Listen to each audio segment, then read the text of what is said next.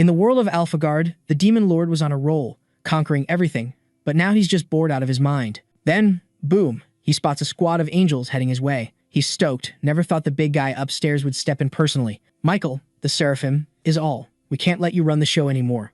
And then, it's on. Epic battle time. For 3 days and nights, he goes solo against all the angels. In the end, he's the last one standing, totally beat up but still kicking. Feeling a bit worn out, he spots Ishtar, the demon army captain. She gives an angel a face kick while the MC's like, why the betrayal now? Turns out she couldn't rebel before, but now she's eyeing heaven and earth. He cracks up at this nonsense, wondering if she really thinks she can take him down. The traitor's shocked he's still acting tough and orders all demons to attack him. Another fight kicks off, but this time he's not strong enough. Even though he dishes out some serious damage, his fate's sealed. Now, we see this dude's got skills, pulling off a self-reincarnation move. He lands in Tokyo, where dungeons are popping up, you know the drill. A Cyclops is causing chaos, smashing war tanks. Before it can harm a kid, our guy swoops in to save the day. With one punch, he makes the creature's split personalities show up. He plays it cool, and turns out he's an S-rank hunter. Skipping the boring stuff, everyone knows about dungeons and hunters. Let's get to the juicy bits. A kid's watching TV, thinking about the hunter era. He's bummed because being a hunter's all about genetics. If your dad's cool, you're cool. But if he's a dud, well, you get it. And apparently, the kid's dad's a dud who comes home and roughs him up. After a rough night, not the fun kind, the kid's phone starts glowing weirdly. Under a tree, a boy's defending his buddy from bullies. The orphanage's goal is to send talented kids to hunter school, and soon, a girl takes her test. Later, Yuzuki starts protecting the young boy, making him feel lame for needing her help. Yuzuki, dubbed a genius from day one, gets sent to hunter school super early. Knowing this, she tells the boy she can't protect him anymore, saying the weak have their own way of fighting and to live smart. Then, she walks away, leaving Hiroto feeling weak, but he knows she meant well. Still, her words cut deep. Time passes, and a group is in a beginner hunter training dungeon, a must-do for future hunter school students. Hiroto's in that group. With a healer and a support mage, 2 veterans force the newbies to agree on their reward terms. Hiroto thinks those 2 are as annoying as ever, but someone yells for them to hold up, saying rewards should be based on merit, not just handed out. Before the boy can keep arguing, he gets a gut punch. They start beating him, asking how he can be so cocky, acting like he's better. Suddenly, Hiroto tells them to stop, but he freezes, remembering Yuzuki's advice to live wisely. Then, he starts thinking he's really pathetic. The man keeps kicking him while his buddy tries to stop him, saying if the boy's useless, no one can crack the treasure. The young guy says he'll handle the boy once they're out of the dungeon. Then, the group moves deeper into the cave, not realizing they're being watched, until a bunch of goblins jump out of the shadows, charging at them. The veterans whip out their swords and take down the goblins. One dude's totally losing it, yelling at the mage to speed up his magic game. Mage grabs his staff, ready to back them up. Meanwhile, the 2 young guys are busy taking down goblins. Then, most of the crew jumps in to help out, except for Hiroto and his buddy, who know they'd just be in the way. Cause, as mentioned before, there's a big gap in how fast people level up. Eventually, the squad wipes out all the goblins. The guys start griping at the mage, saying he was too slow and asking if he wants his reward cut again. Hiroto walks up to this kid, giving props for standing up to those 2. And the kid says in a situation like that, he had no choice. He adds that everyone was risking their necks, even if it was a newbie dungeon, and it's not fair to hog the reward. The kid also mentions he needs cash. Hiroto's curious about that, and the kid spills that he wants to start a non-profit hunter guild because the current one ignores the poor. Then he asks Hiroto if he knows how many lives could be saved with dungeon potions, because these potions have some wild healing powers and work on some untreatable diseases. The kid says he heard the potion costs a fortune. He reveals that it could have helped his big sis, but he couldn't snag one because he was broke, making him think the potion doesn't reach those who really need it. Hiroto says the kid's pretty awesome, just as he thought, and asks for his name. The kid introduces himself as Akira Tachibana. With that, the 2 boys introduce themselves. Soon after, a veteran spots a treasure chest in the goblin's nest and asks Akira to unlock it. The kid gets pumped to finally have his moment to shine. Then the young guys try to rush him, but he tells them to chill, because if the trap goes off, he's the one in danger. The veterans turn away, cursing the kid.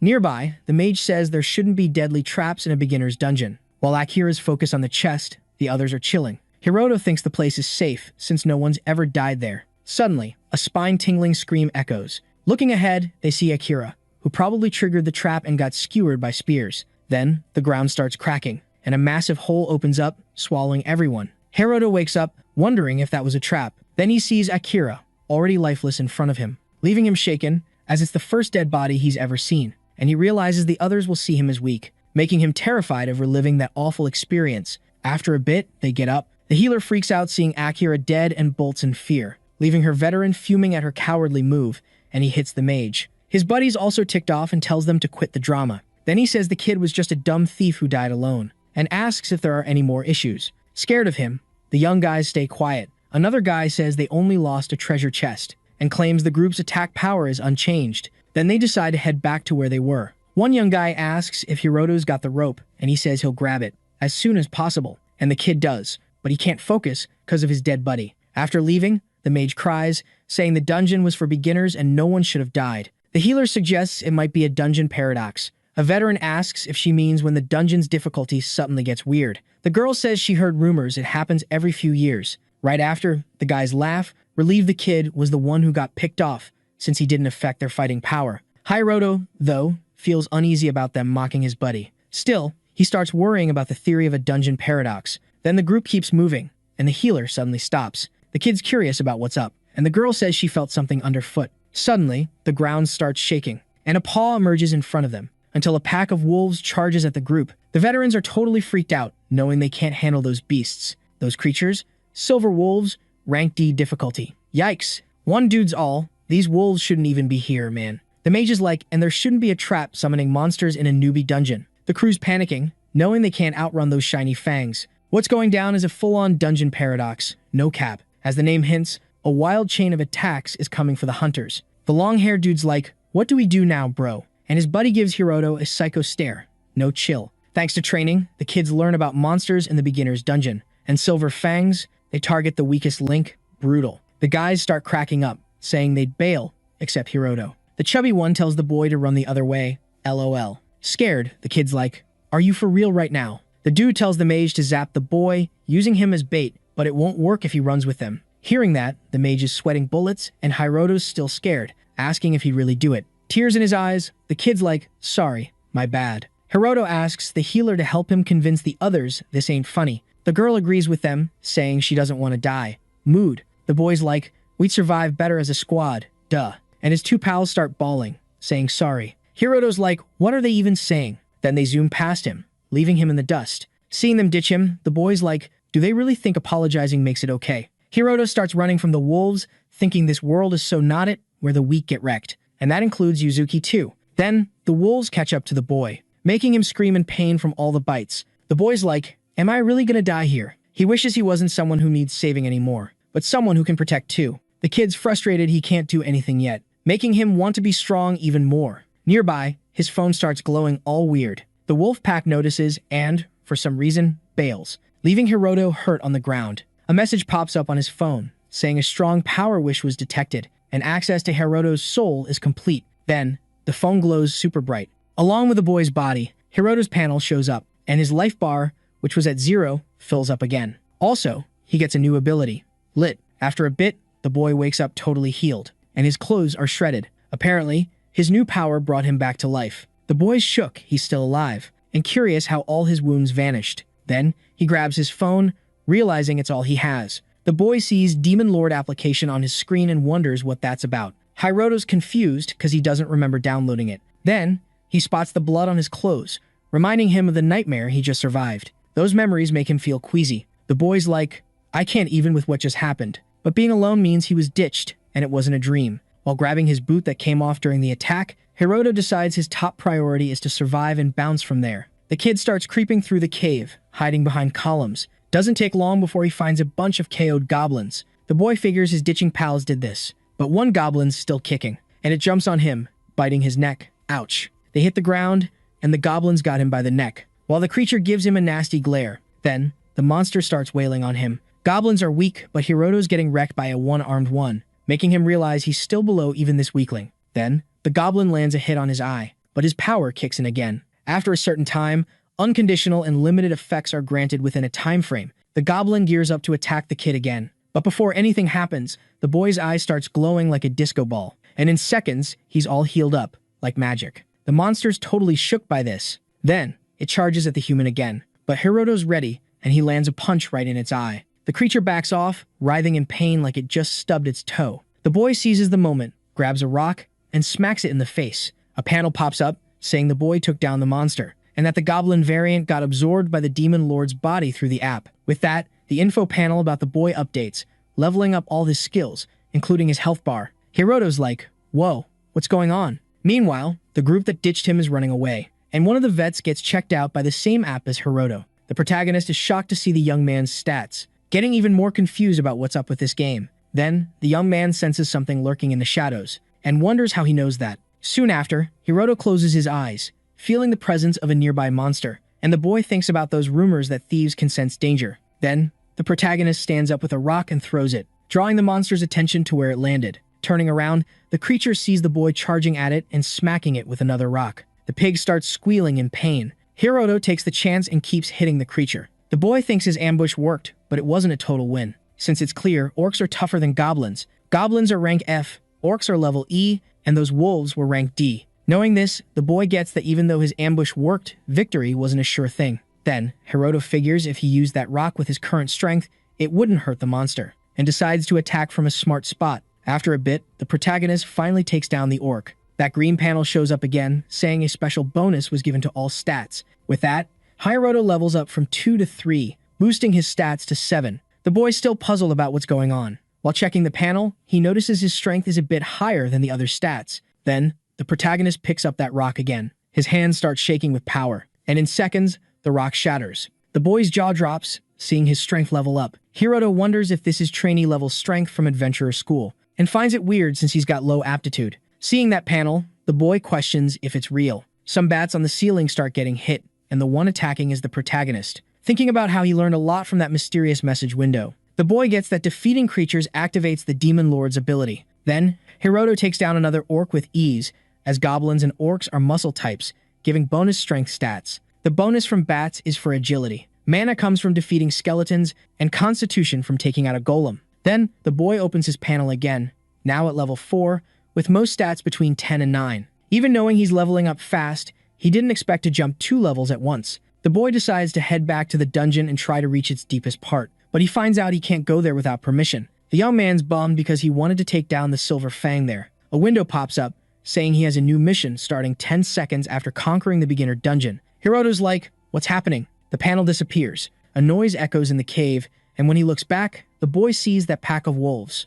The beasts don't waste time and charge at the boy. The protagonist grins, thinking this isn't just a dungeon-level fight anymore. Hiroto checks his agility stats and realizes he's not in danger yet. The wolves start surrounding the boy, who stays super alert, trusting his sixth sense. One of the animals attacks, but the protagonist dodges it easily. Seeing that, Hiroto gets hyped, realizing he's getting super strong. Thanks to his evolution, the kid can now keep up with the speed of the silver fangs. Right after, he charges at one of the wolves and lands a solid kick. But, surprise, that wolf's acting like it just got a tickle. Hiroto figures out he's gonna need a weapon to do any real damage. Next thing, the wolves circle him again. The kid's super annoyed with this whole situation. He swings at one of the wolves, but it dodges like a ninja. Then, bam, the wolf knocks him to the ground. The other wolves see their chance and start piling on him. And just like that, our hero gets taken out again. But then, his special ability kicks in. His life bar goes back to full, no biggie, because the demon lord's life force got transferred to him. One of the hands a wolf was munching on starts glowing,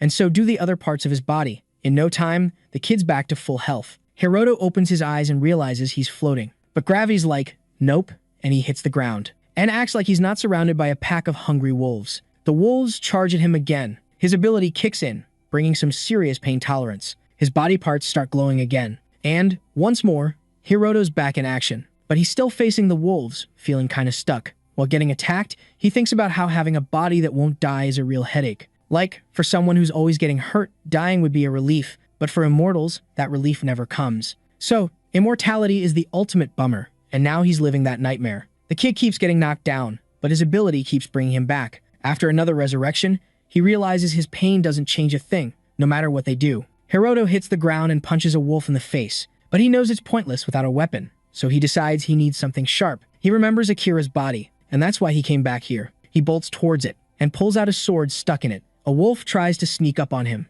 but he spins around and counters it. Hiroto grins, seeing his move worked. With one wolf down, he decides to take on the rest, because it's time to wrap up this messy fight. In an interview, a guy says to level up as a hunter, you gotta hunt solo first, then take down a high-level monster. Then he asks his buddy what she thinks about a newbie taking out 100 silver fangs, because that would be epic. Back in the cave, Hiroto wipes out all the wolves and lets out a scream that echoes everywhere. His special ability kicks in, leveling him up, and he even scores a Giant Slayer title. After that, he levels up overall, boosting his stats. The kid's left scratching his head, not getting any of it. He decides to check out his new title, which adds 5% HP at each level. Hiroto thinks if that's true, it's a sweet bonus to snag in no time, but he gets all thoughtful, unsure if he can trust that window. Then he spots a bell symbol on his panel and hits it. A new panel pops up, asking if he wants to tackle a higher-ranked dungeon with tougher monsters from other dimensions. He's shocked, since he hasn't even hit the deepest part yet. He remembers the beginner dungeon's deep part was linked to another dungeon before. He looks at the wolves he took down,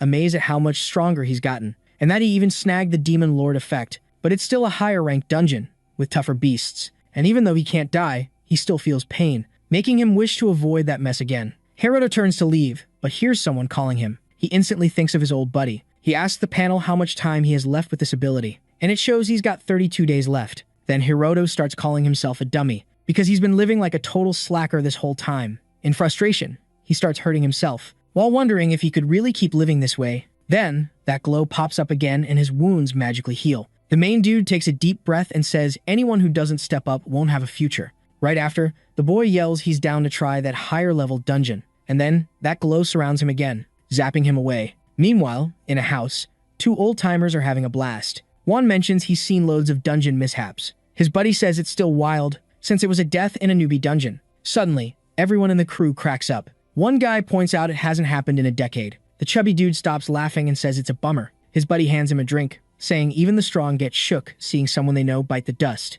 The man takes the drink, telling him not to be dumb. Then he mentions an inspector from the hunter school will watch their mock battle next week. The boy says that kids should join their squad, and the chubby guy says he'll make him his rival later. Then they laugh while the man moans about not being the best, not noticing the app open on one of the phones. Hiroto's clothes are shredded, clueless about how many times he's died. A wolf jumps from the shadows, chomping his arm. But in seconds, the beast is toast, and his wounds are healed. With that takedown, the boy's skills level up. It didn't take long for him to hit the deepest room of the high-level dungeon and face a giant bug. And, as expected, he had more run-ins with death and revival. But eventually, he took down that beast. A panel pops up, saying it was searching for the ultimate way to power up the player. Now he's at level 15, with all his stats over 20. Then, the boy returns from the dungeon to his world, realizing he surpassed a student hunter's level without noticing. In the real world, the chubby guy asks his buddy if he's heard the news, and he says he already knows about Hiroto. They laugh because he made it back alive from that mess. Soon after, they realize their public mock battle is safe, as the boy won't join their squad. Someone walks in, asking if they haven't heard yet. The guys are puzzled about what he's on about, and the young dude says there's a new rule that you can only try the mock battle once, leaving them shocked. Hiroto's sitting on his room floor, thinking about losing his memories after the high-level dungeon and how people found him passed out in front of the orphanage. He starts thinking it was all a dream, the easiest way to deal with it. Then, he grabs his phone and opens that app, thinking there are only two possible answers after coming this far. Looking at his stats, he wonders if his head's messed up, or if it was all real. Then, someone knocks on his door, and he goes to answer it, finding that skinny senior who wants a chat. They meet in a warehouse, and the man says what he wanted, waiting for him to invite him to be his rival in the mock battle. By reflex, the boy shakes his hand. The man says the young dude can't do any more mock battles that day. Then, he grips the boy's hand tight. With a threatening look, he says he'll make him remember that pain. But Hiroto feels nothing, leaving the senior baffled, wondering if the kid's faking it, as he used a lot of force. The main dude knows it's his pain tolerance skill. Right after, he lets go of the man's hand, thinking about how he feared him last time, but knows compared to the wolves, this guy's tiny. Then, Hiroto starts to grin, which ticks off the man, who charges at him. But before anything happens, the young dude's instincts kick in, making him see everything in slow-mo. With that, Hiroto dodges the hit super easily and counters with a punch to his opponent. After getting smacked, the dude's all, "What just went down?" Hiroto's like, "Whoa, did I just do that?" While the guy's wondering who this kid is, Hiroto's thinking, this dude ain't weak, he's just super strong, and he's curious about how much stronger he needs to get. Then the guy gets up, super mad, grabs Hiroto, and demands to know what just happened, because there's no way someone like Hiroto could have landed a punch on him. He says he'll let it slide if Hiroto spills the beans on his secret move, and adds that Hiroto's too weak to pull off something like that. Hearing this, Hiroto's ticked off because he could totally make this guy pay for past stuff, but he decides to chill because he doesn't want to be like him. Hiroto tells them to cut the drama. The guy's all, "Hey, you hit me first. Why you acting all innocent?" Hiroto grabs the guy's arm, putting some muscle into it, saying stopping is the best for both of them. The skinny dude lets go, and Hiroto starts to leave, but the guy's like, hold up. Hiroto says he won't mess with him anymore, and expects the same in return. Then Hiroto bounces out of the warehouse, leaving the guy alone, who starts raging, kicking stuff. Back in his room, Hiroto decides to draw his own blood, because they all gotta give blood to check their health and hunter status. Later, he hands his sample to the doc, saying sorry for being late. As he's leaving, he realizes something. If they check his samples, they might notice his power-up. Hiroto starts feeling uneasy about it. Meanwhile, the guys with his crew, getting all worked up, saying Hiroto must have pulled some trick, because there's no way he could have hit him otherwise. His buddy tells him to chill out. The long-haired dude wonders if it was some rare dungeon loot, but the guy reminds him it was a beginner's dungeon. Nothing fancy there. Hearing this, the skinny dude's even more curious about how Hiroto got out of that mess. The other guy says they need to teach a lesson to anyone who underestimates them, and the guy who got smacked asks if he's trying to steal his revenge. The annoyed chubby dude grabs his buddy's shirt, saying they're having this dumb convo because he wants to handle it solo. Then he mentions there's a body check before the mock battle, so Hiroto can't pull any tricks there. The guy says the kid's not their enemy, but his buddy's still bummed. After that, the chubby dude tells his pal not to worry, because after the mock battle, they can take him down again. With creepy looks, everyone thinks the real fun's about to kick off. In a lab, a scientist checking those blood samples. Suddenly, something on his screen freaks him out, and it's Hiroto's file. Another scientist like, what's up, and comes over. The guy shows her Hiroto, who hasn't even started hunter school but is already high level. The woman is amazed by this kid. Seeing his boosted stats, the scientist wonders if this is what happens when people hit the dungeon paradox. Then, the guy is curious about how to report this to the higher-ups, because Hiroto was just level 1, and now he's level 15. But the woman says there's no need to report it since it happened before school, so they're not obligated to tell the country. Her colleague's still skeptical. The woman explains that the dungeon paradox is where weird stuff goes down. She mentions Hiroto's got an F-rank aptitude, meaning he won't grow much, and walks off, asking to skip the boring paperwork. The scientist's still puzzled. The woman says the world's changed since monsters showed up, and now, everything's getting harder to figure out. She adds that dungeons and hunters are the same. In a cafeteria, a bunch of people watch Hiroto chow down on a massive plate of food. The kid rolls up to the cook, asking for seconds, and she's all, why not just take the whole pot, dude? Someone's like, whoa, this kid can eat. Then, out of nowhere, this stunning lady shows up, asking to sit with him. Hiroto's like, never seen you around here. Who are you? She's all chill, saying she's a top instructor at the hunter school. She's curious if any promising kids showed up in the battle today, and jokes about her face being forgettable. But the older sis remembers her. Then it clicks for the main dude. She's the one who chatted up his buddy during the battle. She mentions there are tons of schools, and if she doesn't act fast, someone might get snatched by another place. She's seen the kid every year, but this time, something's different about him. The boy just stays quiet. Then he shuts his eyes,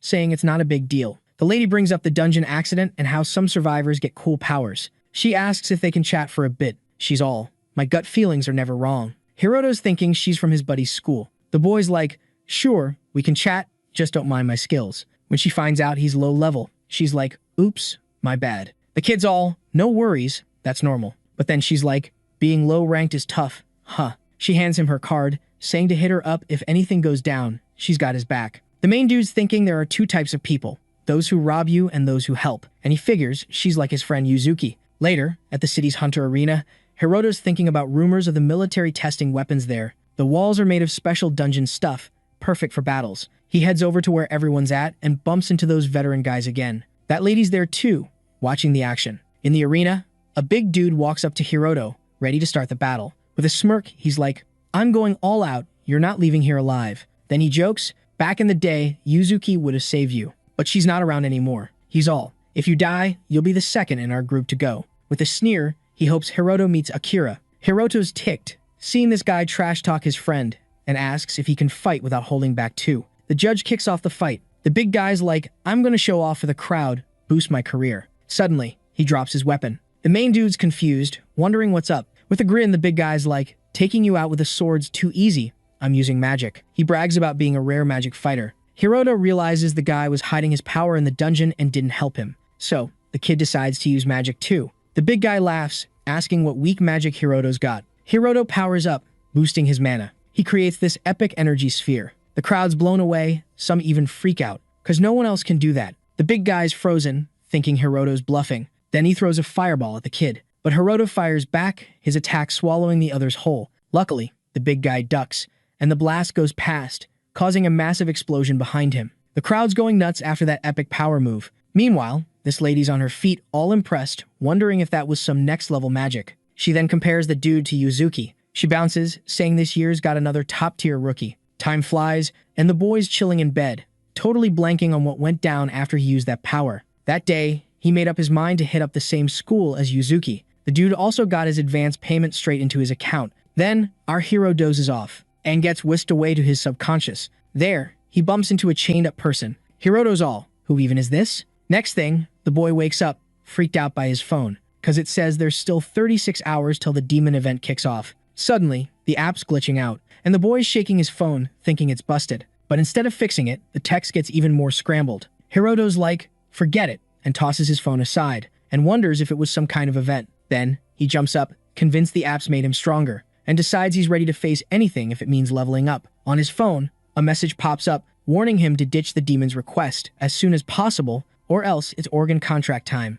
Out of nowhere, a portal shows up on the screen, and inside, someone's watching with a grin. Then, the portal shuts, and another weird message pops up. The boy checks his phone and sees the words have changed again. Monsters in dungeons gotta be defeated regularly, or they'll break out, and cause what's known as a stampede. But there's still a ton about dungeons that's a mystery. And that city, for example, is tangled up with creatures for some unknown reason. In the car, the hero's like, isn't this the city where the total eclipse tragedy went down? The driver chuckles, saying what happened 10 years ago was a mess, but now it's under control. But the government ditched that area. Hiroto asks if that means only monsters get to live there. The driver says the only ones living there are the undead, along with folks like the boy who are into the hunter school. Then, the boy asks if all the undead weren't humans before everything. The driver explains that when the mana flow hit, it was so intense the dead started rising. Then, a zombie steps in front of the car and gets run over. The hero's shocked to see that. The boy says there's a lot the government could try, but they just bailed on the whole city. Then, he mentions if they don't take out the dungeon monsters, a bigger disaster could hit. Finally, they roll up to the dungeon portal. The driver lights a cig and says the boy can claim he's got veteran status, but there's still a level gap, as he thought. Then, the driver calls the boy a weakling with an F aptitude, and tells him not to get his hopes up about the hunter school. Then, Hiroto hops out and grabs the driver through the window. Desperate, the boy's like, I'm just a regular dude who hates violence. But the driver keeps getting pulled. Then, the hero yanks the driver out of the car. Suddenly, a massive monster stomps on the car, but the boy manages to leap away with his buddy. That thing's a wendigo with a B-level subjugation difficulty. The two start booking it out of there. They hide behind a building, and the boy sneaks a peek at the chaos. Seeing the creature stomping on the car, the driver suggests they chill there for a bit, cause students gotta be back from the dungeon by 4, and mentions there's someone in that dungeon group called the Witch of the Burning Flame. Hiroto's like, is that Yuzuki? Then, the boy asks if the students can handle something like that. The young man replies that there are loads of people stronger than veteran level at a top school. Then, he says he doesn't know why these monsters are roaming here, but they'll be fine if they wait it out. The boy decides to clear something up and asks if the weapon in the guy's holster is real, and the guy says regular weapons are useless against those things. Hiroto whips out a dagger, saying if the dude's not going to use his weapon, he might as well hand it over. The driver wonders if the kid's actually planning to take on that beast. Hiroto's all, gotta fight, man. Then, the wendigo starts sniffing around for them. The kid's like, guess we can't chill for 5 minutes? Huh. After a bit, the creature keeps wandering. The guy's like, are you nuts? That thing's a catastrophe-level monster. Regular weapons won't cut it. But the kid just grins, asking for the weapon. The young dude's like, you even know how to use that? These monsters have some kind of barrier on them, and people with skills have the same barrier. That's why only hunters can break through. Then, the kid asks for the weapon again. Before the guy can say anything, he feels the wendigo's icy breath getting closer. The kid's like, hurry up, dude. Even doubting it, the driver hands over the weapon, asking what the plan is. Hiroto's like, I'll be the bait. Then, the kid asks if he knows the monster's tricks, and the driver admits he's clueless, just a student caretaker. The kid explains those things are probably sensitive to weapon sounds or explosions. Then, the kid figures if he hits the creature's white spot, he might do some damage, which means these things know humans have dangerous weapons. Then, the monsters start closing in. The young dude's like, I'll shoot, grab their attention. And the driver admires the kid's guts, but doubts it'll work, cause the kid's stats don't seem up for 2 monsters at once. Then, the guy grabs the kid, telling him to bail and leave him, since it's clear whose life matters more. Hearing that, Hiroto's like, if I run, you're toast. The kid's tired of people sacrificing for him. Then, he bolts, shooting the weapon, drawing attention. And the monsters spot the human. The creatures try to hit the kid, but he dodges with mad agility. The kid turns a corner, the wendigo hot on his heels, but it loses sight of him. Then, Hiroto pops up above, dagger ready, and he grins, First monster down. In a crystal cave, someone calls for Yuzuki. A kid's hyping up the girl's fire magic. The group's mage gets jelly, asking what they thought of her skills. They praise her too, but say Yuzuki's on another level. Someone tells the girl with her they could hit the dungeon's deepest part, asking if she's in. With a smile, she says yes, as long as they hustle. The mage is like, y'all don't get it, because no one's ever conquered that dungeon solo. Yuzuki admits there's a talent gap, but with hard work, they can do it. Hearing that, the mage is annoyed, saying she's full of herself for having an S-rank skill, and it must be nice getting strong with no sweat. The healer's like, you don't know Yuzuki's the hardest worker in school? People even call her the witch who doesn't sleep, because she trains early and studies late. Hearing that, the witch is speechless. The kid asks why she's grinding so hard. Yuzuki's quiet at first, then spills she was bullied in the orphanage, and someone had her back. The healer's surprised anyone could scare her. Then, Yuzuki says during a test, she found out she had skills, and the boy who helped her was F-class. She was stoked he helped her, so she decided to protect others. The mage smiles, saying it's brave for a guy to save a girl from bullies, and asks why she doesn't team up with him. Yuzuki says everyone there has talent and can achieve stuff if they work hard, but it's impossible for him. Right after, the girl strolls up to the portal and boom, she's totally shocked by what's on the other side. Her squad tags along and spots that driver being chased by a bunch of wendigos. Nearby, the main dude just KO'd one of those beasts with a headshot. Another monster shows up and charges at him, but he's got mad agility skills and dodges it like a pro. Then, he slides under the wendigo, ninja style, and climbs right onto its head. He whips out his weapon and fires at the beast. But, plot twist, nothing happens. The creature grabs him and he's like, seriously? He's bummed because the weapon only made the monster bleed a bit. Right after, he breaks free and finally gets why hunters are a big deal. Hiroto then takes down another wendigo. But, oh no, more show up. Meanwhile, Yuzuki's roasting those creatures with her fire powers. Her buddy's like, something seriously messed up here. The girl reaches the driver, asking where the bait boy went, and the guy points the way. Without a second thought, she bolts to help him. The main dude's chilling on the ground, surrounded by monster bodies. He takes a deep breath, saying it was as tiring as he thought. Because of that, he levels up to 17. Then, he gets up, saying he needs to get back to the car. Some goo starts oozing from the monster bodies, and suddenly, they start getting back up. Right after, a portal pops open in front of them. While walking, Hiroto's bummed because his stuff got squished with the car. A text pings on his phone, saying he's got only 12 hours left. Yuzuki's still sprinting, looking for the bait student. Then, she activates her power to sense enemies, and starts following a tracker. Only S-rank hunters can see that. She thinks it's like a monster game with dungeons and, to top it off, pop-up messages. Then, she grins, thinking it's a pretty wild story. Yuzuki thinks about how unfair the world is, and how as a kid, she thought she'd be a hero fighting evil. But now, she can't trust anyone. Then she thinks she can't protect anyone anymore. But the world's unfairness won't stop, and for that, she got the power to fight evil, so she can stop the weak from crying again. Soon after, she turns a corner and spots the main dude, who, in turn, is speechless, seeing his childhood buddy. Later, the crew's in another car with the driver and Hiroto. The boy's feeling awkward about the ride. Then, he mentions he didn't expect the bait boy to be from Yuzuki's past too, who, right now, is on par with hunters even before enrolling. The mage asks if the buddy was trying to use the boy in their group, and the guy's like, don't be silly. The only cool thing about him is his stats before enrolling. Soon after, he says the max a rank F can hit is level 25. The witches bum the main dude's weak because he was her type. The healer's like, you're awful for picking a partner based on hunter skills. The girl says it's different when he gets stronger with training, but she adds it's tough having a guy weaker than you. Hiroto's thinking how they're treating him like a basic rank F, as expected. Then, he asks Yuzuki what her deal is with the new student. The girl says he's super important to her. Then she shares they were like siblings and he protected her from bullies. With a grin, the guy jokes, saying now the boy's useless and can't protect her, and she says that's why she has to defend him. Then, Yuzuki tells Hiroto to come to her if he's training in the dungeon so she can help him. The main dude stays quiet. That guy wonders if she's mixing her public and private life too much. The young man reminds her she has a duty to her country and can't waste time on that useless person. Yuzuki's all, nah, that dude's the only fam I've got. They roll up to this massive building. As soon as they hop out, some guy's like, yo, let's hit up the student council room.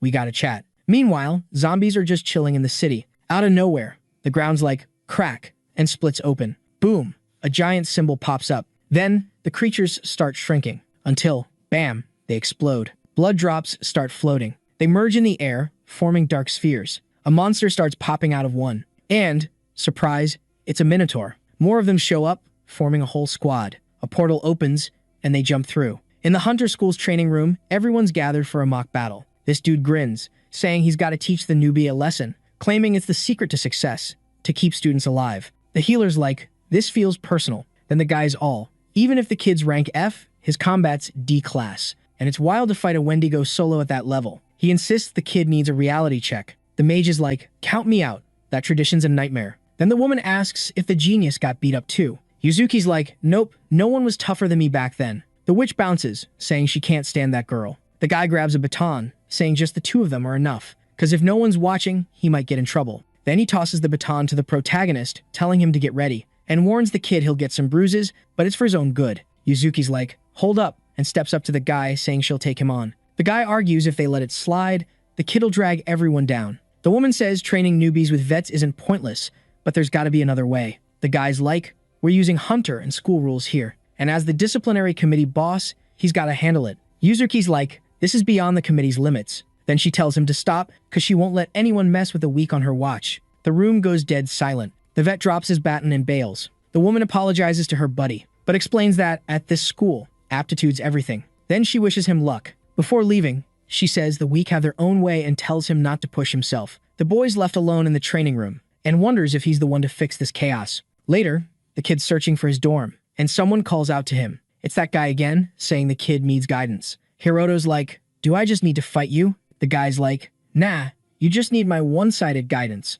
Then the protagonist's like, can I start? The guy's like, go for it. In seconds, the kid's behind him, knocks him out cold. Hiroto catches him so he doesn't faceplant. Then he leaves him there and bounces. We see a kid named Kazuya being born. His parents are elite hunters, raised in a super safe bubble. The kid thinks he's meant to be special. One day, he bumps into a giant dude. The guy lifts him off the ground. The kid slaps the dude's face to defend himself. Kazuya hits the ground, gasping for air. Then he sees his slap sent the guy flying across the street, and he grins like crazy. With his new skills, he joins the elite school. Even there, he's still top dog, thinking he's God's favorite. But then, he meets someone even better, which means their skills are off the charts. Kazuya is all like, only Yuzuki can be his partner for the ultimate life. With a grin, he decides she's gonna be his, because she's special. Just like him, thinking she's the partner God set up for him. Later, Kazuya wakes up on the ground, confused. Somewhere else, a lecture's happening. The speaker says there's a sign of a stampede in the school's training dungeon.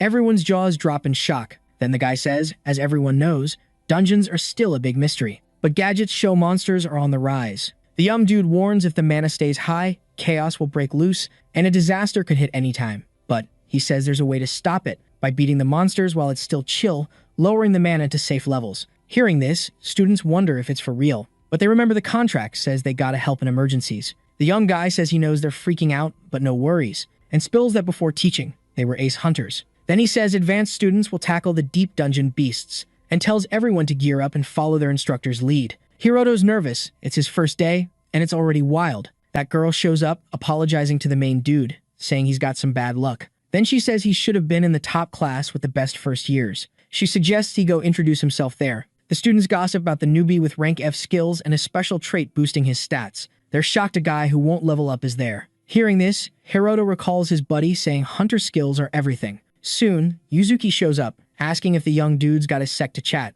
They leave, leaving Kazuya fuming. Outside, the girl says she senses a dungeon stampede coming. She mentions it's just a hunch, like a sixth sense. The girl says it might be her rank S skills. The boy's curious about what she means. Yuzuki explains senior students will handle deep dungeon monsters, while Hiroto and others fight at the entrance. The main guy says instructors already mentioned this and assures her it's cool. Then the woman says it's normal to judge him by data. Yuzuki says if God exists, she's basically a special being. Suddenly, the woman says if things go south, he should head straight to her. If the stampede hits, everyone will be in a frenzy. Then, the girl says the Reaper's scythe will still be lurking, but she promises her buddy there's nothing to worry about, she'll protect him. Elsewhere, some guys chat about the student mobilization, asking Urabe if they should bail. The dude tells them not to be dumb, quitting could get them expelled. One buddy reminds him hunters get paid well, but Urabe says no reward this time. Then, someone joins the convo, apologizing. It's Kazuya, saying he's confident in their skills.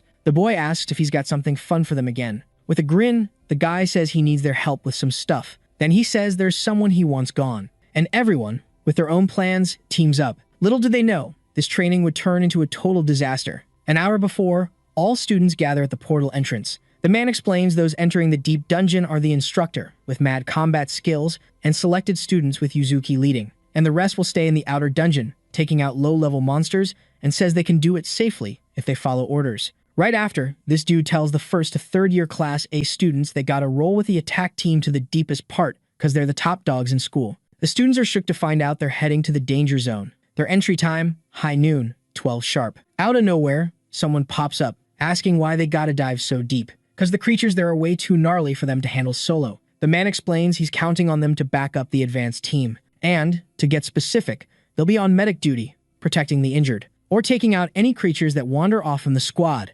Then, the organizer says the outer dungeon layer is for students below Class B. Hiroto realizes it's just like his buddy told him, and he wonders if she's in danger too. The boy starts thinking that knowing someone he knows might bite the dust will mess with his sleep. Then, he figures Yuzuki's crew isn't exactly winning the luck lottery. But the man warns the main dude and that redhead won't join the fight. They'll stick with the attack team till the middle layer. The guy explains once the coast is clear, they gotta make sure no monsters crash the shallow layer, so the young ones are on lookout duty. The girl is ticked, asking why they can't join the fight since they're Class A2. The man says even in an emergency, they can handle it with the current squad. Then, he says even though they're Class A, they ain't strong enough. So, in this training, they gotta be picky about who to invest in. The girl wonders what he means by invest. The guy remembers those two have rank E and F skills, and because of that, they're seen as incomplete. Inside the dungeon, a bunch of creatures get roasted by the mage's flames. The commander orders the squad to get in position. Then, the students keep battling those things, taking them down over time,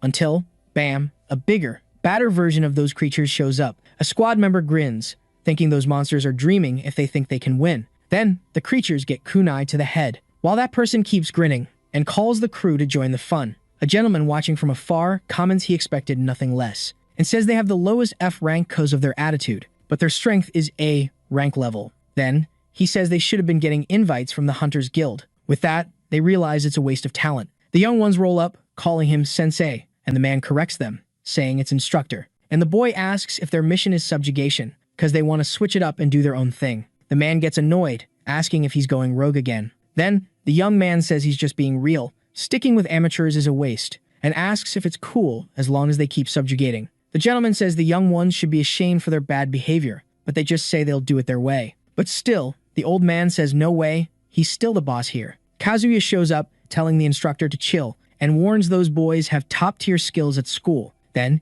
he says it's not smart to treat them like regular students and asks to lead them to form a command unit. The instructors decide to roll with it. With a grin, he says the instructors can count on him. Soon after, the young man bounces with the boys, advising their targets in the intermediate layer. Yurubi rolls up, asking if he'd really introduce them to his dad if they follow orders, because his dad's the big boss of a major hunters guild in the country. And Kazuya says he'll keep his promise, but they'll all be part of the Black Dragon Fang Guild, and he'll handle the dirty work for the guild. Hearing that, the young ones crack up. With a serious look, Yurubi wonders if taking people out is part of the gig, and says as long as he gets paid, he's cool with that kind of job. Kazuya's all, yo, if that's the deal, I've got some epic news for you, dude, cause our target's chillin' with someone in the middle layer. With a grin that screams villain vibes, the young dude's like, dead folks can't spill the tea. Then he spins around, saying Yurubi and his crew can go wild with Hiroto's buddy. Meanwhile, in the middle layer, the squad bumps into some wendigos. Yuzuki's like, watch this, and slices one of those beasts in half,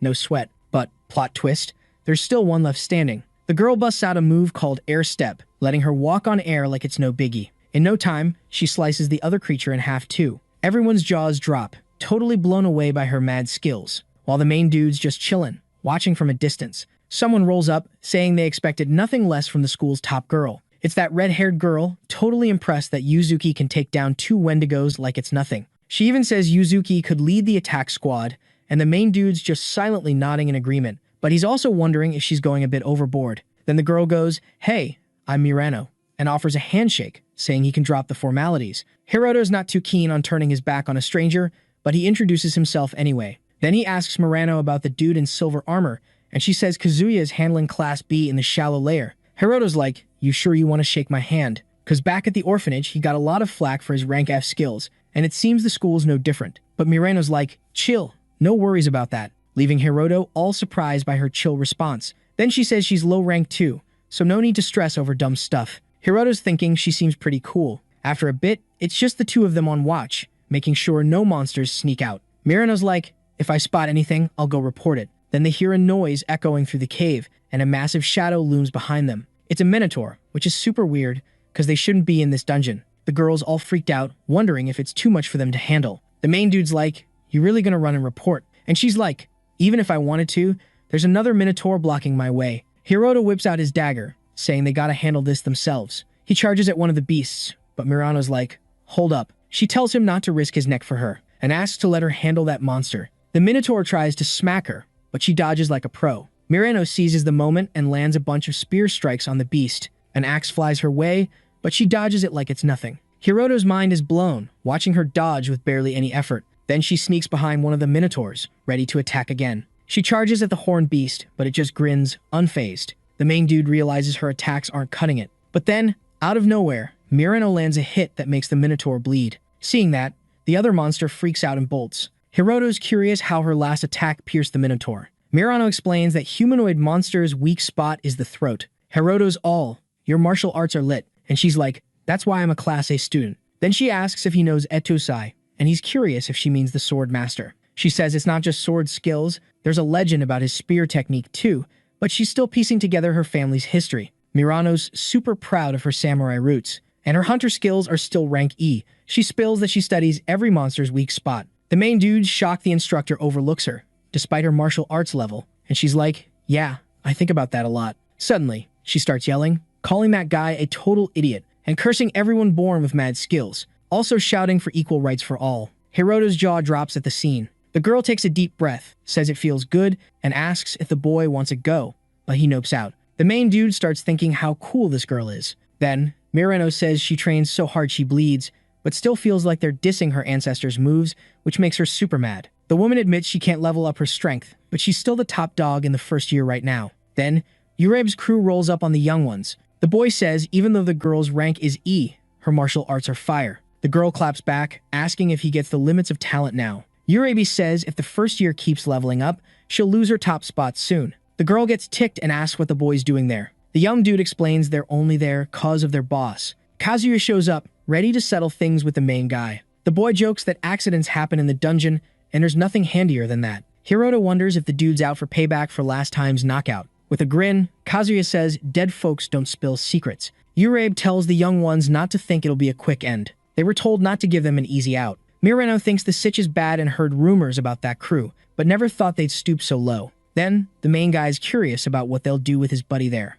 Kazuya laughs, saying those two seem to be getting along. He asks what the young dude thinks about letting them mess with the girl right in front of him. Hearing that, Hiroto gets mad and charges, landing a punch on his rival's face. Just before that, Murano's ready to fight to protect the boy, but in a flash, she sees her buddy land a hit on Kazuya. Then, in a split second, the main guy's behind Yurebe, striking his neck. Hiroto decides to focus on the rest, taking them all down with one hit each. Murano's blown away by her buddy's speed. After that, the young dude finishes off all the boys, leaving the girl totally speechless. Meanwhile, deep in the dungeon, a hooded figure's surrounded by monsters. Then, he starts some kind of ritual. Speaking in a super weird language, the undead bodies start getting squished, and the wendigos too. Seeing the chaos, the strange dude seems to enjoy it. Suddenly, he gets crushed himself. The whole place turns into a sea of red goo. Green lights start popping out of the blood, merging into one big light. Then, it zooms down a corridor. Behind a door, there's a lab full of capsules with trapped creatures. And among them is the 6th celestial demon lord, Vasha Valtine. That green energy zips into the lab, right into the demon lord's chamber, waking up that beast. Meanwhile, in the dungeon's shallow layer, that energy starts forming something, until the 6th demon lord takes shape with armor that's subjugation level A. When that level shows up, all local guilds bail on trying to take the dungeon with just their crew. It's got the power to make a guild bounce instantly, and making students fight is just dumb. Basically, it's the start of a big mess. Meanwhile, the group takes out a bunch of creatures. One of the young dudes says he was nervous when they got the emergency alert, but thinks it was no biggie. Then, he says they were important even without slaying monsters, because they were on lookout duty. Suddenly, they hear a noise from the cave and turn to see someone in armor. Meanwhile, the main guy and his buddy nab the dudes who came at them. Then, Murano mentions she heard the boys got the strength of a veteran hunter, but his real power is beyond student level. The girl gets curious if he'll finally spill the beans on his power, but the young dude says he can't do that. The girl asks why and even wonders if he's a secret agent or something, and the main guy says it's nothing like that. Then, that night shows up, making the kids wonder if it was some kind of super rare monster. Murano's all, Whoa, never seen or heard of anything like that before. Hiroto, though, remembers Yuzuki saying she thought a stampede was coming. So, he checks his stats panel and sees his agility's up, thinking it might be a danger alert. That knight whips out his sword and charges at the kids, but the boy dodges like a ninja and pops up behind the knight, ready to take him down. Then, poof, the knight vanishes and reappears behind Hiroto. Hiroto dodges again, but gets a little scratch, making him realize his speed and combat skills just leveled up big time, and he knows he's got to get serious if he wants to win this fight. Then, Hiroto charges at the knight. He pulls out a tiny bag and chucks it at the knight. Inside, there's some spicy red pepper and mandrake mix from the dungeons, which goes boom with fire. Then Hiroto casts a flame spell, causing a massive explosion, but the armor's still shiny and untouched. Hiroto peeks inside the armor, spotting a skeleton chilling in there. The skeleton tries to attack, but Hiroto blocks it with his dagger, sending it flying.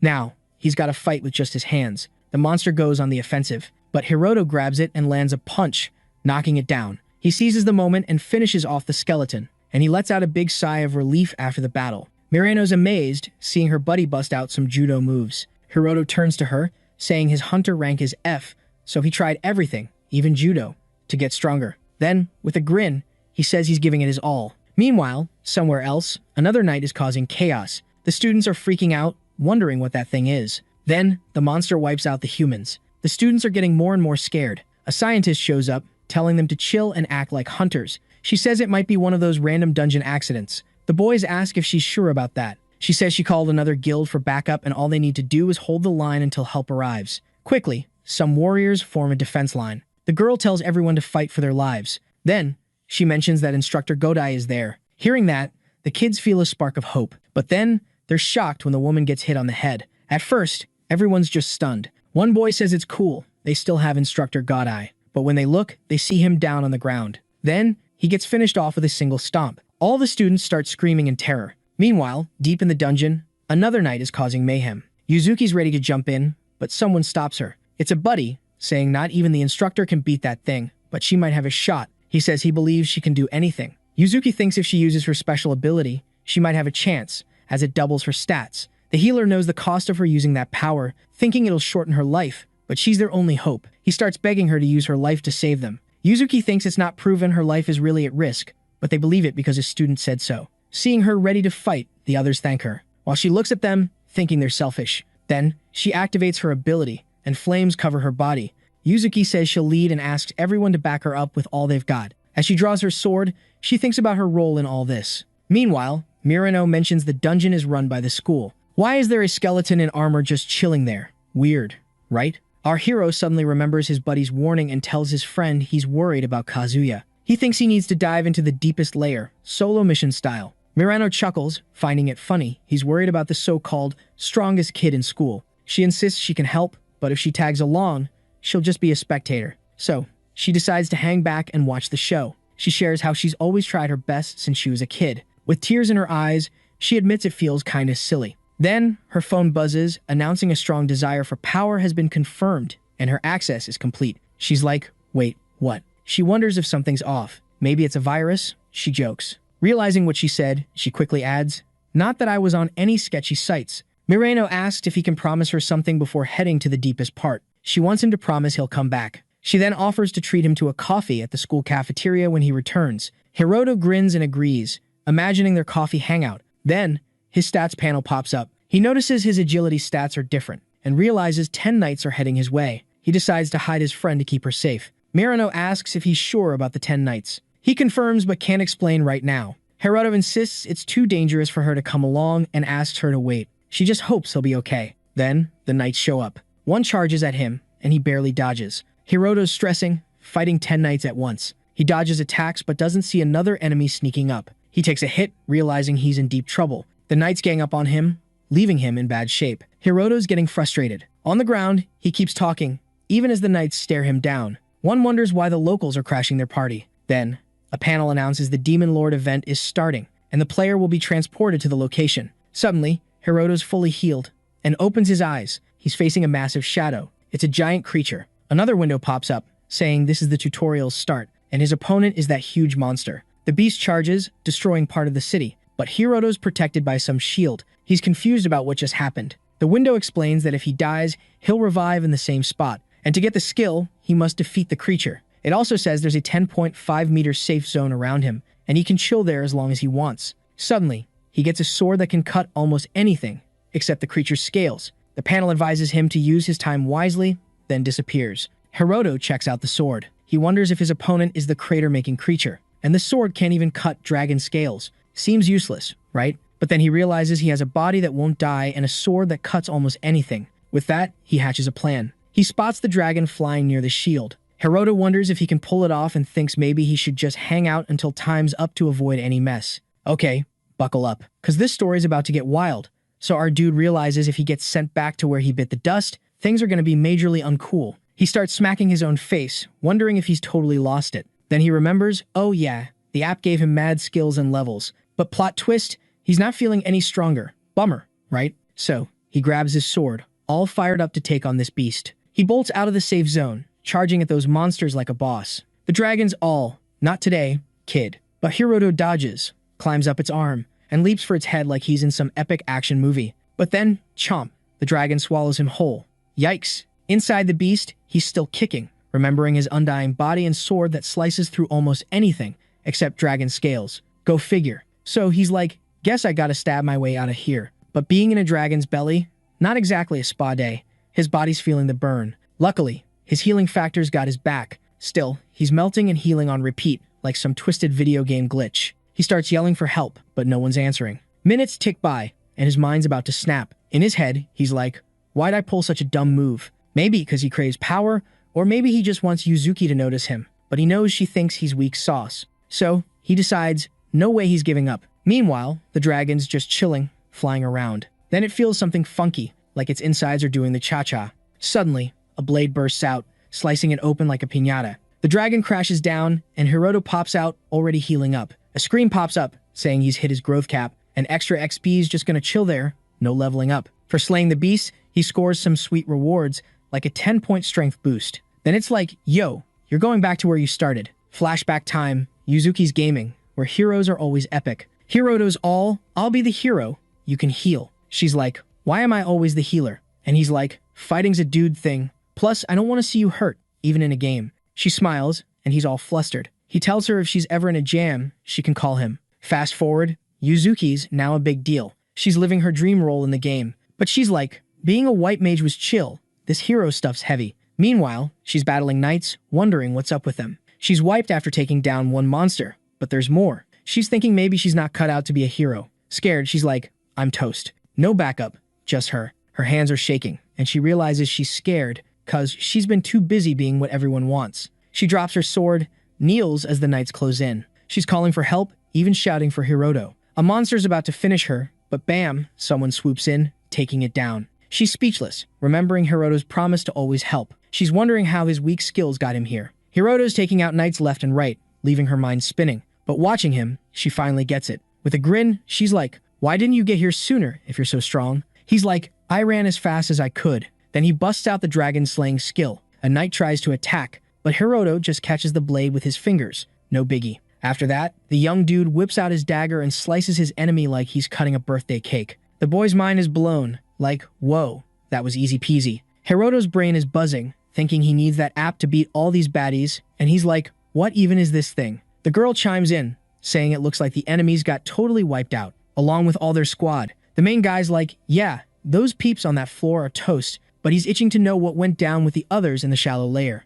Then, the girl whips out this gadget that's super handy in dungeons with 0 bars, but crickets, no one's answering, which means they all got KO'd. The boy's like, hold up, there's still one person left standing. Then, the young dude rolls up to where he left his buddy, but she's MIA. Hiroto's like, she must have been snatched, and drops that goblins are all about kidnapping gals. He turns to Yuzuki, saying they gotta find her before it's game over. The girl jumps in, saying she's tagging along, cause she wants to help anyone who might have made it and feels safer with him. She then gives his shoulder a pat, saying she's counting on him. After a bit, they're both shook by what they see, cause Mirano's down for the count right in front of them. Seeing that, the main dude's brain flashes back to Akira, another buddy he lost, and that promise the girl made to grab coffee when they got back, but now she's gone. With that, Hiroto's eyes are burning with pure rage, and Yuzuki's yelling, worried about her friend. Right after, the boy goes berserk, slicing through all the knights like they're butter. The boy's thinking, how did this all go down on his first day at school? From that mission, there were 271 down and only 2 made it out. After a bit,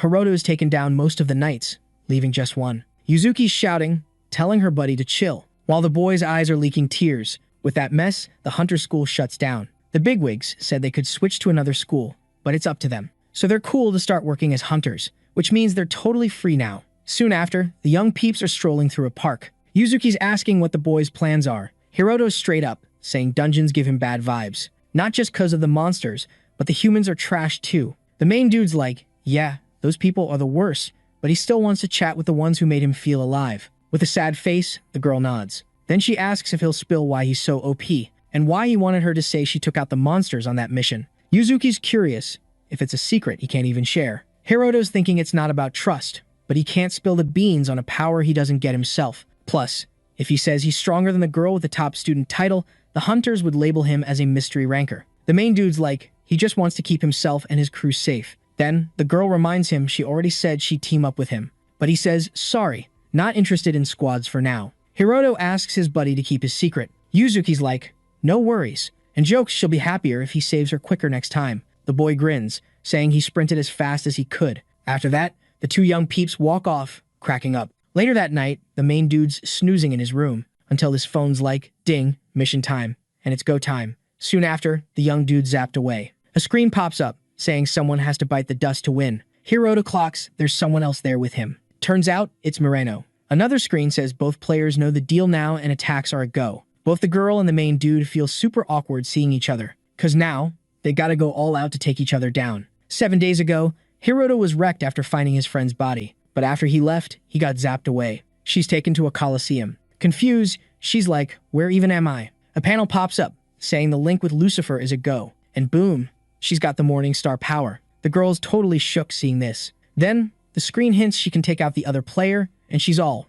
what's that about? Suddenly, across the arena, a light flickers, and slowly, a body starts forming, until, bam, the main character shows up. Both are like, whoa, it's you. Marino says those dark knights took her out, and when she woke up, she got this mission. The boy asks if she knows about the Demon Lord app, and she's like, you mean that virus on my phone? The boy's shocked there's someone else in this mess. The girl's curious about what's going down, and Hiroto spills the tea about the app. In a lab, someone walks in, asking how things are rolling. His buddy says the boy's the top pick, but so far, they're just chatting. One guy says this is Snoozeville for the audience and suggests stirring things up without messing with the fight. In the arena, Mirano's like, can't believe what my buddy said. The boy's like, same, but I'm getting crazy strong. The girl's wondering what to do since one of them has to lose. Then she's curious if her buddy also didn't die. The boy thinks Mirano's power and her comeback are different from his, wondering if their apps aren't the same. But he figures there's no point in overthinking and tells her if 3,600 seconds pass,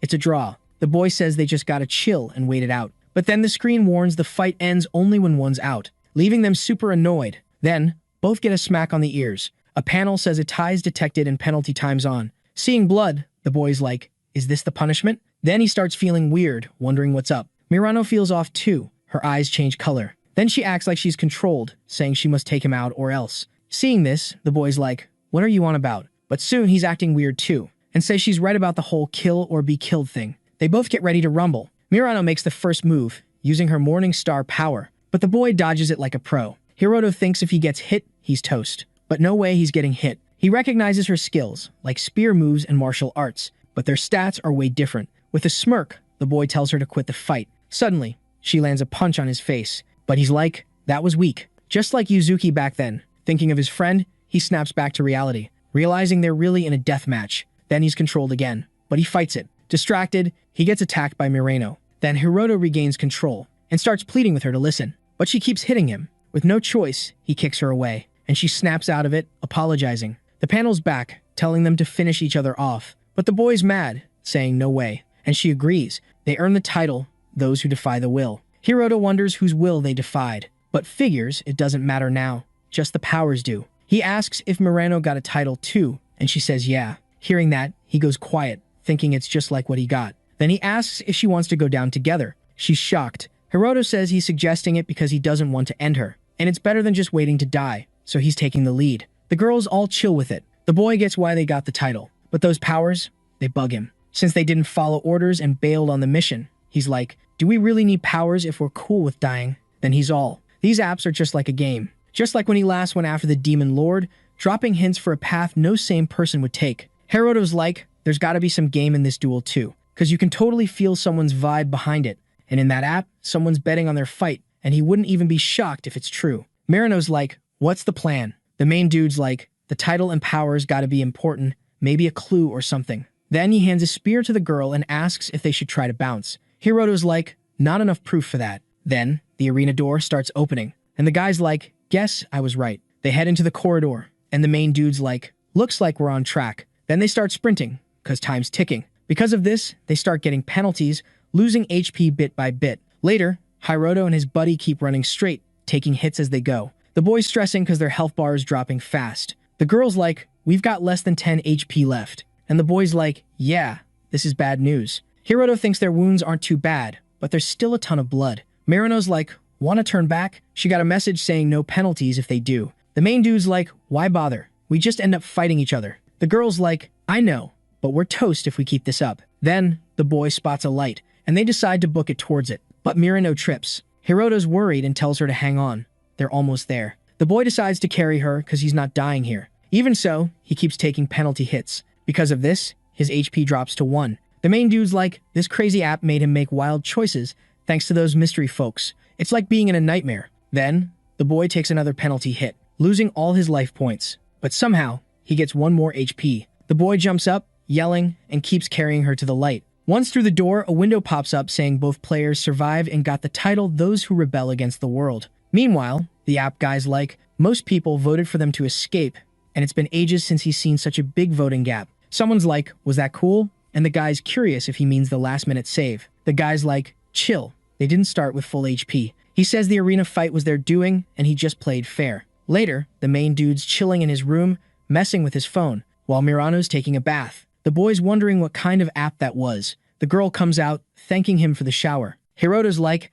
how are your wounds? And she's like, no injuries since waking up. Then, the boy remembers the titles they got, and thinks these 3 titles are somehow linked. Mirano's like, she doesn't think the app people are bad. The main dude's like, what's she mean? The girl's like, they made it to the end of the corridor, and someone left them a way to dodge fights. Mirano's like, she read a manga where the master doesn't trust humans, goes on a rampage, but still wants to believe in them. So as long as players keep their cool, no one has to die. But in that story, everyone just does their thing, and more people keep biting the dust. Hiroto's just glued to his phone, right? He tells his buddy he thinks the app's not as cool as she thinks. Meanwhile, Yuzuki's chilling in her room, thinking the window in front of her is like a game. She wonders why only rank S folks can see that panel. Then, boom, another window pops up, telling her to take out Hiroto and Mirano. She's freaked out, wondering what the heck that was. The panel's all, do you accept this mission? Back in Hiroto's room, he's telling his friend the app's not what she thinks. And she's all curious, like, what do you mean? Suddenly, a window pops up, saying she's got 10 days before meeting the Death Pursuer. Mirano's like, what's a Death Pursuer? The main dude says they dodged having to take each other out, but they're still under control, you know? Time flies, and the dude's on the phone with someone. It's Yuzuki, asking why they're being targeted. He's like, I dunno. Then he spills the tea. Mission starts in 10 days, then they gotta survive 24 hours. Since she bailed on the mission, she's probably on another one. Then he asks if only rank S hunters can see those windows. She says she read it in the hunter's guide. He figures app users like him and Mirano can see it too. Hiroto's like, any idea who took the mission after you bailed? She takes a deep breath, thinking he's definitely up to something. He says it's better if she stays clueless, but she's like, you can tell me. Back to hunting, Yuzuki says the mission's probably going to another rank S hunter. She mentions an organization of rank S folks called Demon Lord Hunters. She's still a student, so she's not in yet. She says a member told her the names because rank S can beat the Demon Lord in the game. Hiroto's like, the app and the org both have Demon Lord in the name.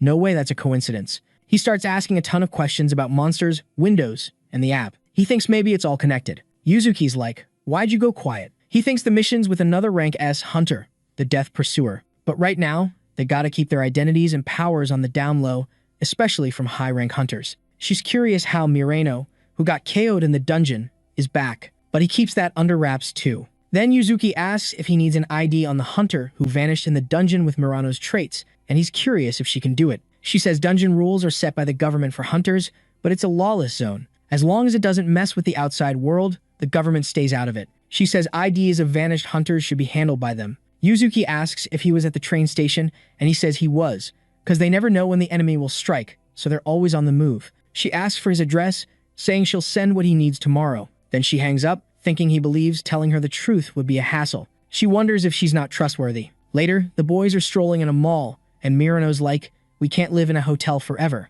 wondering about their cash flow. Because when they got back, the main dude got her a new phone. Hiroto's all chill, telling her not to stress, because he's still rolling in cash from that last dungeon mishap payout. Then he's all, yo, we're hitting up the dungeon tomorrow so you can start stacking that cash. Suddenly, he remembers his buddy's epic skill move. Out of nowhere, he loses track of her. Finds her totally zoned out, staring at a bunny plushie. Hiroto rolls up, calling her to bounce. He starts chatting about the route they gotta take in the mall, but she's still vibing with that plush. Soon, he notices that pink bunny is everywhere and wonders if it's the new hotness. Meanwhile, Marino's still in a trance over that bunny. Seeing this, he's like, you want that thing or what? She just beams at him, all sweet. Hiroto's thinking.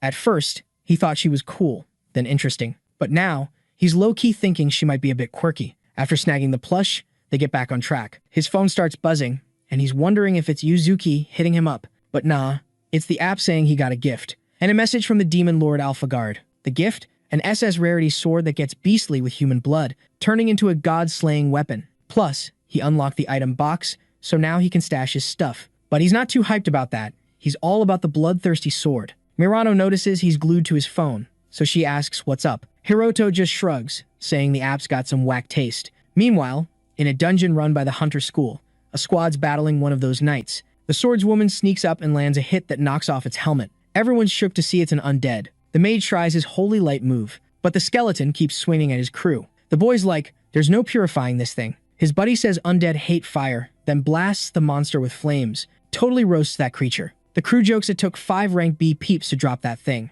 A girl asks if her buddy can solo that night, and he's like, nah, one-on-one ain't enough. Then someone says there's a bunch more inside and wonders if they can handle it. The boy suggests calling a rank A hunter, but that's a no-go, because the association won't send a rank A for a subjugation. They laugh, saying the association only cares about their budget. The swordsman asks for a sec to think, cause dungeon deaths are high from random stuff. Right then, another monster shows up, but this knight's armor is white, not black. In a flash, it moves and stabs a crew member, freaking everyone out. The shield guy tries to block, but the knight's sword gets through and takes him out. That boy's like, call a rank S for this thing. But before he can finish, he loses his head in the fight. Then someone shows up laughing, asking if that means it's rank S difficulty. This dude's got no armor or gear. The knight swings its axe at him, but it doesn't even scratch him. Then he hits the knight. The crew's blown away. Then, the boy hugs the monster and crushes its armor with just his muscles. Totally wrecks that knight. The boy watching says that dude's special, cause he's rank B level, but with rank S skills.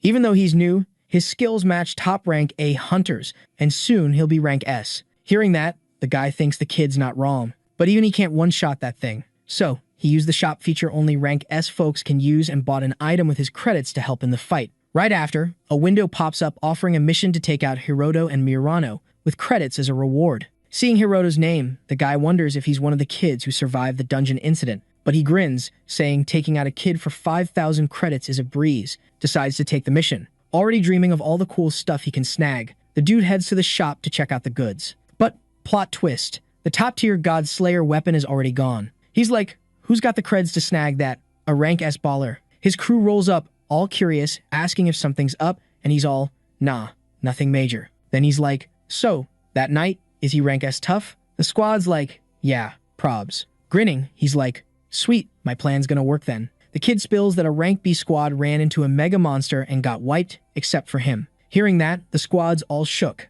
Then the dude's like, let's cash in everything we've got, cause, duh, they're top-tier rank B hunters. The kid's like, dude, quit joking, you'll get busted. They'll see your loot. But before he can finish, the dude covers his mouth, saying he's got this item box skill, storing stuff in a secret space. Then he's like, got a bunch of junk that does that to stay hidden. The dude then takes out the kid in front of his friend, leaving her totally freaked. Then, with a creepy grin, he's like, wanna turn you into cash too. He grabs the girl, saying he loves causing chaos, especially with the ladies in this wild place. After taking out the girl, he laughs, saying death's coming for Hiroto and Mirano. Later, the hero and his buddy meet a lady, and she's like, heard you're house hunting together. The boy's like, yeah, looking for a 2-bedroom crib. Then she's like, your budget's 30K each, but for a 60K mansion, that's a steal. But if it's a love nest you're after, we can work something out. Hearing that, they're all blushy. Suddenly, someone's like, what's this couple talk? Murano turns and sees Yuzuki right there. The girl's like, I get the whole safety thing,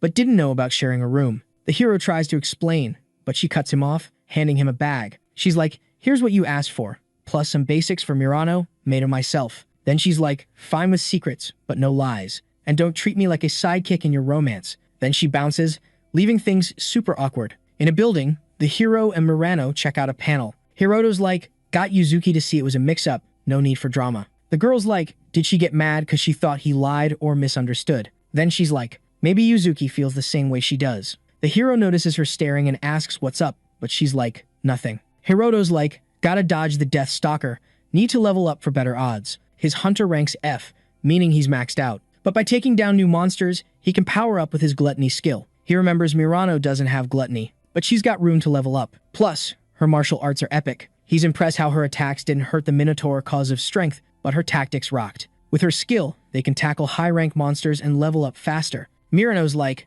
knew finding a quick-level dungeon was a long shot. The hero's like, gotta level her up, so they need to conquer a monster-packed dungeon. But the dungeons rank F hunters can hit have tough conditions. The girl's like, ranking up takes ages. Heard it's a month for rank F to hit rank E. So, only 2 options left for them. Alright, so first up, there's this plan to sneak into a Hunter Association's dungeon. But that's a no-go because it's totally against the rules. But hey, there's a backup plan. Meanwhile, someone else pops up on the same floor as them. It's that dude who's been hunting the newbies. Our main guy then shows his buddy the other option, which is a mining mission in a chill dungeon where the candidate gets to be the porter. The girl's all surprised because porter means being the one lugging stuff around in the dungeon. Hiroto explains that if they hit up the conquered dungeon, there'll be 2 squads, guards and porters, and they'll be mining magic stones. Murano's like, yeah, but there's no treasure left in the dungeon. Plus, it's the guards' gig to fight monsters, so there's no chance for them. With a grin, the boy points out there ain't no rules saying a porter can't take down creatures. Right after, that hunter's thinking if he doesn't hit up more dungeons, his rank's gonna stay stuck.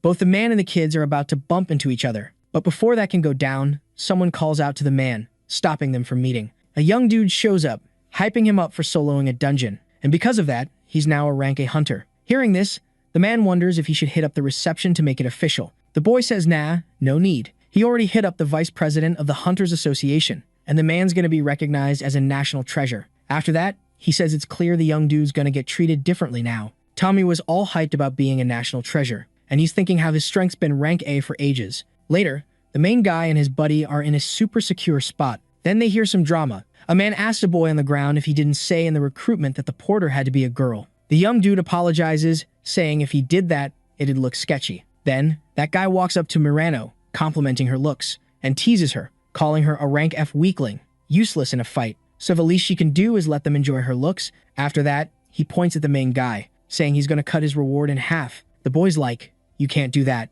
or no one's gonna work with them again.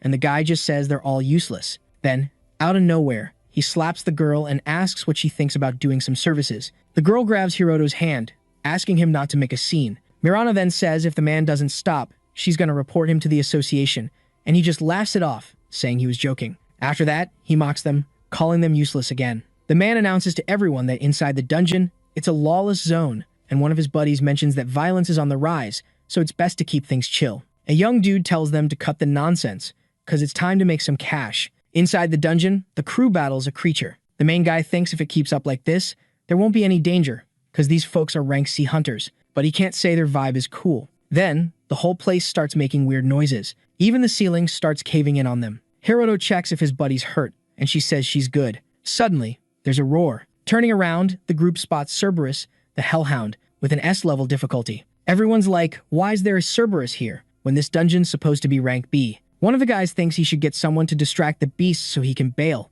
even if it's solo. Then, the main guy pulls out his sword he got earlier and remembers it gets stronger by soaking up blood. With that, the boy figures it's a perfect time to test it out. The young dude wonders if he can do something with that sword, but he doesn't think it's smart to show his true power here. Hiroto then says he'll be the bait and tells everyone, including Murano, to bounce. But the girl's not feeling that plan at all. The guys comment they dig what the boy's doing and leave, dragging Murano with them. The girl starts yelling for her buddy, saying she's gonna fight too. The protagonist mentally says sorry to his buddy because they came here to level her up, but he knows this beast is way too OP for her right now. With everyone out of the way, the protagonist can finally go full power mode. The doggo charges at the human's back and tries to chomp down, but the boy dodges like a ninja. Hiroto's shook because even with that massive bod, the creature's got mad speed. Then, the young dude grabs another sword from his inventory and yeets it at the monster's head. Hiroto's frustrated because he thought he leveled up, but that thing didn't even flinch, and this just proves the Cerberus is tougher than those knights. Right after, the doggo charges again, and the boy's like, bring it on. And with one epic slash, he slices the monster in half. After the win, Hiroto's thinking about how he wondered how strong the system's weapons were, but he never thought they were that OP. The protagonist scores 5 strength points thanks to his gluttony skill, hyping himself up that he can't lose to any enemy. But then, the protagonist's like, something's gotta be off, since that app always drags him into life or death drama. Then, he starts thinking about getting that weapon right when he's about to be hunted by the death pursuer, and he wonders if it means he won't survive unless he lets that sword drink some human blood. Right after, the protagonist hears a noise in the cave and, looking back, spots a dude. The boy freaks out, wondering if he got caught. That guy, in turn, asks if it was the boy who did all that. Hiroto's like, what do I do now? And then he introduces himself and asks the guy's name. The man says he's Murakami Shingo, an S-rank hunter and the 4th best in the world hunter ranking. Hearing the guy's S-rank, the boy's spooked, thinking he's the death pursuer. Then, the man starts pulling something from his suit, making the protagonist even more on edge. But Murakami just hands over a card, and the young dude's like, huh. The boy then asks if he's a newbie hunter and explains it's a thing to show your guild license when meeting someone new in a dungeon.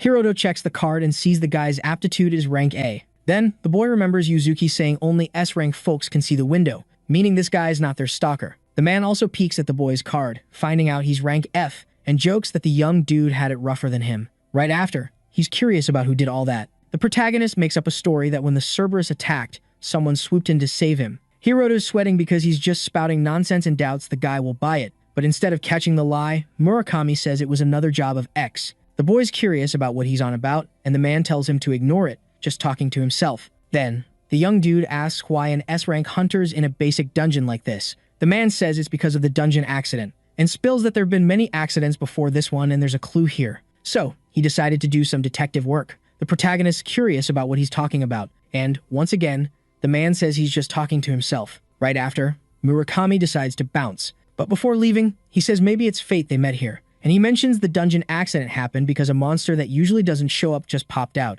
Then, he says he knows it's tough, but asks the boy to steer clear because something's fishy. The boy's like, thanks for the heads up. Then, he checks out the stats panel, realizing that even without a system alert, he knows this guy's strong just by those numbers, comparing him to an absolute beast, making him realize his strength isn't there yet. Murakami, meanwhile, thinks about how he's seen this before, and figures there are signs an unknown hunter used rank A or even S power, and it can only be X's work. Then, he starts suspecting the young dude, but soon drops it, thinking a force that can wreck a place like this must be rank A, so no way someone with rank F skills could pull that off. Meanwhile, in some building, a bunch of people are chilling. At the table, there's the Hunters Association boss, Oyamada, with Murakami and a dude named Takeshi. Suddenly, there's a knock on the door and the old guys all, come in. A young dude named Takato, from the biggest entertainment agency around, walks in. He's all, sorry I'm late, was busy filming a drama. Oyamada's like, what do you think being a hunter means?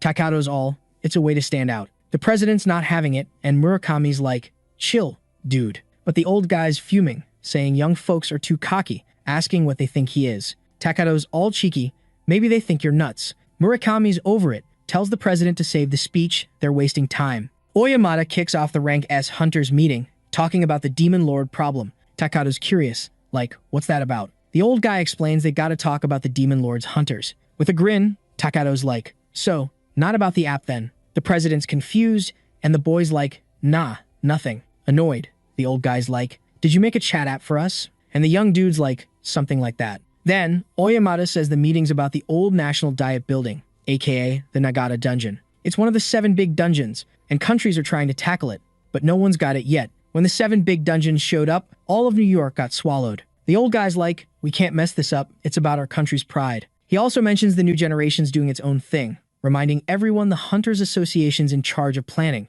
Takato's like, I'll let the others know, but he asks if the old guy's jealous of them, rank as hunters, because he's second in rank just behind Kuju Ayako. Murakami's like, the rank leader never shows up, and the new gen's a headache. Then the young dude's like, stop disrespecting the Hunters Association, and he agrees. Takeshi, who's been quiet, asks about the Artemis School incident. That guy's Kazuya's dad, who hears the investigation on his son is done. The young dude's mad, saying his son would escape danger because he taught him, being rank S since forever. Plus, his son's got an artifact to sense dangerous demons, so no way he's dead. He says there was a fight in the dungeon, and that's why his son couldn't escape. Takeda remembers 2 survivors from that incident, saying if he's right, those who fought his son are probably gone too. Takshi's like, if the Hunters Association does nothing, I'll investigate myself. Then he's like, it's sad. The Hunters Association's useless. He stands up, saying he'll start with the 2 survivors. The young dude thinks about how precious his son's artifact was, and someone probably took it. And maybe whoever did it wanted Kazuya's fancy gear. Furious,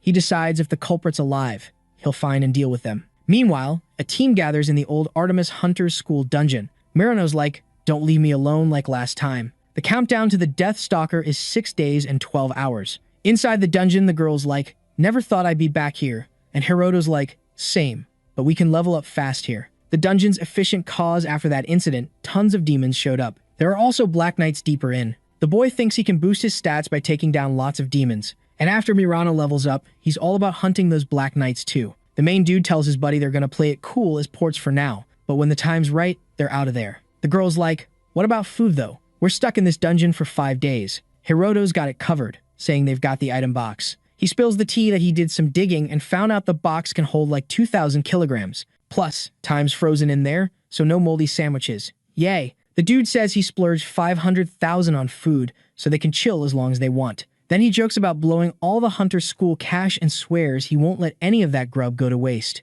The boy's thinking, with folks on their tail, he better be ready. Out of nowhere, someone rolls up, saying sorry for the Cerberus drama. It's that young dude from their squad. The boy's like, all good. We all made it out alive. Later, the crew takes a snack break. That sneaky guy from Hiroto's old team is spying, telling his boss the prep looks solid but asks if he's sure. The boss says he saw a hunter, now rank S, using a similar trick. He tells how the boy whipped out his sword from thin air. In the end, Murakami the hunter handled the Cerberus. Then, the young dude says the hero pulled out that weapon when he was about to bite the dust to save the girl, and it's definitely not normal. His buddy says it's just a hunch, and the boss says he's just guessing based on the storage trick. With a sneaky grin, he says if they off the hero and the weapon's a dud, they can just blame it on a dungeon oopsie, like always. Then he says they could sell that weapon for mega bucks. Plus, the one using it is rank F, and stats say that boy's a flop. The young dude decides they're gonna take him out. Hiroto tells the boy he didn't think they'd hire them twice in a row. The young dude says the pay's sweet for such a chill gig. Then the hero says they set up a base camp in the middle layer,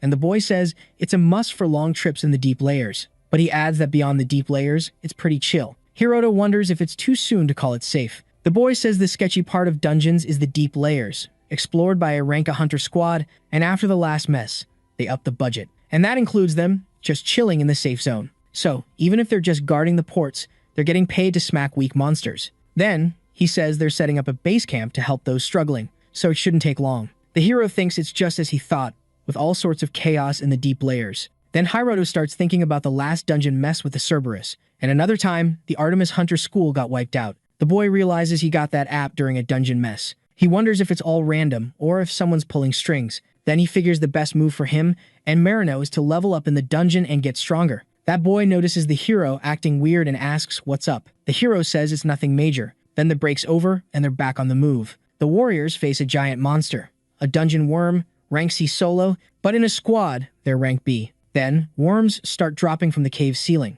The shield warriors try to block them. Then, they make a gap for the mages to attack. The close-range fighters rush in. These folks are all veteran rank C hunters. And there's this dude in a red jacket just vibing, standing out like a neon sign. Our main guy, just chilling, watching the chaos unfold from a safe distance. Then, out of nowhere, he whips out a dagger, leaving his buddy totally bamboozled. A worm drops from the ceiling, aiming for the dude like it's got beef. But before it can even touch him, a knife comes flying in, taking it out. The red jacket guy's all curious about who threw it, and Mirano's like, whoa, didn't see that coming. Hiroto's all, yo, if a dark knight shows up, we're toast. The girl laughs, saying knights are only on the deep floors, so no stress. But the boy's like, we're heading to the intermediate floors soon anyway. The main dude's like, let's pretend we're lost and hit the deep floors. Mirano cracks up, and the guy's like, what's so funny? She jokes that he's still trying to do their job right. Hiroto grins, saying they should at least earn that advance payment. Then the boy's like, hey, some folks fell into a hole. Might be hurt. He calls the squad to check it out, because they've got healing potions in their bags. From a distance, two dudes chuckle, watching their targets drift from the group. At the Hunters Association, Tommy was now a legit rank hunter. He's thinking how lucky he was to use that trick before the system spilled the beans on the target's location. He figures the quicker he takes out his targets, the better, and knowing their spot is a win. Once you hit rank A, you get access to the computer system, meaning you can snoop on any association member. Checking out the main guy's info, the hunter finds out he's working as a port in the old Artemis School dungeon. The man jumps up, all hyped, because he's finally found his prey. This bald dude rolls up to the young crew, saying one of their members vanished in the last battle. The boy's like, yeah, I don't see him anywhere. Then the man says his buddy might croak if they don't find him, and the boy's like, if that's the case, let's split up. The young dude calls Hiroto to roll with him, and Murano can tag along with the other guy. He explains that after saving their group member from the crevice, they'll help find his buddy. The main guy waves goodbye to his friend, and tags along with the boy. Suddenly, a bunch of dudes pop up, surrounding them, and Hiroto's like, what's going on? This blonde-haired guy shows up, remembering the sword the boy pulled in the dungeon that day. He says it's the same sword, the current, rank 1, Kuju Ayako, used back in rank B days. Plus, she had that dope storage ability. Then he says whole buildings could get wrecked with one swing of that sword, and he was shook the first time he saw it. Hiroto's like, does this hunter really have rank S skills? The guy's like, she hit the top of the rank at 20, so yeah, she's rank S. Then he mentions the only rank aptitude hunters left are a bunch of old dudes. Hearing all this, the main guy realizes rank S hunters are tied to the same app system he uses. He figures if the sword can wreck buildings so easily, it means the hunter probably powered it up with human blood. The main guy's like, what's this got to do with anything? And the man says he wants that weapon, even if it means taking out the boy. Hiroto's fuming, wondering how many people he's off for selfish reasons. The guy smirks, saying he lost count after 20. Then the main guy's curious about Murano. The man says his bald buddy wanted first dibs on her and prefers being alone with her. Hearing that, the young dude's raging. He thinks even though the girl's got mad martial arts skills,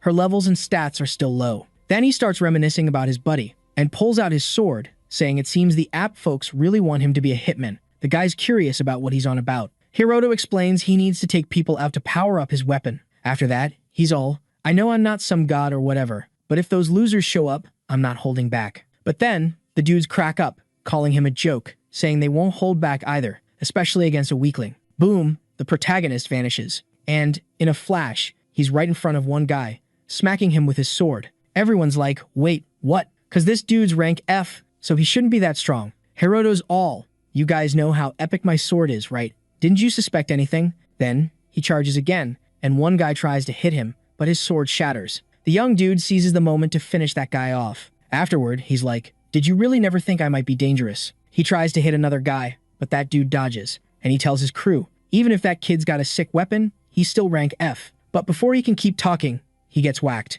Hiroto's like, nice dodge, but you're still in my zone. The rest of the guys are freaking out. Then the protagonists all, you underestimated me because I'm rank F, and that's why you lost. He starts walking toward them, making them sweat. That crew was all about causing chaos, stealing gear from the weak or trapping the strong. That's how they rolled. Now, they're feeling what they made others feel. Then, the boy pops up behind them, and the last thing one guy does is yell for help. Hiroto's thinking, heard that one before, from all the lives he's taken. Now, only the guy who lured him is left, and the protagonist's like, what were you gonna do? The boy's nervous, saying he was just gonna threaten him.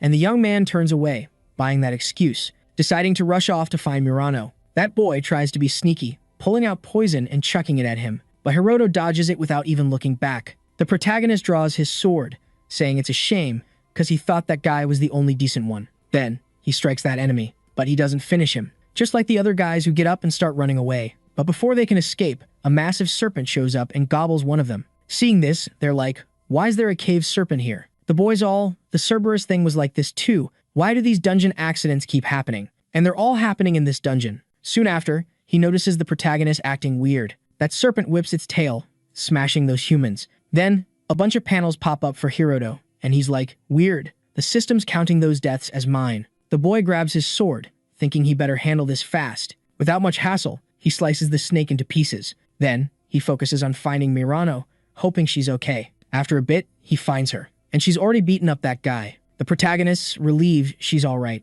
Then he goes up to her, asking what happened, and she's like, that guy attacked me out of nowhere. The girl asks if anything happened to him too. Hiroto's like, yeah, but I made them run. But they didn't get far, because a cave serpent ate them. Murano's shocked, because just days ago there was that Cerberus, and she's wondering why these accidents are happening. The boy remembers Murakami saying to avoid dungeons for a bit, because something's off. Then, he tells his friend maybe it's linked to the Demon Lord's app. The girl's like, how do we report this? It'll cause a huge panic. Hiroto says they gotta move to the next stage of the plan sooner than they thought, leaving his friend surprised. The young man's like, we had a wild battle, so it wouldn't be weird if 2 ports vanished. Then, he reaches out, inviting his friend to survive together. And the girl, without a second thought, is all in. Outside the dungeon, guards are on high alert, looking all serious. Then, out of nowhere, someone starts hyping up the squad. It's none other than the hunter, Tamiwa. He barges in, and the guards are like, whoa, dude, you can't just waltz in here. Flashing his card, Tamiwa's all,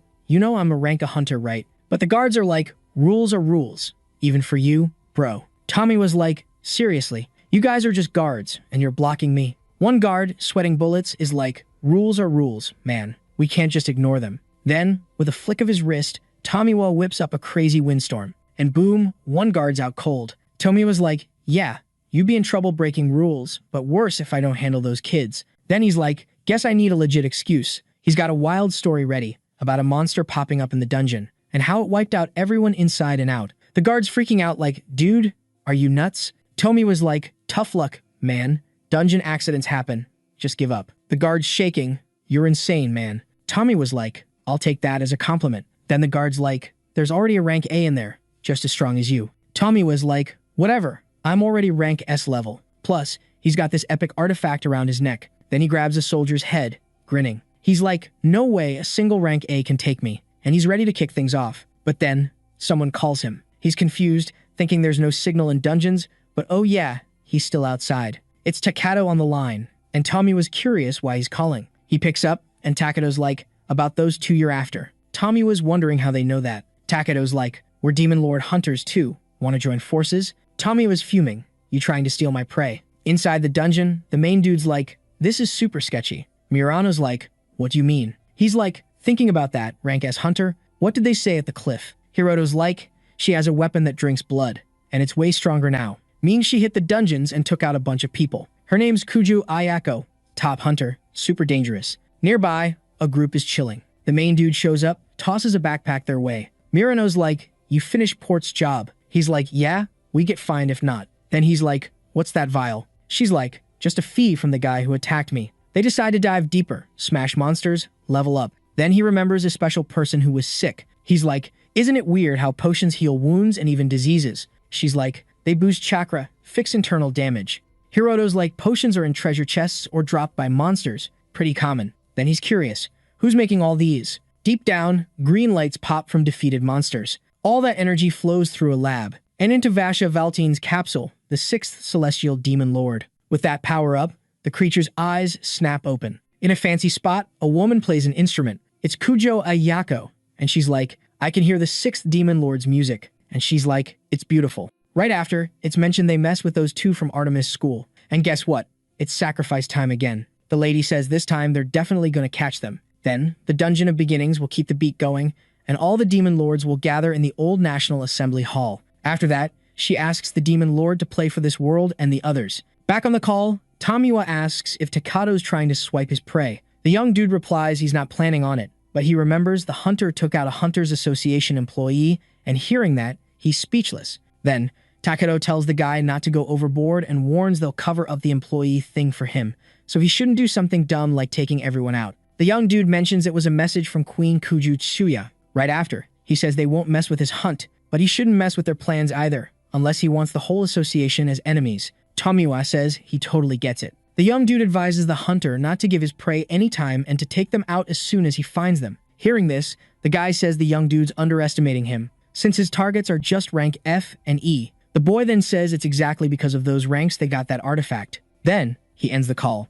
Takata mutters to himself that Kujo is one irresponsible woman. Even though she had no ties, when she found out her bro was being hunted by Tamiwa, she didn't even flinch. The young dude wonders how she can let him die without feeling guilty. With that, he decides Kuju Tsuya is someone he doesn't want to mess with. Inside the dungeon, monstrous trees with a level C difficulty pop up in front of the protagonist and his buddy. Murano's blown away by the number. It's like a whole forest. Nearby, a humanoid tree is chilling on a trunk, and unlike the others, it's got a level B difficulty. Then, the creatures move in with their vines toward the humans, but Hiroto whips out his sword and slices everything in front of him. His buddy's right behind, handling the plants like a pro. Mirano seizes the moment to charge at the queen, but she casts a spell, making stones float and zoom toward the girl. The girl dodges the attacks, even though they're trickier. Right after, she jumps, activating her special move, landing a hit on the creature's head, taking out even the trees around it. With that, the girl levels up. But there are still tons of trees, leaving the humans surrounded. Hiroto shows up with his sword,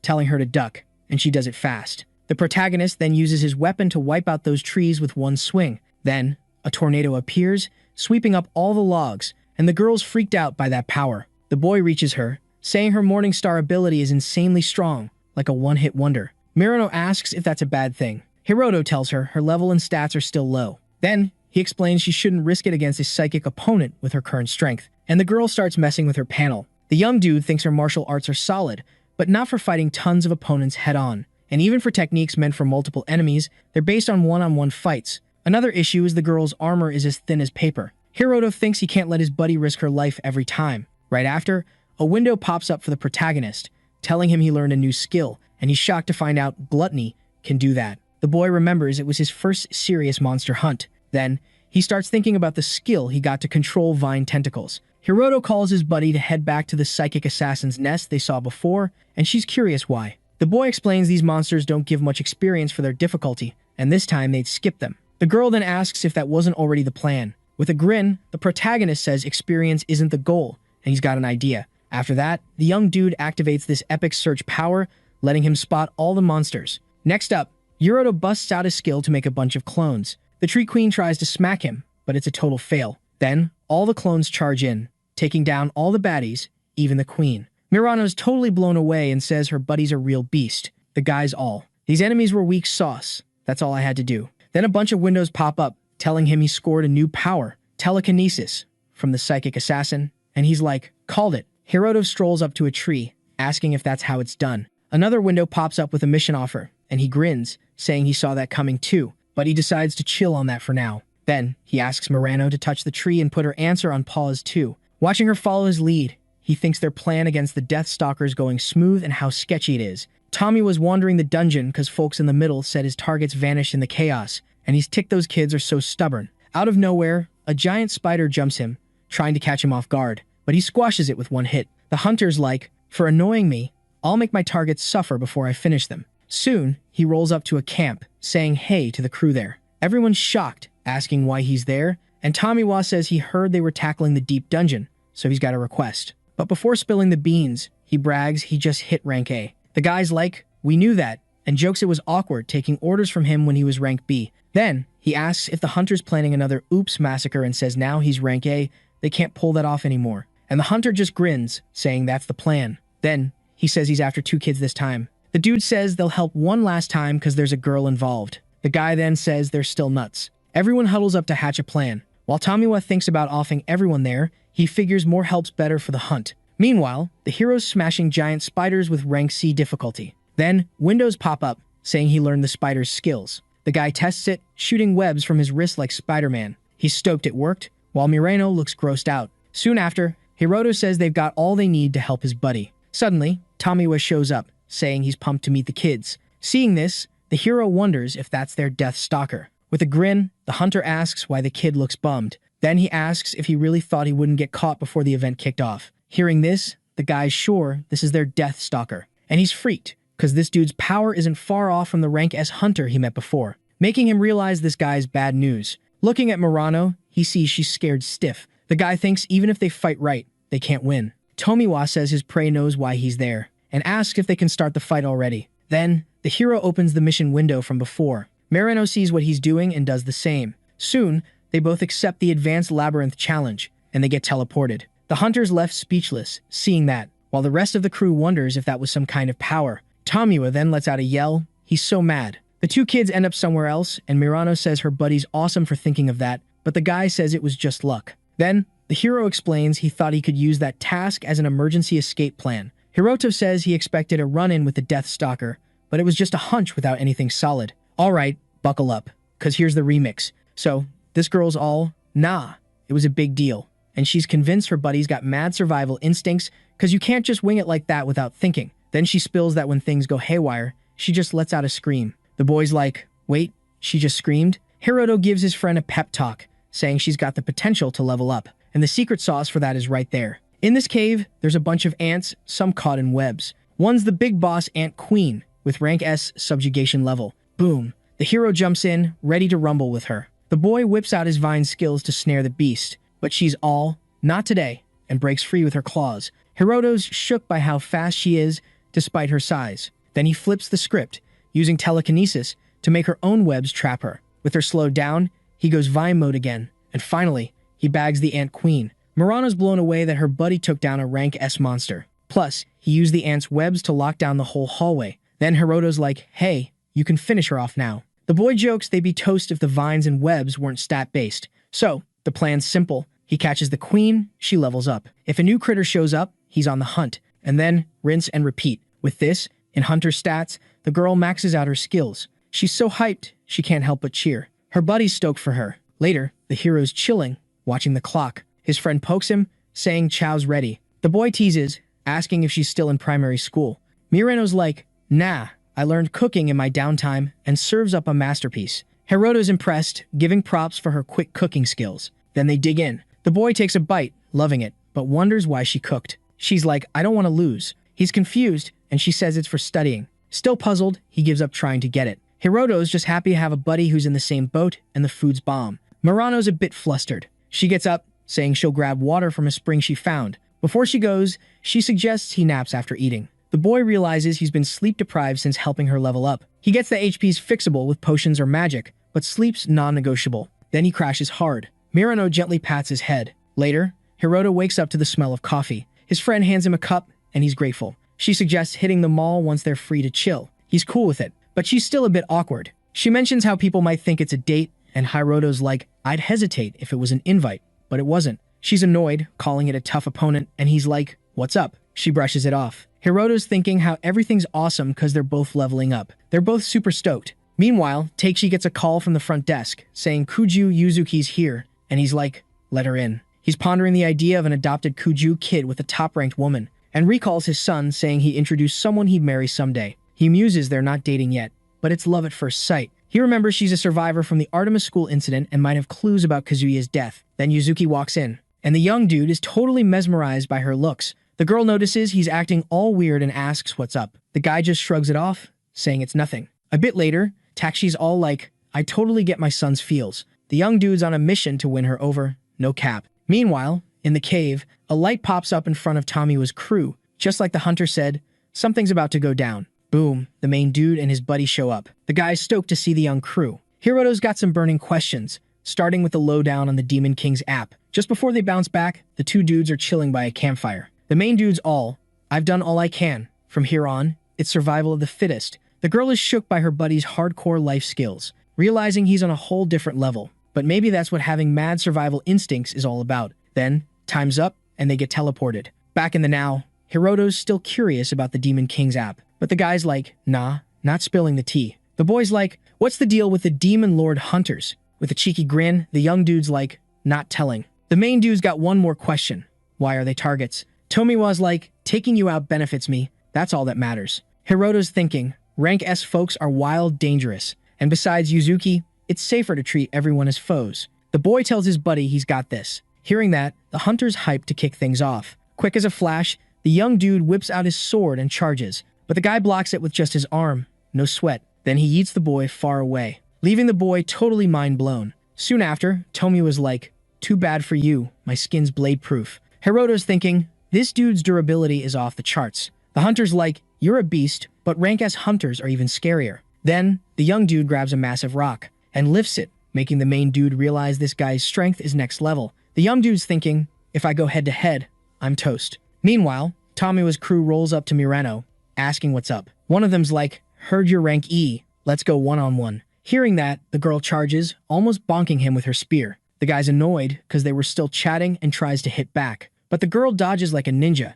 Everyone's shook by her speed. Like, is she really rank E? Still, the young dude jokes, your moves are putting me to sleep. The attacks speed up, but the girl keeps dodging. Seeing this, the guy's even more confused about her deal. Then, the young dude realizes she's making just the right moves to keep up. Their battle rages on, and the guy's baffled because his stats should make him OP, yet she's reading him like a book. The girl keeps pushing forward. leaving her opponent salty because she's nailing every move. Soon after, the guy's cornered against the wall. Mirano activates her special move, but instead of hitting him, she smacks the cave wall. Boom, big explosion, and the young dude's sent flying. The girl tells the other guys they'd be smart to just give up. Meanwhile, the main dude and the hunter are still going at it. Tomiwa smashes a wall with a punch, and the boy's like, whoa, that's some serious power. Then, the young dude tries a sneak attack from behind. But with ninja skills, the young dude catches the blade with his teeth. The boy's relieved because if he hadn't leveled up in dungeons, he'd be toast. Then, the young dude decides if the usual stuff ain't working, time to get creative. Hiroto uses his telekinesis, launching daggers at his foe. But still, they can't pierce the boy. With a grin, Tommy was like, I've got HP and durability like an immortal, no biggie. Then, he gets all hyped because the boy finally realized he's kinda useless. The hunter then flexes an item called the Immortal Hero's Necklace, made by the system. Hearing that, the protagonist's like, guess I gotta use my genocidal god slayer ability. Suddenly, the young dude spots a rip in his enemy's clothes, and he grins when he sees it. After that, the protagonist activates his ability, making a bunch of clones. Each clone starts shooting webs. Then, he uses the vine ability to trap the guy. Tommy was like, dude, you really underestimated me. You think that can stop me? But before he can do anything, he's even more tangled up in those webs. Tomiwa starts laughing, saying he'll break free with his strength alone. However, the protagonist steps up, saying that's not going to happen. Hiroto explains that the hunter's power is based on the immortal hero Achilles, and his weakness is the heel. After that, the boy lands a cut right there. The young man wonders if the system used the Achilles legend to make that item, but he thinks it should work. Pointing his sword at his opponent, the boy says no matter how tough the guy is, this should stop him from fighting. Tomiwa, in turn, yells for his crew, telling them to use potions or healing magic on him. But he realizes all of his buddies were taken down by that girl. Soon after, the hunter notices the young man was using the same sword as Kujo, but didn't use any sword skills. With that, the man feels the boy was holding back and still lost. After that, the boy freaks out because he doesn't think he can do anything against him. Suddenly, the cave's ceiling starts to crack. Hiroto wonders if it's an earthquake. Mirano comments that the place might collapse. In that lab, Vasha Valton, the sixth demon king, opens his eyes. A new mission pops up, the monster. And so, he wakes up successfully. Suddenly, a light appears in his capsule. When the chase ends, the hunt for the demon king, Vasha's death, will begin. Until out of nowhere, a light appears on the battlefield, and a humanoid form of Vasha Valton emerges. The young ones instinctively feel the danger. That thing zooms past them while they're frozen. The monster approaches Tomiwa, leaving him terrified. Suddenly, the creature grabs the man by the head and lifts him. After that,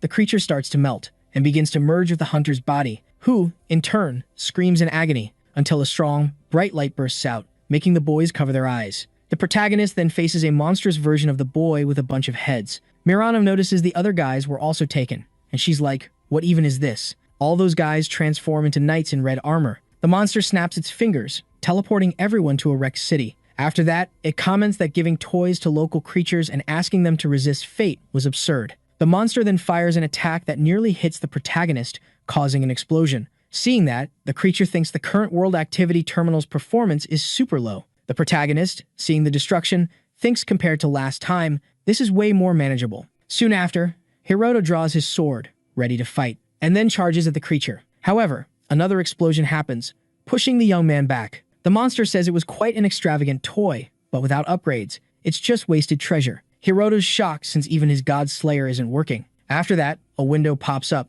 warning he can't use it consecutively. The boy then smiles, saying he's at a dead end. Suddenly, one of those knights charges at them, heading for Mirano. The protagonist quickly uses his vine abilities to trap him. The girl thinks the enemy's probably way above her level, but she might have a shot with that one-hit skill. However, when she moves to attack, she freezes, hearing a plea for help from inside the armor. By letting her guard down, the girl gets attacked, leaving the protagonist scared seeing that. The knight kicks the girl to get her off his sword. Awakened, Hiroto grabs his friend and asks if she's okay. With tears in her eyes, Mirano starts to smile and says there's no way to save her, as more complicated things are happening. And she says to survive, that's the only way. Immediately after, she says he needs to eliminate her. Hiroto's all puzzled about what she's on about. The girl reminds him that the sword gets beefed up by soaking up blood. She says if he offs her, his weapon levels up and his survival odds might get a boost, even if just a smidge. The main dude's freaking out, saying there's no way he can do that. Plus, taking someone out won't power up his sword. The girl says even if the odds are slim,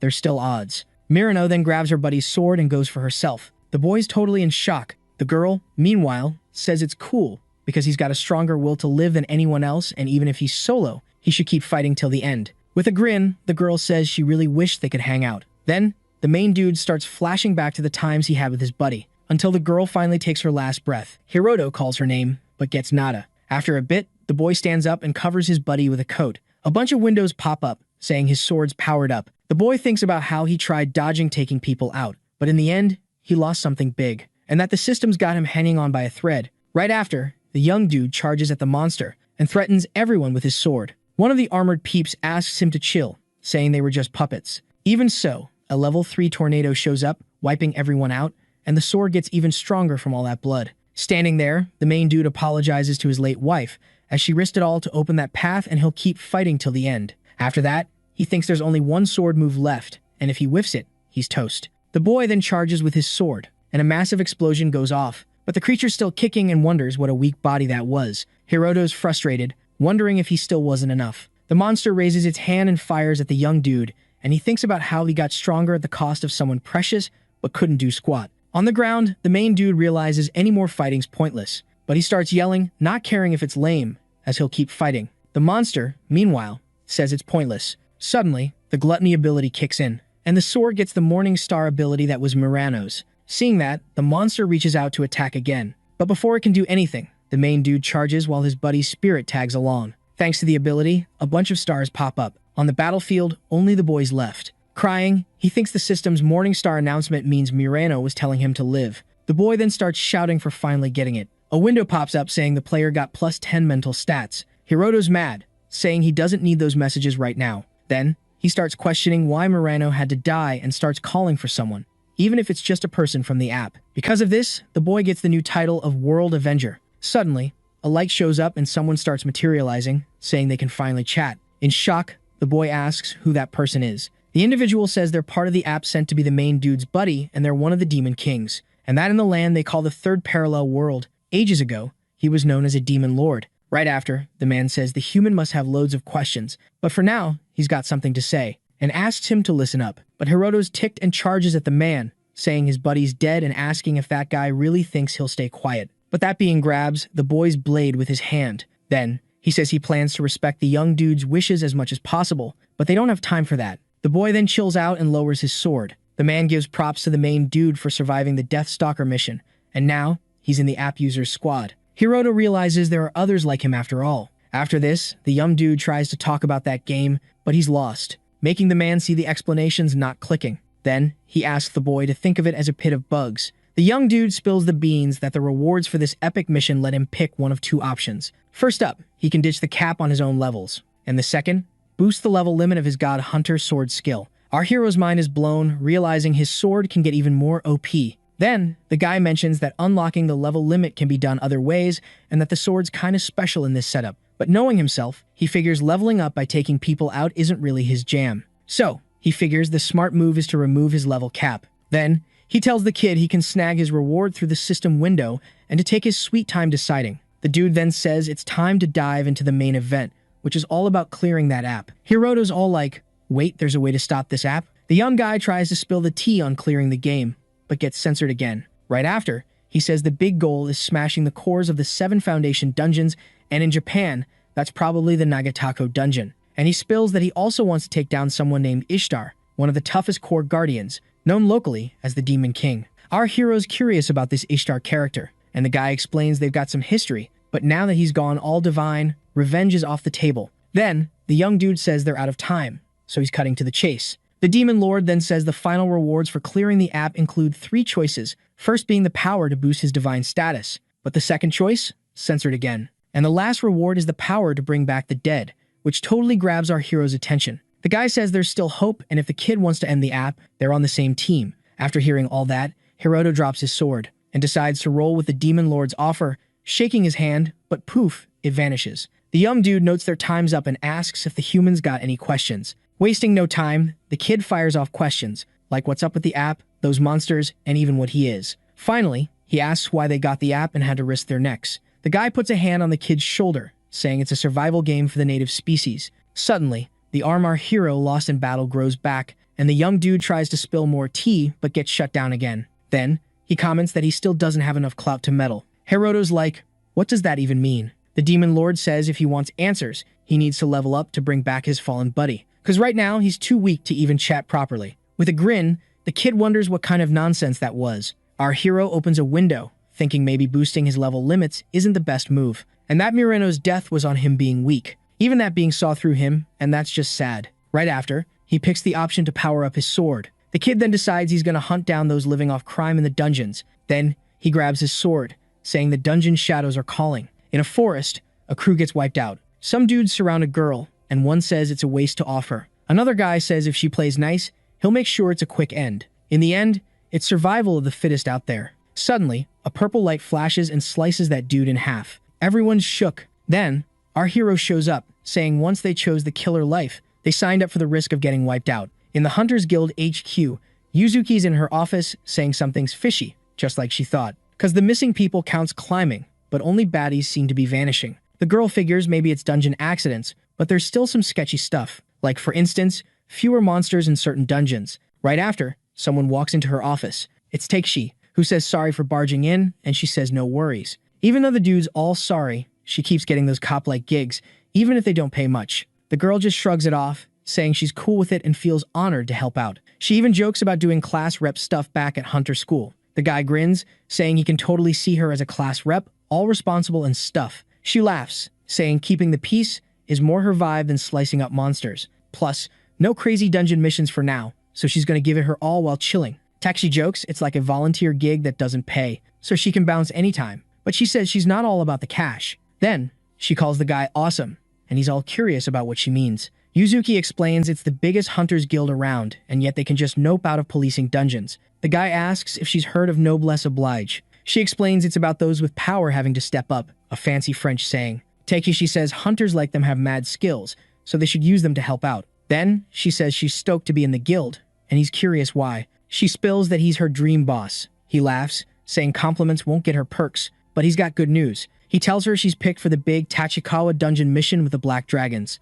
Later, Takeshi sneaks into a room, looking all shady, saying he's home. Turns out, the room's plastered with Yuzuki pics and a monitor to watch her. He jokes it's like she's right there. Then he says once they clear Tachikawa, they can finally be together. In his office, Murakami makes a call about the Kujo family in Kyoto. He hears they're just watching from afar. The caller says the Takakawa dungeon plan's run by the old guard, like President Oyamada, leaving out the newbies. Murakami asks if the Kujo family or bigwigs are meddling. The Kujo family runs the country's politics and economy, and there's beef brewing between them and the old hunter crew. Murakami puffs his cig, thinking Takakawa's just a warm-up for the Nagatacho dungeon, and the outcome will shake things up. That's why Oyamada's scheming to sideline the new kids. Murakami sighs, saying the situation's getting sketchy. 3 months later, Suiako's in Kyoto for a meeting. Someone asks if they can still link the Takakawa abyss to another world. She says it's all about the founder's dungeon trick, and with the Kujo family's power, it's harder to flop than win. The tent's silent. A girl there says that's not what her boss wanted,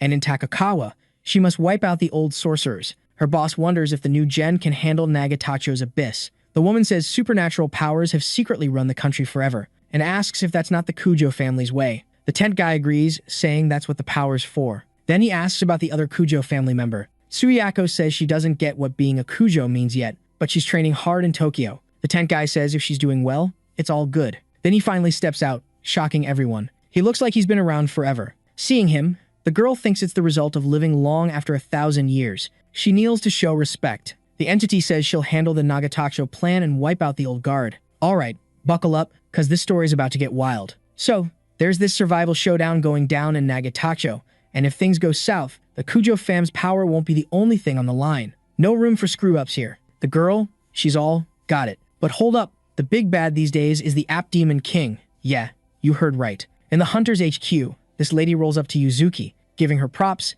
and Yuzuki's like, wait, what? Turns out, she's up for the next rank-ass hunter gig. Yuzuki's all, isn't this a bit early? The lady's like, nah, don't be humble. She spills that most hunters play it safe, but Yuzuki's been diving into danger zones, leveling up like a boss, and now regular dungeons are a snooze fest for her. Yuzuki's like, whoa, I'm kinda a big deal now, but she's still not sure she's got it all down. Then, the lady asks about Kyoto, and Yuzuki's curious if the Kujo fam's up to something. The receptionist drops that Takeshi's with the Black Dragons Guild, an old-school crew, and Kyoto might not be too chill with that. Yuzuki's like, the fam head said I can do my thing for now. She thinks she was going to be the Kujo fam's puppet post-grad, but now they're trying to run the whole show, and she's wondering why she's got this freedom. Suddenly, someone calls her over, and she's all, "What's up?" Turns out, Fuchu's in deep trouble. On live TV, these dudes are demanding their political buddies get sprung from jail. One guy at the meeting's like, "Some hunters are vibing with a group trying to flip the country, and they've already offed 100 prisoners. He warns if their demands aren't met, they'll start taking people out every 10 minutes. Yuzuki's like, "Most guilds are chilling at the Takakawa dungeon base camps." The guy's like, "This was all planned out." Meanwhile, Yuzuki's checking out the group's profile, realizing even the cops and military would struggle. She asks if they expect her to storm the prison and play hero. One dude spills that 7 bigwig ministers got nabbed, and they're first on the hit list. He says Yuzuki's the only one with the skills to handle this. Yuzuki's like, "Why should I risk it for them?" Then, another guy drops the bomb that a bus full of 30 kids got snatched too, and they're planning to swap between offing politicians and kids. Yuzuki's like, "All right, I'm in." Fast forward, Yuzuki's at Fuchu prison. She's thinking she's not even top tier rank S yet. She hops the prison wall, knowing a head-on fight's a no-go, so she's sneaking in to save the kids. She knows a one-on-one with an S-rank hunter's a long shot, and if she bumps into one, it's game over. She crawls through a vent, wishing her buddy was there, cause it'd be a breeze. But she shakes it off, cause even with his weird skills, he's got limits. She thinks about how much she's leveled up since that crazy incident. Yuzuki peeks through an air vent and is shook by what she sees. In the room, there are people looking rough, and one dude's just chilling with a sword. She's like, "What the heck is going on?" 10 minutes earlier, in the prison, hostages are on the floor, freaking out from a gunshot. One health minister's ghost white cuz the bullet almost got him. A shooter pops up, laughing, saying he's always wanted to do that. After that, they roast the cops for thinking regular weapons could touch them, since they're hunters. The dude mentions how, as a kid, he dreamed of shooting one of those, and his buddy asks if he couldn't just go abroad to try it, and the guy's like, "Nah, it was just for kicks. Plus, you can't just go around blasting people in the countryside." His pal then remembers they were told not to off anyone just yet. The dude's like, "Yeah, I know. It was just to show they're ticked off." One of the kids on the floor bawling spots an open door nearby and decides to YOLO it, making a run for it. That guy notices and says, according to orders, they can take out anyone who resists. His buddy, seeing that, wonders if he let that kid escape on purpose. The dude's like, he's always wanted to shoot a human with a gun. Meanwhile, that girl is sprinting for her life, but when she peeks back, she sees those guys chasing her. That guy can't aim for beans with his pistol, and his buddy's shocked, asking if he missed the minister on purpose. After that, the dude fires but misses and hits the wall, making him realize it's tougher than he thought. The little girl keeps running scared while that guy keeps missing. Suddenly, one of the shots grazes the girl's shoulder, and she hits the ground. But even so, she musters the strength to get up and keep running. That guy starts flexing because of that. His buddy tells him to take out that little girl fast, or they'll be in deep trouble if any hostage escapes. The dude tries to shoot again, but he's out of ammo. After running for a bit, the girl finally finds the exit. However, that guy charges at her with a dagger, saying this is more his vibe. The kid freezes, seeing him get closer. But before anything goes down, someone opens the door she was going to use to escape. It's the main dude, who tells the girl to duck. The girl dives to the ground, and Hiroto slices that enemy in half with his blade. With that, he thinks about how he only needs to take out 7 more to hit the big 100. The dude grins, saying he's got this in the bag. That kid is freaked out seeing all that. Right after, Hiroto opens a window and tosses a vial to the girl, and says it's a potion that'll heal her up instantly. After that, the main dude heads to where the other hostages are. The kidnappers are like, "What's he doing here?" Hiroto then stretches out his hand and uses his web powers to trap the guys who are like, "Who is this dude?" The guy's like, "You could call him a hunter assassin who takes down baddies." One of the men doesn't buy it and says he'll take out that kid. But before he can keep talking smack, the dude gets hit in the head by a blade. The main dude says they can't complain anymore when they're toast. Back to the present, Yuzuki watches all that go down. Seeing the webs, she wonders if there's a monster around. Right after, the girl realizes the person who was there is gone. She's worried because she doesn't know who that was, but figures he was someone skilled. After that, the girl decides to leave the duct, but as she turns around, she comes face to face with a rank S hunter named Hanazuhi, who doesn't seem friendly. Yuzuki thinks this is the worst case scenario since she wasn't expecting to meet a rank S hunter right away, but she figures if it's a one-on-one fight, she might have a shot. Suddenly, that person gives a friendly smile and asks how she's doing. He mentions he heard a rank S hunter join the mutiny, but never thought it was her, and the girl says he cares about politics to demand prisoner releases. Hanazuhi's like, "Nah, who cares about that stuff these days?" The girl then gets curious about why he's doing this. The dude says they can only take people out inside dungeons, so he wanted to try it openly at least once. The girl, in turn, says even in dungeons, murder's a no-go. The dude laughs, saying she follows the rules too much. Right after, Hanazuhi asks the girl if she thinks he'll have issues if he takes out a Kujo family member. The dude then whips out his weapon, a chainsaw, and says it's a classic. Yuzuki tells him not to compare her to what she was a month ago. She's now a rank S hunter candidate, leveling up like a boss. Out of nowhere, the boy zooms forward, leaving the girl totally shook by his speed. Hanazuhi lands a kick on the girl, sending her flying like a superhero in training. The young dude fires up his chainsaw, saying it's time to start the dismantling party. At night, a bunch of soldiers are chilling in front of the prison. One of the kidnappers climbs up to the roof, demanding their wrong buddies get released. Suddenly, another boy pops up, saying it's his turn with a megaphone, and his buddy's relieved, cause his voice is toast. His pal says to reach a noble goal, you gotta hustle hard. Then, the boy starts yelling too, asking for his crew to be set free. Suddenly, a web snags his back, yanking him back into the building. The boy screams as he's dragged down the stairs, like a cartoon character. When he finally stops, the guy's all, what just happened? The man realizes all his buddies are down for the count. In shock, the boy's like, how's this possible? We're rank A hunters. Then, someone shows up, saying political ideology's personal freedom, do what you want. But don't drag others into your chaos, dude. Meanwhile, Yuzuki's still running from that guy. With a grin, the boy asks if she knows why she's getting owned like this. He says it's a weapon made by the system, and she could have been stronger. But she didn't take any assassination gigs from the system. Right after, he says some people are picky, but no one says no to everything like she did. The boy also says he's used to chasing innocents or even kidnapping 10 kids. Yuzuki says she'd rather be eliminated than do that. Hearing that, the boy cracks up and says she's interesting,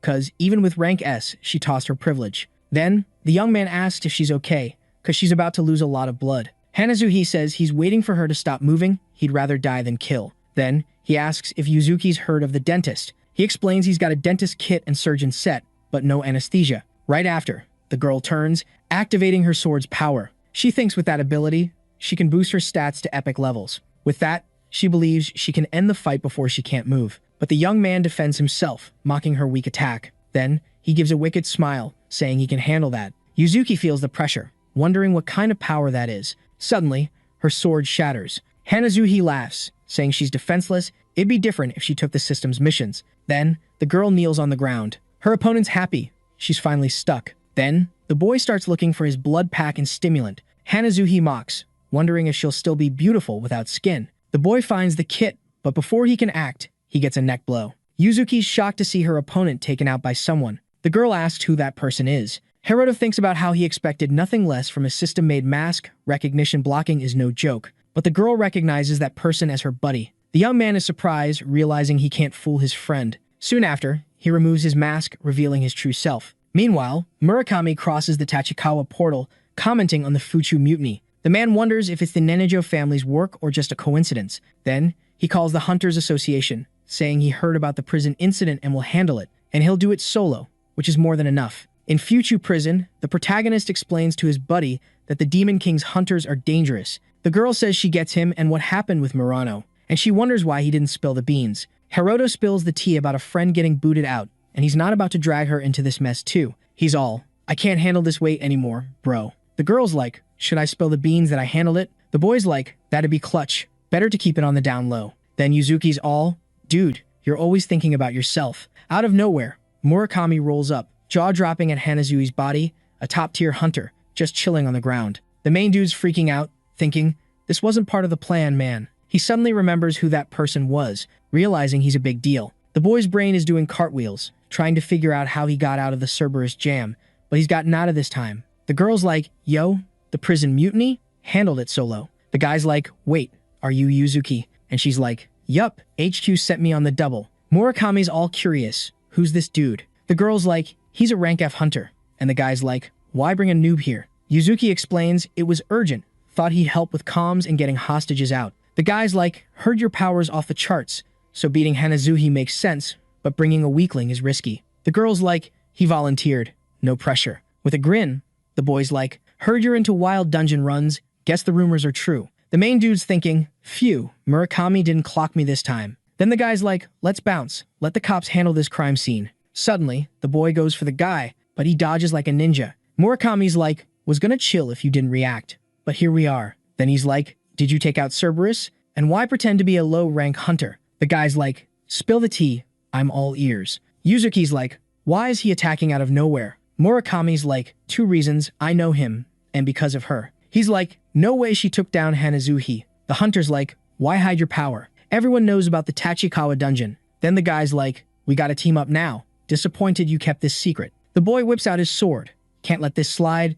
You're a wild card in the Fuchu mutiny. Murakami's like it or not, you're coming for a full checkup. We'll find out who you are. The guy's like, you coming with us? Hiroto's thinking, my power's beyond rank S. A full checkup will blow up my cover. The main dude's bummed, thinking all his Demon King dodging will be for nothing. Then he's curious. What if I say no? The young guy's like, I'll use force if I gotta. A little tussle doesn't scare me. Suddenly, Murakami vanishes, living up to his God of Speed rep. The boy's dodging like crazy, barely keeping up. Then he tries to hit back, but the guy blocks it like it's nothing. Murakami's like, whoa, didn't see that coming. Yuzuki's just standing there, mind blown by the speed, seeing nada. Then the boy tries to web him, but the hunter dodges like a pro. The guy's like, whoa, this kid's got monster moves. Then he slices the silk with his sword. The guy's like, weird power, but you're too slow for me. Suddenly, vines shoot from the guy's back, and Hiroto's like, this should do it. Murakami's like, time for my ultimate move, can't touch this. Seeing that, the boy's jaw drops, realizing his opponent's not messing around. Then, the dude charges at him, but poof, the kid vanishes right in front of his eyes. Our hero then whips out his epic move, creating a bunch of clones and going full on stealth mode. Seeing that, the guy's like, whoa, this combo is next level dangerous. At that moment, Murakami's all, where'd he go? Can't even sense him. And then, he busts out his ultimate move. After that, the sneaky clones start getting sliced in half. With his God of Speed skill, anything nearby gets whacked. The power's simplicity is its secret sauce. After that, the real Hiroto gets hit. That's exactly how Murakami climbed to the top. Yuzuki's thinking, yep, 4th place in the hunter rank, not surprised. In that showdown, even if Murakami couldn't spot the hero, he didn't sweat it, because his attacks hit anything close. In the end, Hiroto's got no choice but to unleash his green energy move, Phoenix Return. That power wraps around him while Murakami gears up for another charge. He definitely feels something's off, because Hiroto's not looking hurt. But the hero just went all out with his skills. As expected, an S-class ranker is so beastly, Hiroto's sweating bullets. Murakami's also thinking, what now? Can't win by holding back, but don't want to go too far. Meanwhile, Hiroto's considering using his Morning Star move. Both know if they don't get serious, it's game over. In a flash, they're ready to throw down. But before they can, someone yells for them to stop, and it actually works. Yuzuki's shouting, what are you even doing, hero? Remembering the Tachikawa dungeon, she says Hiroto's gotta cooperate and explain. Their enemies, the Demon King's hunters, so they gotta team up. Even though it's wild, someone with F-level skills seeing the status window explains his power. Rumors are buzzing about the new gen focusing on the hero because of the situation. Hiroto asks if that's enough of an explanation. The Hunter Association's got records of similar cases. Murakami says those cases were all E or F level, just like Hiroto and Murano, so the hero asks what happened to them. Sadly, they're not around anymore. The association tried to protect them, but they bailed, and even Murakami couldn't get the deets. President Oyamada tried to gather info, but all he knew was they could see the window and had crazy powers, which basically means they vanished. It's said the Kyoto Kujo family at least knows their names. Meanwhile, the girl apologizes for not being able to help more. Murakami doesn't care if Yuzuki's tied to the Kujo family or not, since they're already against them. So even if Hiroto was used in the Tachikawa dungeon, it'd be under the guise of being a traitor. Honestly, Murakami figured they needed someone like him, but using him would limit his potential. Anyway, Murakami says his view's different from the association's way of doing things. After chasing, seeing the hero's power, and confirming no human casualties, he gets who Hiroto is. So, being straight up, Murakami asks Hiroto to join his guild. The Shikama, or Scythe of Death, is one of the biggest guilds around, so from Hiroto's view, it's a sweet deal. But his mind's changed, so he says he's not interested. Murakami takes it well, like he saw it coming. Anyway, Hiroto makes it clear he'll still join the dungeon raid, and Murakami promises to keep it on the down low. So, the hero just turns and walks away, leaving his buddy super curious. After all, the plan's already set. In the end, the hero realizes his power's only at a strong hunter's level. With what he's got now, he can't really protect himself. But tackling tough challenges has been worth it. His old habit of running ends tonight, because once he beats the next challenge, it's time to strike back. In Tokyo, over in the Nagata district, our hero's chillin' on top of this totally abandoned building, deep in thought. Hiroto knows what's up ahead, the behemoth, the guardian of the place, all thanks to the kaiju's monstrous vibes. But Hiroto's not some Ultraman or dude with a giant robot, so he's all about running for his life, honestly. Too bad, doing what he wants isn't on the menu, because his mission's got him heading straight to Nagatacho. In this district, the dungeon's a no-go zone, super dangerous, and Hiroto's got zero backup. Anyway, his mission's all about heading straight to the entrance. If he can just get that monster out of the way and get inside,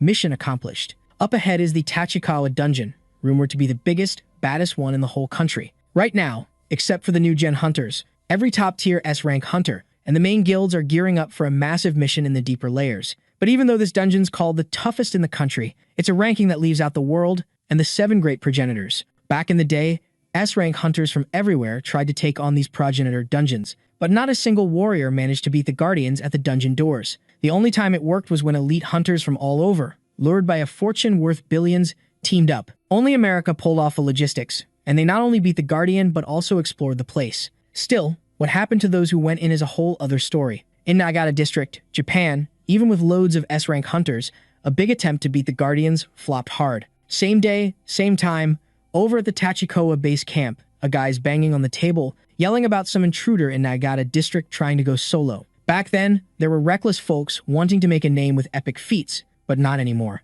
A young dude asked the president what to do, but knowing even the strong would bite the dust, they say to ditch the intruder. The young guy can't believe a guardian can't be soloed, but the president's all like, they'd need at least 2 top 5 ranked, plus 5 S-rank hunters. Obviously, they'd need some backup too. Seeing this, the young dude starts sweating about the challenge, but that's exactly why no one, except the US, has been so gutsy. And now, after the chaos in Fuchu, having an intruder in Nagata just made things worse, to the point where the director's fuming, because his orders got ignored. Even without saying it, Murakami's on the same page as the president. He remembers the brave ones from back in the day, but thinks now the danger's common knowledge. Finally, seeing his buddy deep in thought, the president calls him, and that's when a possible answer pops into his head. When it comes to taking down the Nagata Guardian, the heroes studied every past attempt like a pro. This monster is estimated to be 50 meters tall, making it a tough cookie to crack. To bring it down, at least 5 top-ranked S-class fighters are needed. But the one stepping up to the plate is just one person. Hiroto's been all in for months, ready to take this beast down.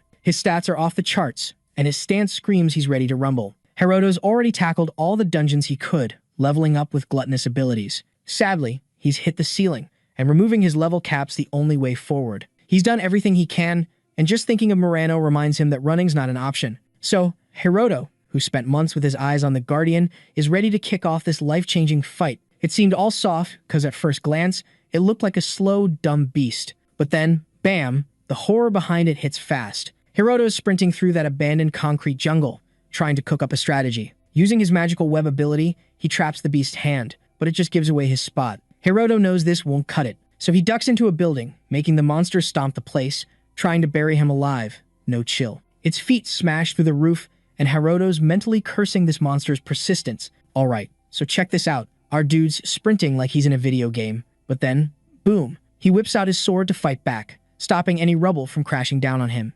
Finally, the monster smashes through the building's walls, charging at the first thing that moves. But wait, it notices something weird. Its legs are totally stuck in that same magical web from before. While the monster's trying to get in, our heroes already wrapped the whole building in these webs. He spent the last 3 days setting up this epic trap, so no way the beast's going anywhere. But if he doesn't hustle, the enemy might just wreck everything and mess up the plan. So, the hero fires up his binding rope, chains of purgatory, and every other trapping skill he's got. All these powers hit their max and then combine into a mega prison. Even if he didn't know this would happen, the monster's legs and arms are trapped, like, super well. Even in old stories, the best fighters always aim to lock down the limbs. But the damage they took from using all their strength was so bad they had to bail and never come back. Knowing this, our hero's not about to make the same mistake and is already sprinting to finish the monster off. He stabs his sword into that tough shell, but the beast's so huge, his sword's like a toothpick poking a giant. Even trapped, the monster is still trying to go wild. But that's no surprise.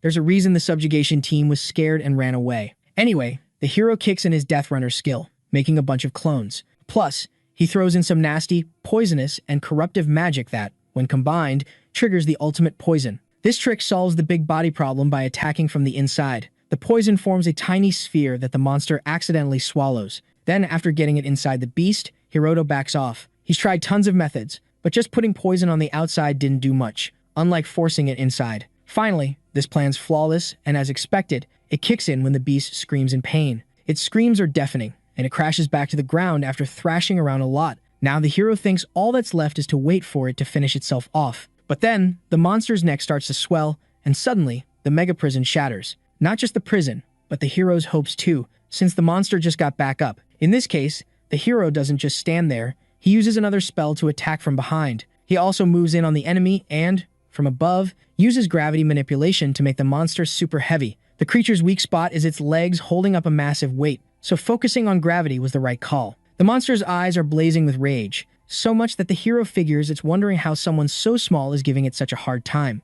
But the hero's been saying from the start, he spent months with one goal, to take it down. If it comes to this and still doesn't work, Hiroto's ready to bail. The monster, though, isn't giving up and starts building up a dense energy in its mouth. It fires a massive magical laser that obliterates everything in its way. Hiroto can't believe it. If he takes it head-on, he's toast. But using the enchanted sword skill seems like a way out, so he activates Divine Annihilation with breaking limits. If he loses this power clash, Hiroto's gonna be nothing but ashes, so he puts all his will into fighting back, and crushes that monster's energy beam with an even stronger force, which slowly gets closer to the monster until it finally breaks through, slicing its neck and taking it down. All that's left are pieces of that guardian and a worn-out but victorious hero. At least that's what he wants to think, because suddenly, the guardian's hand starts moving again, trying to crush him. Even without a head, the monster is still kicking and has enough power to cause trouble. In a flash, the hero dodges, but he sees another hand way too close for comfort. Sadly, the attack lands, maybe because he wasn't ready,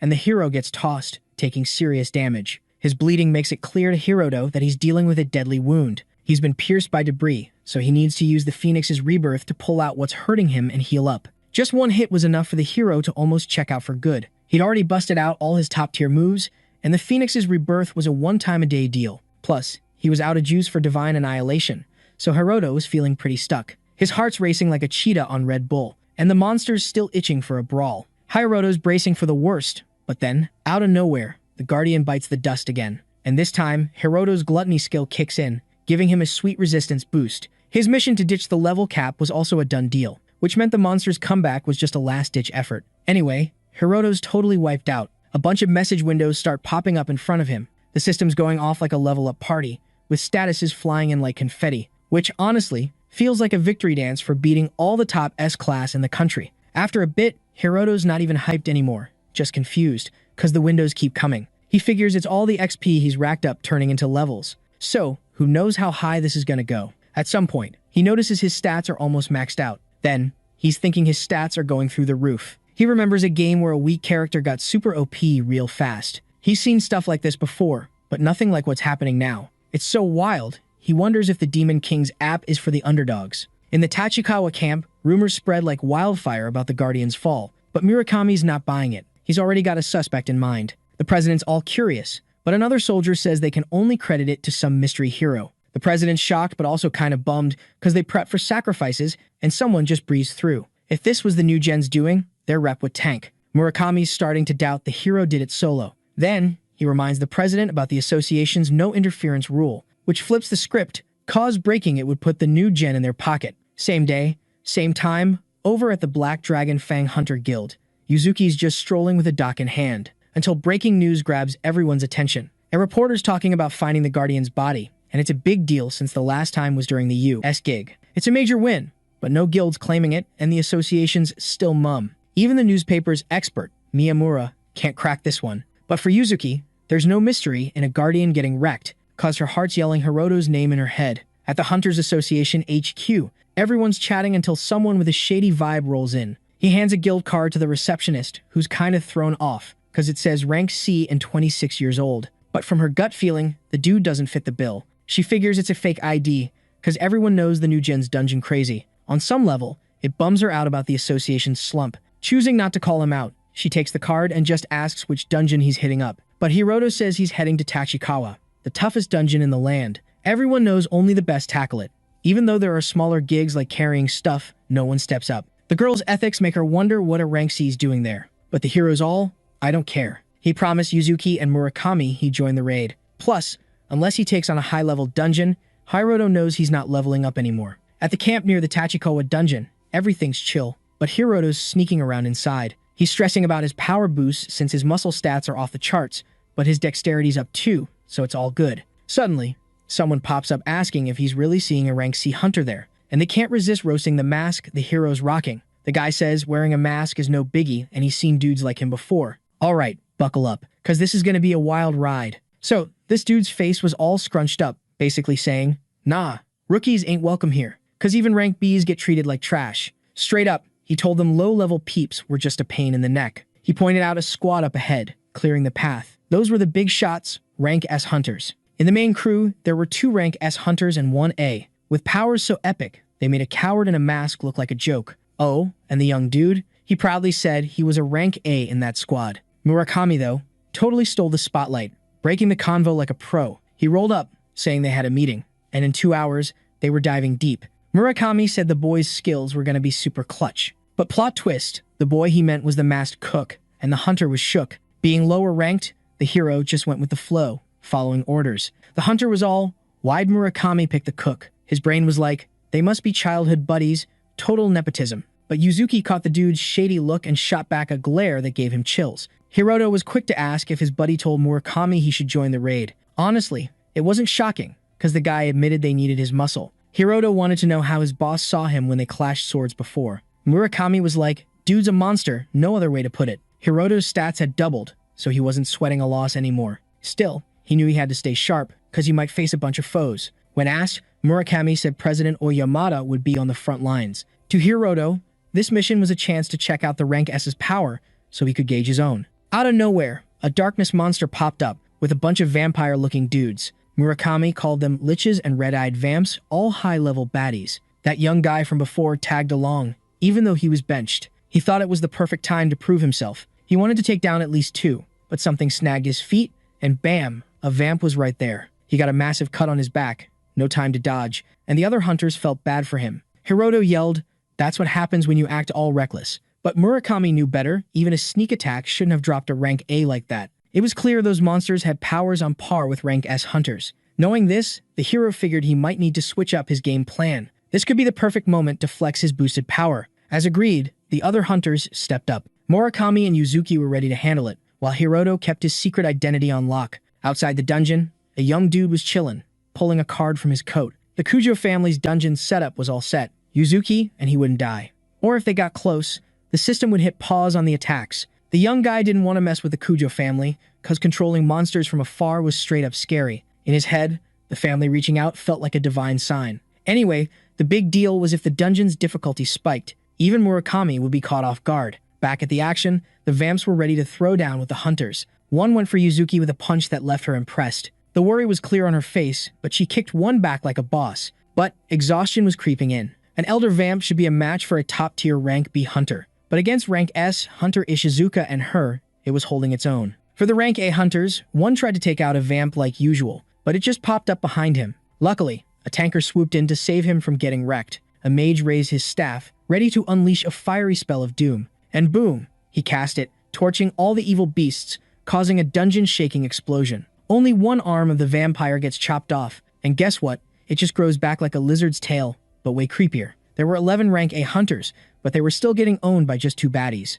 Yuzuki suddenly snaps out of her thoughts when those 2 team up to sneak attack the leader. But, turns out, that was the worst move ever. Murakami's nickname wasn't just for show. He slices them up like he's making a fruit salad. The hunters kinda saw it coming, but the vampires, totally blindsided. Even Yuzuki thought it would take more than one slice to finish the job. With Murakami in the mix, the battle flips, showing off why he's one of the country's top dogs. Getting back in the zone, he yells that they can't let more people bite the dust, so he tells all rank A hunters to vanish. Except for Yuzuki, they're all sent packing. Hiroto, meanwhile, wonders if Murakami's noticed the same thing he has, especially since, while checking out the monster's stats, his eyes scream that at least 20 more like the last 2 are on their way. The Lich seems to be the mastermind behind this monster parade. He's got a scythe and swings it around like he's in a horror movie, giving the hero major creeps. One of those swings sends a deadly light blast flying. Hiroto knows touching it would be game over. The blast heads for a huntress, but Hiroto dives in, saving her just in time. She thanks him, but there's no time for chit-chat. Later, after a quick escape, healers patch up the wounds. Hiroto sits alone, deep in thought. Murakami comes over to thank him for preventing another loss, but he mentions he didn't plan on leaving him in the thick of it. The hero catches the vibe and pops a real question to Murakami. During their fight, Murakami said he wasn't going all out against him, so Hiroto asks if he's now giving it his all. Sadly, Murakami admits he's right. Yuzuki, overhearing, asks her boss what the plan is. The monster's strength is way off the charts now, so Murakami calls for a retreat to report back to camp. They both agree, but they need Hiroto's input, who's suddenly MIA. By now, Hiroto's already sprinted far from the crew's hideout. He's convinced they can't handle these monsters, so he heads solo to the nest. Hiroto skips the small talk and charges at the lich. Sword in hand, he slashes through everything, proving solo's the way to go. Vampires try to trap him, but he slices them down like it's nothing. One tries the same trick that took down a rank, a hunter, hiding in the shadows, but gets split in two. With a clear shot at the scythe, the lich swings an aerial slash, but Hiroto's ready for it. Dodging easily, he points out that repeating moves won't cut it. Then he uses his spiderweb skill to trap everyone, since they don't know his powers like he does. Far from the chaos in the Tachikawa dungeon, a woman sips her tea, suddenly interrupted. A weird black crow lands in front of her, grabbing her attention. She mentions she's chilling in a cafe in Daikanyama, not the best spot for surveillance. But the crow says she knows they're always watching her. She's trying to tell her stalker to find a better hobby. To the crow, she's a major threat, so her wishes don't matter. Even with an incomplete app, she's got the potential to outdo the master. Plus, he checked the coast was clear before reaching out. Finally, she says there's no need to be so uptight, she won't fight back, and asks about Tachikawa. The crow replies that the place is ground zero for all the accident experiments, and if it flops, years of work go down the drain. In the girl's way of seeing the crow, whether it flops or not didn't matter, so she asked if she'd get in trouble for having rebellious thoughts. Anyway, even if things went south, as long as they had the new gen, Nagatacho would be chill. The whole point of these past experiments was to control the abyss whenever they wanted. But one thing should never slip your mind. It was all about controlling the dungeon or, in other words, the monsters chilling in it. A tech that gives a leg up over countries dealing with these disasters. And later, it'll be a tech so powerful it could rule the world. This would be a way to boost the Kuju family's clout. So, even though she was held for this, the girl told the crow she'd just keep it cool. Back on the battlefield, a bunch of monsters are taken down, and one of them, staring at the jailer of its buddies, starts shaking in its boots. Hiroto says it just had rotten luck, as he wanted to flex his own strength. For the next round, he wants to face the monster with just his basic stats. Then he tells the vampire to come at him, but his vibe is so intense it freezes it for a sec. Naturally, the monster snaps back to attack the boy. It tries to throw everything it's got to take down the hero in one hit. But when it zooms past him, it feels the damage meant for Hiroto and drops defeated. Hiroto beat his enemy without even using his sword skills, so it was pretty clear he was the top dog there. Still, being the strongest didn't stop him from getting a surprise visit. Both Murakami and Yuzuki showed up, and neither could believe Hiroto took out all those monsters solo. Hiroto says, yep, not trying to be all mysterious, so his pals say it's epic. No matter how you see it, Murakami doesn't think these enemies are beefed up like the others. Still, he thinks it's wild that Hiroto doesn't get swamped by so many. Plus, from the cuts on the bodies, most were sliced in one go. Murakami started to think the skill the boys showed before wasn't just luck. So, he says Hiroto's skill really went beyond rank A and hit rank S territory. But Yuzuki sees the whole scene differently. Murakami hinted the enemies were weaker, but maybe they were the same as before. Even so, even for someone like Murakami, taking down so many beefed up monsters would be impossible. Then Yuzuki gets the chills thinking about how strong Hiroto might be. This idea meant something beyond normal happened, and she couldn't blame the boss for tossing out the unbelievable. Still thinking that, Murakami says the boy's a prodigy and asks again if he wants to join his guild. Meanwhile, as said before, the hero says he's not interested, making the hunter laugh for getting turned down twice. Still, Murakami makes it clear that whether chasing after girls or recruiting talent, he's persistent, and somehow Hiroto knows this. Anyway, if he ever joined a guild, it'd be this one, so they shook hands on it. Later, that glasses-wearing young dude chats with a president about Murakami being alright. Plus, they both know the so-called rank C hunter in the raid was using a fake ID and a mask to hide his face. To make it worse, when tested quickly, his hunter skills were marked as rank F. Oyamada can barely believe Murakami would be so sloppy to give a prime spot to such a drag. To be fair, the young dude quickly says that even though the group was big, they didn't have many S-rank hunters. But it didn't matter the situation, it was still a bad call. The president, on the other hand, remembers the boy also added Yuzuki to his crew, but since her strength is rank S level, the young dude said it wasn't an issue. Anyway, Murakami's pick could only be seen as favoritism. When part of the Tachikawa attack squad, the hunter's voucher skyrockets and can go even higher if they're good looking. In this case, the leader's assistant jokes that Murakami might have a thing for boys, but Oyamada quickly shuts her down, saying such things shouldn't be said even as a joke. Anyway, the glasses-wearing young dude remembers Murakami picked a weakling for the front line. All three squads would dive into the dungeon depths to fight alongside his team. Alright, so this young dude's all like, yo, cutting our defense is basically playing dodgeball with a beehive, but Oyamada's just chillin', deep in thought. Even with the Kuju fam or the Gov breathing down his neck, the Prez knows Murakami's all about that meritocracy life. Oyamada's got no beef with his buddy, but he's super curious about the real deal behind this recruitment gig. Flashback to camp. Our heroes all. Why am I in the VIP attack squad? And everyone's like, wait, what? Turns out, there's already a deal in place, and for our hero to level up, he's got to tackle those hardcore dungeons. To boss up in the future, he needs to peep the S-rank hunter's skills. Knowing he's got the juice to show his true power would make things way easier. But Hiroto's plan? Keep it low-key, like a ninja at a library. He straight up asks Murakami to keep him on the DL, but Murakami's already spilled the beans.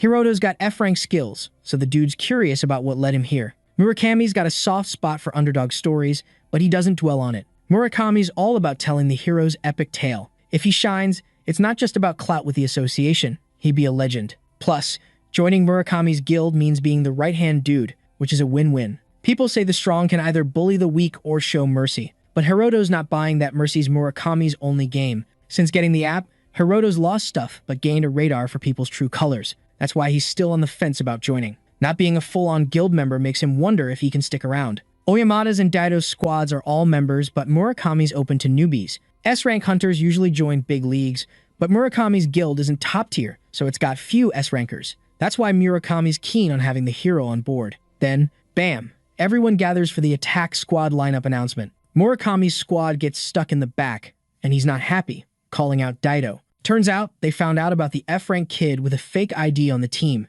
Daido's like, it's hard to trust with this sketchy sitch. They thought it through and decided they couldn't mess up. So, only Murakami's and Oyamada's squads made the cut. Hiroto's worried and asks Murakami if he should bail. But Murakami's like, nah, and wonders if Daido's having a laugh. Daido's cracking up, explaining the rumors about Murakami picking the kid for weird reasons. But Daido doesn't buy it, seeing the grossed out reactions. He jokes that ditching the kid would solve all the drama. Daido's still laughing, teasing Murakami about looking love-struck. Before bouncing, he tells our hero to give it his all. In his book, even a small fry should try hard not to drag others down. As Daido leaves, he's thinking he's either lucky or got a solid excuse. Thanks to this twist, he managed to keep Oyamada's squad away from Murakami's. Last time, few powered-up units showed, and Murakami would have crushed them. But now, Daido's got a plan to unleash chaos and take them out, pleasing the Kujo fam. After all that, the raid on the Tachikawa dungeon kicks off. Even though it's a tough zone, the country's top hunters are ready and organized. So far, no super monsters have shown up, and while some got hurt, the healers are on point. With barely any scratches, they found the boss room before even hitting the last floor. First up, Oyamada's crew rolled in, and right after, Daido swaggered in with his squad. Meanwhile, Murakami's team got the stay outside gig as backup. Their job? Stop any bad guys from crashing the party, even if they weren't sure it'd happen. Murakami's all, hey, hanging back is important too. Yay, no. The boss was dubbed the Lifeless King, but had a sidekick, Carmilla, the Queen of the Night. She was lurking on this floor, ready to stir up trouble if she showed up. Still, the hero's like, nah, she probs won't show, but feels guilty for being there, unlike the hunter. Even though Hiroto's skills are rank F, his pals totally underestimated him, which Murakami thinks is the real issue. Naturally, everyone's curious to see Hiroto do his thing. Finally, the heroes all think those squads can handle the boss. Murakami hints Hiroto's worried about Yuzuki. The hero spills their childhood buds, shocking everyone,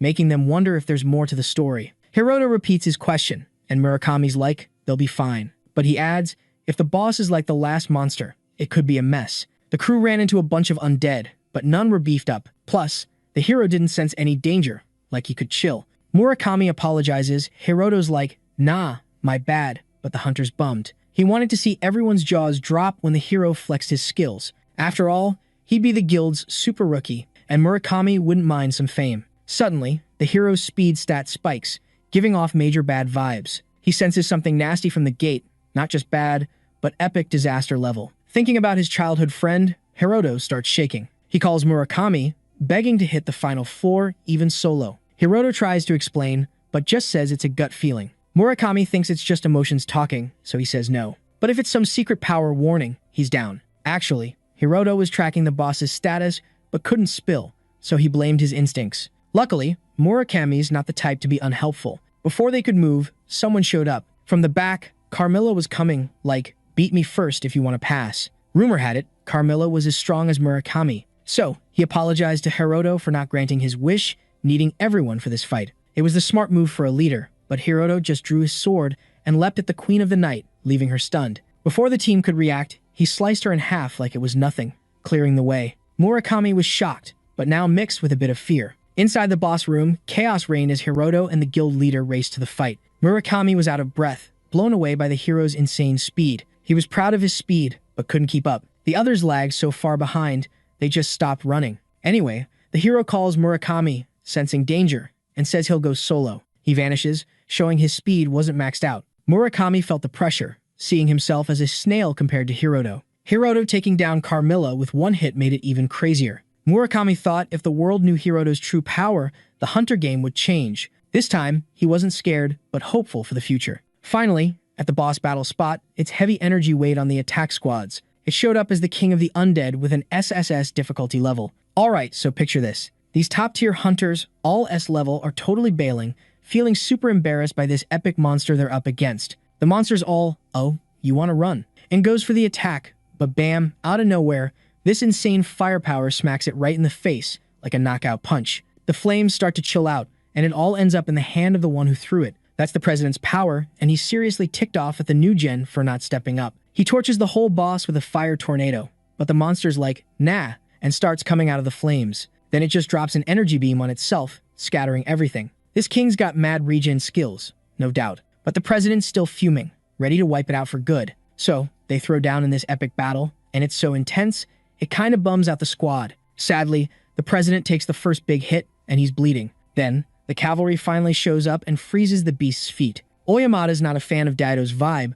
but their powers together are annoyingly awesome. Fire and ice, man, it's a killer combo against the king. The president knew if they shredded it and burned it to bits, it couldn't bounce back. Daido's all, yeah, our combo's annoying, and hints at ending Oyamada. Yuki Hamajo's thinking, even with their clashing skills and personalities, these vets are solid when they team up. But after they wreck the monster, Daido drops a weird bomb, saying it's time to say bye to the president, leaving everyone puzzled. Daido's like, I'm bummed, but yeah. The president's like, wait, you retiring? Daido's all, yup, kinda. Then, with a snap, he breaks free and says he's got to take out his old crew. Black smoke creeps across the floor, and he warns the real threat isn't the boss. Turns out, they cooked up something wild, and now there are 50 souped-up vampire baddies. These vamps rush Yuki, who's thinking they're the beefed-up ones Murakami talked about. But one sneaks up, and Tatsuya tries to warn him, but too late. Yuki's down but alive, and his pals are getting surrounded. Things go from bad to worse, and those vamps start closing in on Yuki,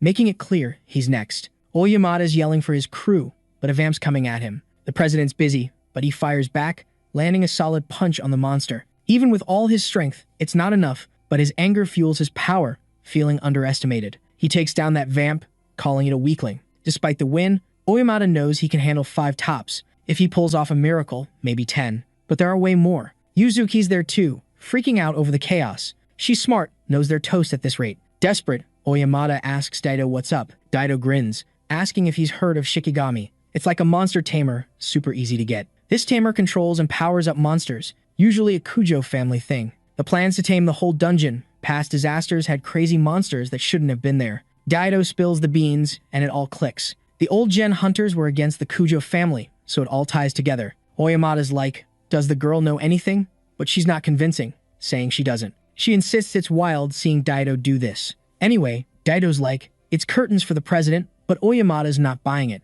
Alright, buckle up, cause this story's about to get wild. So, Daido's all pumped up, gathering his vampire squad, and orders everyone to be wiped out, except the prez and this girl. Daido's been holding a grudge against Oyamada forever, all cause of his snooty face. Things were looking pretty grim, but then, bam. Yuzuki gets a surprise from someone who totally confirms her bad vibes. Suddenly, there's a glimmer of hope, cause Hiroto finally shows up on the battlefield, ready to rumble. Prez spots Hiroto and is all like, yo, is Murakami here too? But Hiroto's like, nah, not yet, which leaves everyone scratching their heads. Oyamada's first thought, Carmilla's here, and the dude's bailed like a scaredy cat. Daido's all smug, saying even if Murakami shows up, it won't change a thing. He also tells the prez their chat's over and warns Yuzuki he's got plans for her after the chaos. Kujo fam's orders were clear. As long as he doesn't offer, he can do whatever. Yuzuki's brain's doing somersaults cause the Daido she knew was a good guy, fighting the baddies. But Daido spills the beans, saying he hired her cause his crew thought she was cute.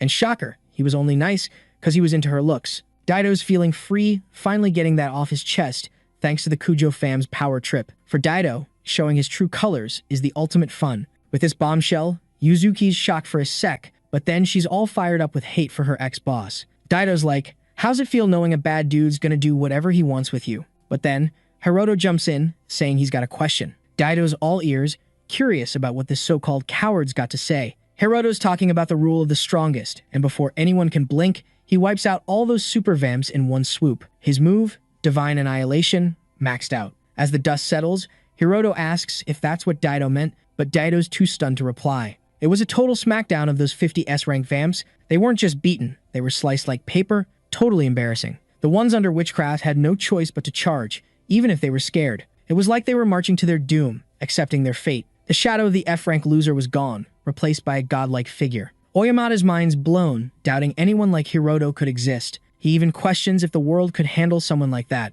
Daido's losing it, yelling for the hero to reveal himself. Hiroto calls out to Yuzuki, noticing she's a bit spaced out. When she snaps back, he recaps the sitch. All the S-rank allies are toast, except Oyamada, and she nods. Hiroto gets it.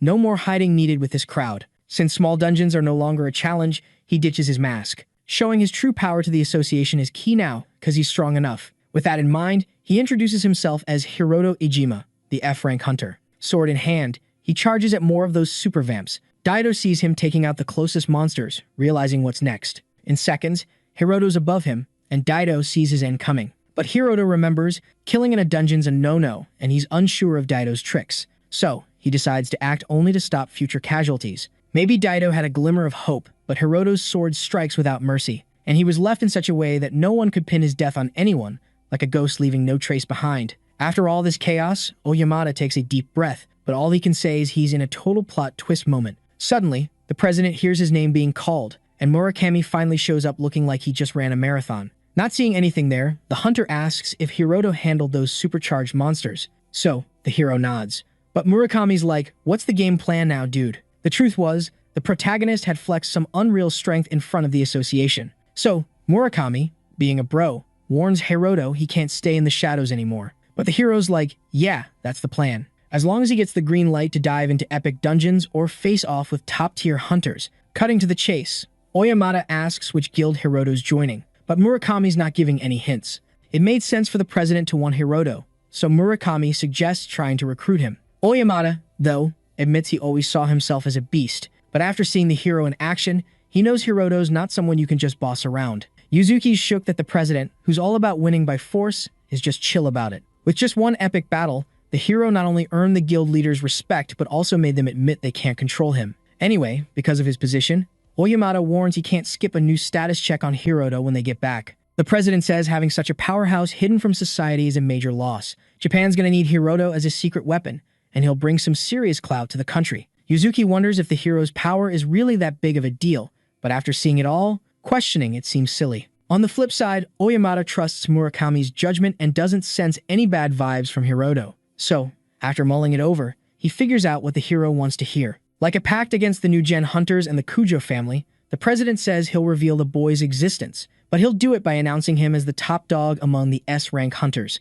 Everyone's got their own way of dealing with this recognition. Yuzuki's sure the last battle was epic, as she can't even gauge her friend's strength, but she's curious if Hiroto's leveled up enough to earn this title. The hero himself wonders if being called #1 is over the top, but Oyamada says his power can't be contained by Japan. Based on his experience, Oyamada's confident he's right in calling him the strongest. But at least, while the red tape's not sorted, the president uses his clout to recognize and applaud the hero. So, from this day on, after a simple handshake, Hiroto's the newest Japanese S-rank hunter, and soon finds himself in a fresh battle at the Nagatacho dungeon. In a dimly lit place, the Kyoto household name comes from cultists gathering for some kind of ritual. Things are going smoothly when a potential female sacrifice is placed at the center of a mysterious symbol. But surprise, it's Mirano there, and slowly the girl's eyes open. In a swanky hotel in the imperial capital, one of the rooms has a new tenant. Hiroto, who's just woken up there, is still trying to get used to it because the place feels way too fancy for his vibe. Anyway, after brushing his teeth, he suits up to visit the association, because today marks his first visit as an S-rank hunter.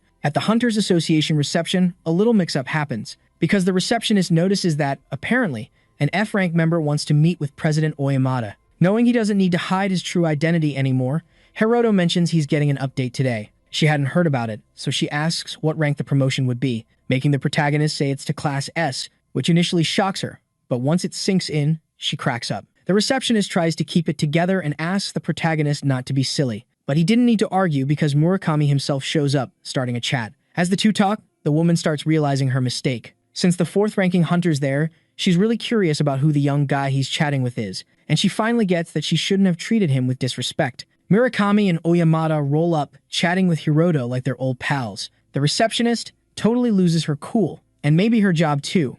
Yikes. They're all buddy-buddy with our main dude. Oyamada's like, why wait? And calls the receptionist, who nearly jumps out of her skin. When the prez asks for the VIP room, the girl's like, you got a meeting with the police big boss. Oyamada's all, oops, forgot to mention I'm skipping that. Turns out, he and the director already rescheduled to focus on Hiroto. To keep things chill, the receptionist offers to lead them to the VIP room, and off they go. Meanwhile, the girl's trying to figure out what Hiroto's deal is. In the VIP room, Oyamada's setting up Hiroto's new status check. The Tachikawa incident was wild, and it's linked to the Kujo fam. Murakami's like, let me break it down. He asks Hiroto if he remembers their first meetup during a dungeon drama with a mega monster. Murakami thought the recent chaos was sus, so he did some sleuthing. Turns out, new-gen hunters are always lurking in the background. It's all circumstantial, but with Daido's input, they suspect involvement. Basically, they can boost and control monsters. This power could shake up Japan and the world's military scene, but they can't just bust them without solid proof.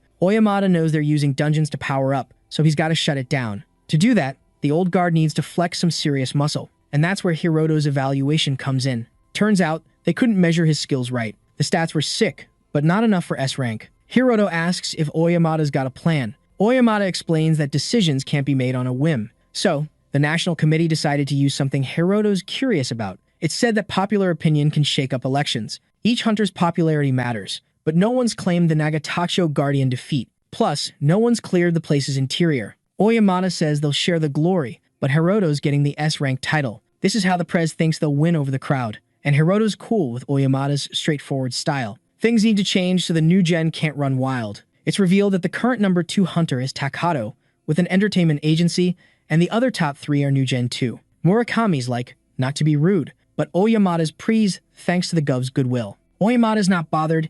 Hiroto should know this stuff. With so much hype for the new gen, Murakami knows the gov can't ignore the people. So, individual oversight got weaker, but their support system got stronger. Maybe it's a side effect, but dungeon crimes went up. If the old gen can win back the crowd, Murakami says the execs will back them. Then they can revamp the system, using dungeon crimes as a reason to keep tabs on the new gen. Murakami's unsure what they're planning with monster control, but it's bad news. Oyamada praises Murakami's talent-spotting skills and envies the guild Hiroto's joining. The prez tries to recruit Hiroto, but the kid's like, a promise is a promise. Murakami's impressed with Hiroto, never seen anyone stand up to the boss like that. Suddenly, a phone rings, and Murakami gets up to answer it. He says his name all chill, but then hears some wild news and tells the main dude to flip on the TV as soon as possible. Takato pops up on national TV in a show that Oyamada was pretty much forced to air under pressure. Plus, Murakami mentioned that an email from the American squad had just dropped in. But before they even got to that show, someone barged in with some breaking news.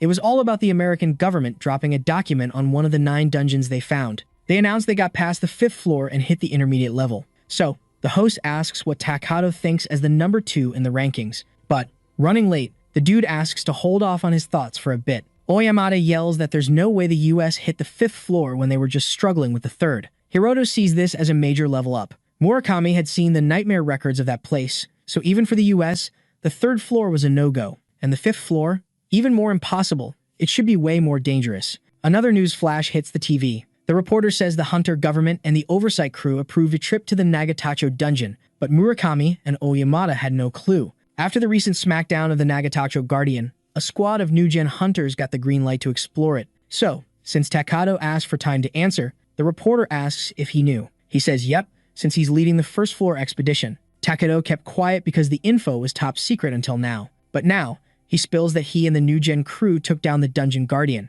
Obviously, this fake news causes a huge buzz and explains the exploration go-ahead. To justify acting solo, Takato says the old crew is rotten inside. Unlike them, who are supposedly chasing glory, the old crew gave up on the dungeon. Adding to this, the US had their dungeon wins, leaving Japan feeling embarrassed. But now the new gen says they'll hit Nagatacho to not just match but beat the US. To be the first in the world to conquer a discovered dungeon, Takato makes it clear that the only thing stopping them is the old crew. But when they conquer the 1st floor, they plan to boot the outdated elders from power in the association. And if the politicians still won't play ball, Takato tells the people to show them what's up at the polls. Oyamada, sadly, realizes they got played before they even made a move and is super mad. But even though it's annoying and shady, Murakami knew it was a smart plan. They used the exact move they were going to use. The president asks about their chances of clearing the first floor, and Murakami says they're high. Clearly, they wouldn't have a shot if the Nagatacho dungeon was shut down. But at the most intense moment, the main dude speaks up, saying he's got an idea.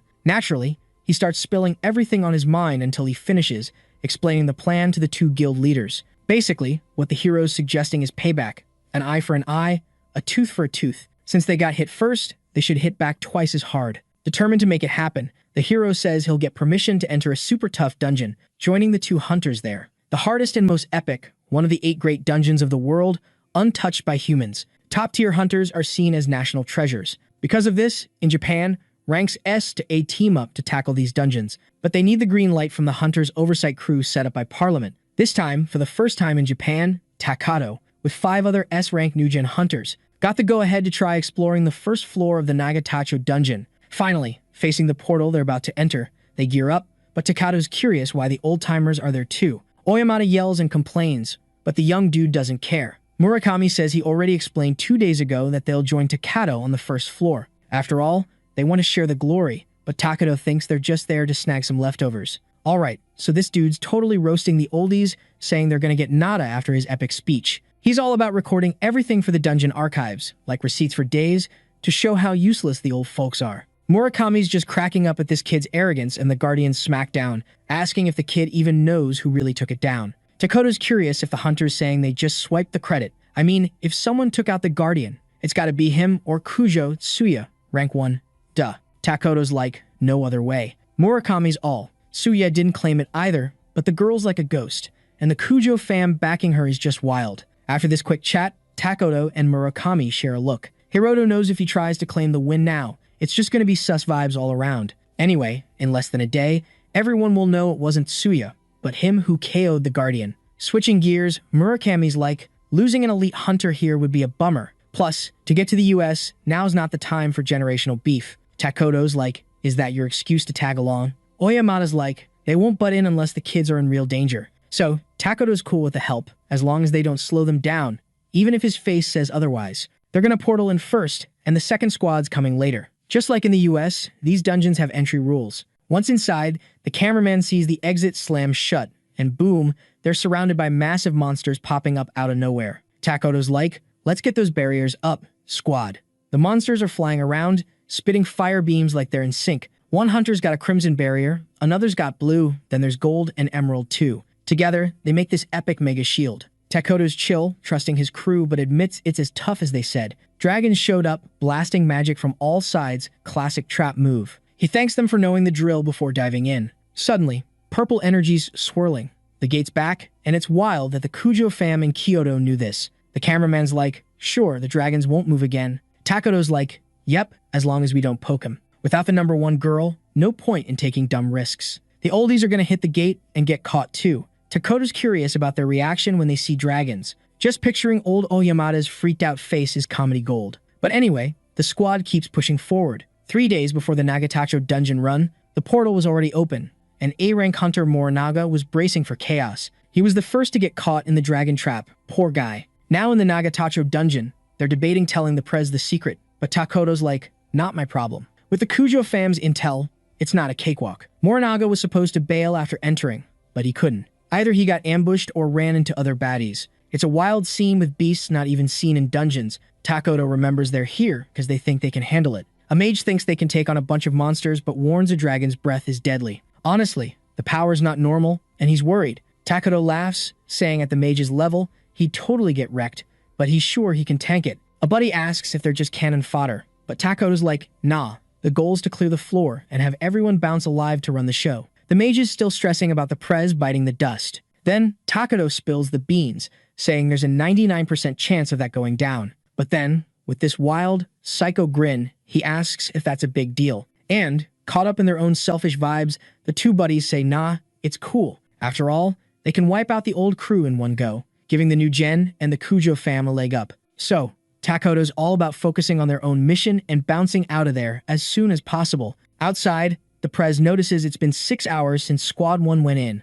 Oyamata chats with the hero about maybe not being able to roll with the new gen hunters. Honestly, he knows he and Murakami might just slow things down, so he checks if Hiroto's really down for this. But the hero's all in, saying he's prepped for everything. Curious, Murakami asks if the kid's leveled up more in the past week. So, he spills that he has, thanks to tackling some hardcore dungeons. And since it's the main dude talking, Oyamata's got no doubts. With the time up for Group 1, the 3 old-school reps gear up and dive through the portal, which slams shut behind them. Sadly, Murakami's the first to spot they're not alone in there. He gets ready to whip out his sword when he spots dragons, but that crazy vibe building up from their squad freaks him out. Oyamata knows a direct hit would be like signing a death warrant, but Hiroto's face doesn't even twitch. He just kicks in all the resistance skills he knows. And when they're stacked, they unite for the ultimate defense move. A barrier forms around the hunters, called the Blessing of the Four Elements Kings. As expected, those dragons unleash a fire blast at the trio, but the hero's defense is rock solid. Oyamata's mind is blown by what he's seeing, and Murakami's too, because it wasn't just a dragon's breath, but a mashup of all 4 elements. Hiroto, though, also blocked it with a 4-element barrier, proving he's a total beast. The hero tells his pals to stay put, because if he takes another hit, he's toast. But luckily for them, when the attack stops, no new one comes. Murakami's on edge for another attack, but Oyamata figures it's more like a dungeon trap. The smart move would be to not tick them off and keep moving, but instead, the hero points to a safe spot for his crew. Deep down, Murakami knew this was coming. With 4 high-level monsters nearby, Hiroto wouldn't pass up the chance to level up. Obviously, the 2 guild leaders yell out the hero's name. From the dragon's face, you could tell it was shook, so it geared up for another attack that was enough to give the hunters the chills. The hero, though, with his sword ready, charges it with energy and, in a flash, slices not just one, but all 4 at once. Compared to before, the power gap between the hero and his foes is even bigger. So, even without a game plan, the 2 know they can count on Hiroto. And without wasting time, they dive deeper into the floor. A bit further away, an ice-type monster starts getting summoned by the dungeon. One of the new-gen hunters spots the bad news while defending himself. But staying chill, Takoto tells his crew to duck. And from his sword's tip, he calls up the swordsman's ultimate fire magic, creating a flame wall that splits the monster like a bug. Suddenly, another baddie pops up from behind, this time a fire ghost. But Takoto's got it covered, using a spirit skill to summon an ice shield and ice up his sword. So, he takes down the fire monster with the opposite element, no sweat. To wrap it up and flex for the camera. While the cameraman's shivering, Takoto explains that on this floor, there are elemental monsters, so using opposite elements makes it a breeze. The other hunter mentions his barrier worked, but he almost turned into a popsicle. But for Takoto, as long as his buddy's still kicking, it's all good. Finally, despite his crew's condition, the young dude says the enemies are just a bit tougher than expected. Even with the elemental hacks, it was tough for the others. But they still had someone like Takoto, who carried them, living up to being number 2. So, word on the street was that this young dude totally outdid both the 3rd Oyamata and the 4th Murakami. Anyway, once they got through the hallway up ahead, floor 1 would be done, and they could finally drop that epic video they recorded. Takoto was all. If he knew how tough it'd be for his crew, he would have brought the oldies along too. The mage got curious, and Takoto spilled the beans that the oldies still had some tricks up their sleeves. He kinda regretted not using them as frontline pawns, at least. But, for the dude, it's too late now, since they're probably toast anyway. Then, out of nowhere, Takoto's deep thoughts got interrupted by a wild sight. Both guild leaders and the kid they brought were right there, like, surprise. For a sec, Takoto couldn't even believe it, and maybe because of the hype, he yelled, asking what they were doing there. The hero just reminded him it was past noon and, duh, said the young squad was running late. Number 2, feeling all exposed, asked how they didn't get wrecked at the entrance and how they got there first. Then, like it was the most obvious thing ever, the hero said they didn't die, because they cleared the floor. In the chat, it came out that the oldies squad planned to hit the next floor. The news hit like a ton of bricks, causing a moment of silence. But then, one of the new gen guys broke it, laughing like crazy. He admitted, still cracking up, that he was dying to hear the answer. Everyone started laughing, because they only got this far thanks to Takoto, and the second floor would be a beast. Except for number 2, everyone was roasting those 3. But Takoto wasn't, because deep down he knew his crew were the real clowns. What really caught his eye was the super confident look on the president and Murakami. From what he knew, the hunter thought something was definitely up. So, he threw out another question, based on his doubts about their confidence. Murakami answered no sweat, saying they just did some prep work. And to clear things up, he said it was actually Hiroto who did the prep. Takoto still had no clue what kind of prep they were talking about, but he zeroed in on the fact they brought an unknown hunter. There was this incident where, from the whole hunter training school, one survivor was Yuzuki Kujo, But, as he remembered, Hiroto Ejima too, yet Yuzuki was barely in class S. So, mixing what he knew with the trio's weird confidence, he still didn't get it. Takoto thought, but quickly ditched the idea that the Kujo family helped them. So, the young dude argued that S-rank hunters need Parliament's okay to tackle dangerous dungeons. The point was, if they kept going without accountability, they'd be breaking the rules. Even though they made the first move in a shady way, which the new gen rep agreed with. Meanwhile, Oimata asked if Takoto remembered who he was talking to, since the association's prez could act more freely. Plus, as a last mercy move, he let everyone there explore the second floor. Somehow, Takoto found an explanation in the phrase, act of mercy. He got that the oldies were going all out, not because they were confident, but because they needed to risk it to keep their influence. In this case, their determined look was like a samurai before doing seppuku. Out of nowhere, Group 2 whipped out a camera like magic. Murakami explained it wasn't just any camera, but one for live broadcasts to the station, which they'd already notified. Takoto called them out, saying they were recording too, but he had no signal there. But Murakami just told a kid to check his phone, which he did, and was shocked to see Wi-Fi. Murakami joked that a wind or electric dragon might be messing with it, but Takoto wasn't buying it. Despite this, the old gen hunter remembered that, as the US Association says, dungeons are unpredictable. To Takoto, it was nuts that people who should be toast were planning a live broadcast.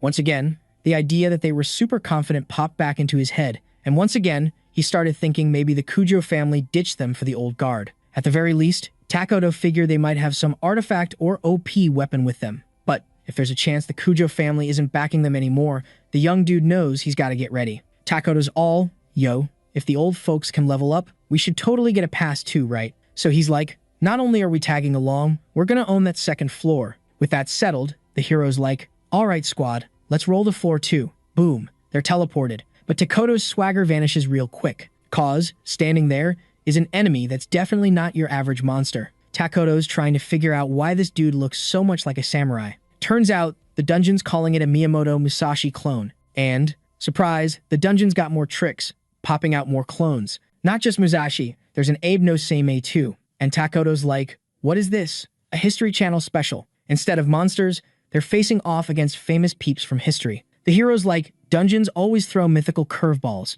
But Takoto's all, dude, myths are one thing, but real historical figures. The hero's like, dungeons are just weird like that. And with his sword ready, he tells his buddy to chill while he flexes his skills. The camera's set, and the crew's ready to stream this epic showdown. But Takoto's like, Murakami, you sure about going live right now? Murakami's like, why not? We're here to clear this place and show off. So, no more chit-chat. Takoto's like, us newbies got this. Takoto steps up, unleashing his swordsman magic, energy crackling from his arm. But the enemy, looking all zen, uses some crazy Vajrapani move, sending Takoto flying. After crash landing, Takoto's coughing up blood, feeling like his ribs are toast. He yells for the healer, but another baddie's already on the attack with some nature magic. Takoto's feeling the heat from this insane mana level. Meanwhile, a girl at home calls her mom to watch Takoto's live stream. The mom's a big fan, thinking Takoto's both dreamy and unbeatable. But what she sees on TV is a whole different story. Takoto's getting wrecked, unable to get close to the magic users.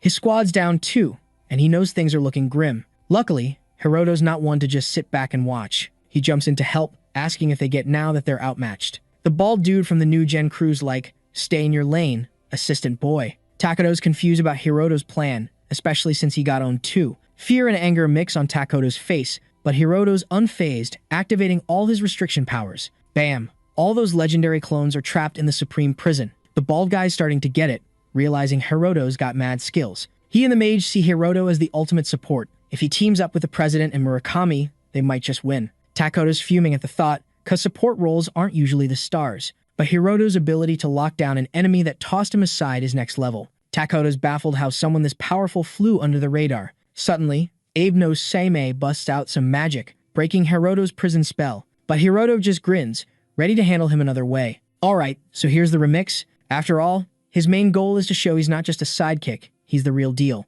But before he can throw down, the president jumps in, wanting to take the lead. Even though they're up against the hero, both he and Murakami are still ready to rumble. Oimata jokes he wouldn't be so chill if he wasn't sure he'd win. Plus, this epic showdown is being watched by all of Japan, in real life. All this hype makes it clear they can't just ride on Hiroto's coattails forever. Getting the vibe, the hero steps up, ready to handle the squad. Murakami charges first against the clone of Abe no Seimei. He swings his sword, landing a critical hit that forces the enemy to back off or get wrecked. Abe no Seimei switches it up, using nature's beauty to attack from a distance. But the president jumps in, throwing up a massive firewall to block the advance. With nothing in his way, Murakami smashes the opponent with Godspeed Judgment. Takoto, still hurting, is even more shook, seeing the same monster that wrecked him get owned by the elders. Just by his face, the old-school hunters can tell Takoto's curious. Murakami jokes it must be a shocker, but it's simple. When it comes to magic monsters, unless there's a huge level gap, you can't win up close.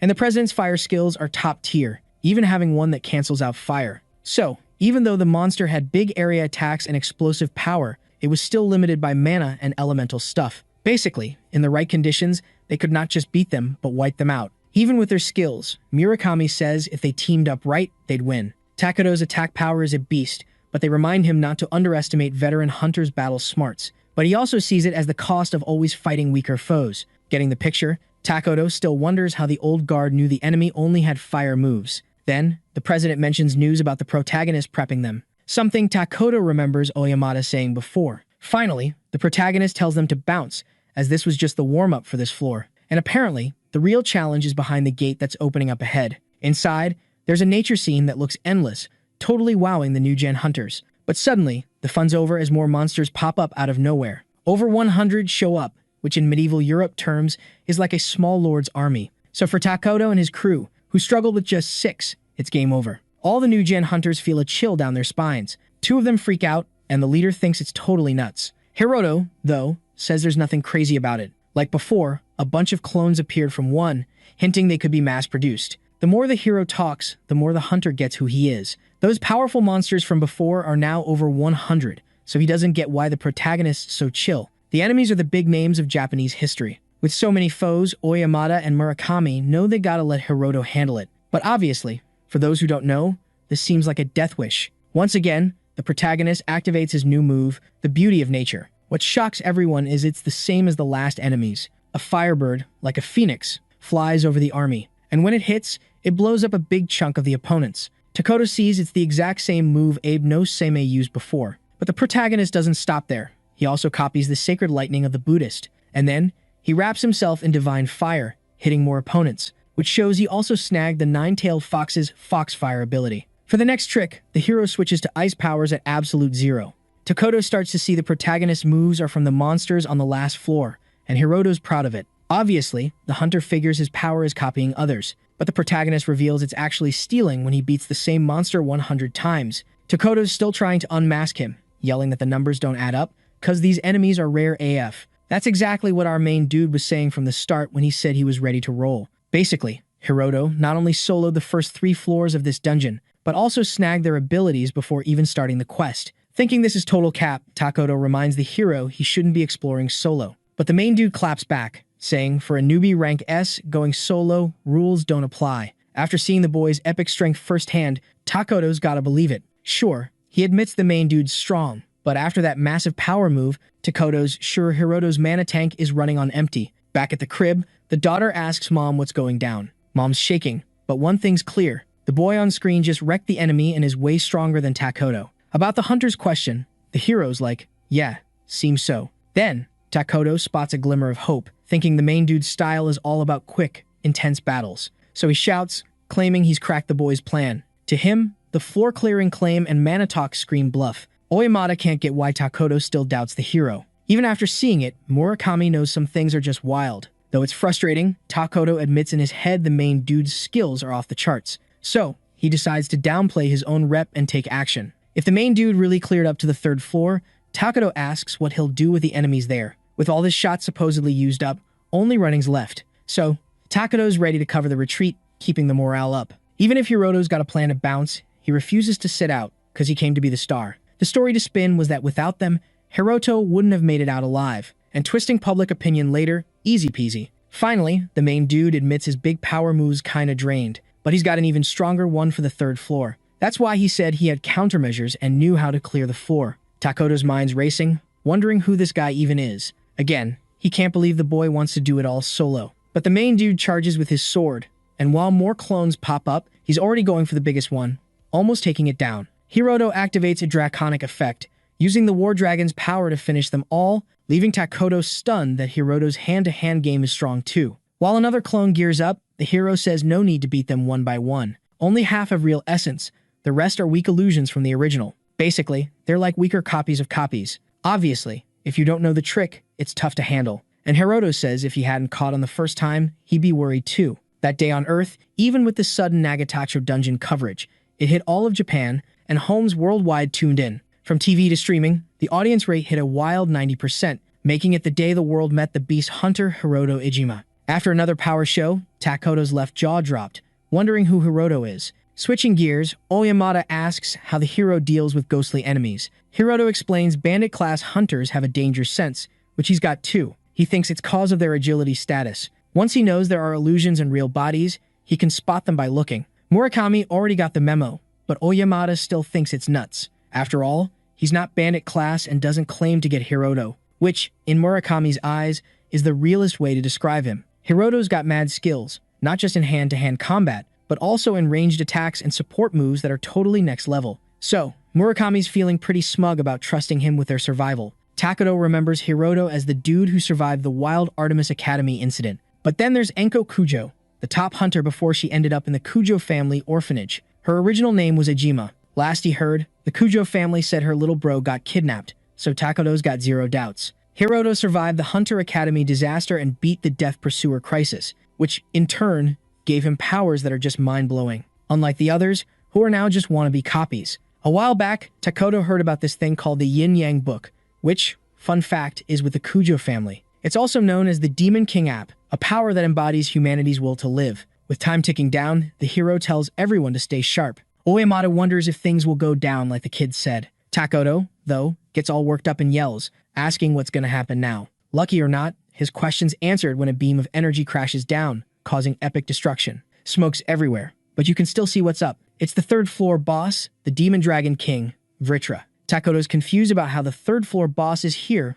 when they're on the second. Even Oyamada is trying to keep it together, but it's clear Hiroto was right all along. Basically, once all the second-floor baddies are toast, the third-floor boss crashes the party. Hiroto admits he was shook the first time. Even with all the systems prep, he had to use a not-so-cool method to win. Plus, being a Demon King species sheds light on the Demon King app name. As a third-floor boss, Oyamada knows the dragon's no joke. And Murakami too, since even the USA hasn't beaten a third floor in years. The monsters they've faced so far are at least on par with America's old-school ones. In other words, things are about to get insanely tough. Hiroto charges at the enemy like a rocket. Remembering his first run-in with Vritra, he would have been toast if he kept going. Now, the dragon's neck puffs up and it blasts a massive fireball at the hero, who dodges like a pro. With a quick move, he activates all his resistance skills, ending with the blessing of the 4 Great Spirit Kings. With this ultimate move, he creates a shield that tanks the fire. Then, without missing a beat, he charges through the flames and, determined to win,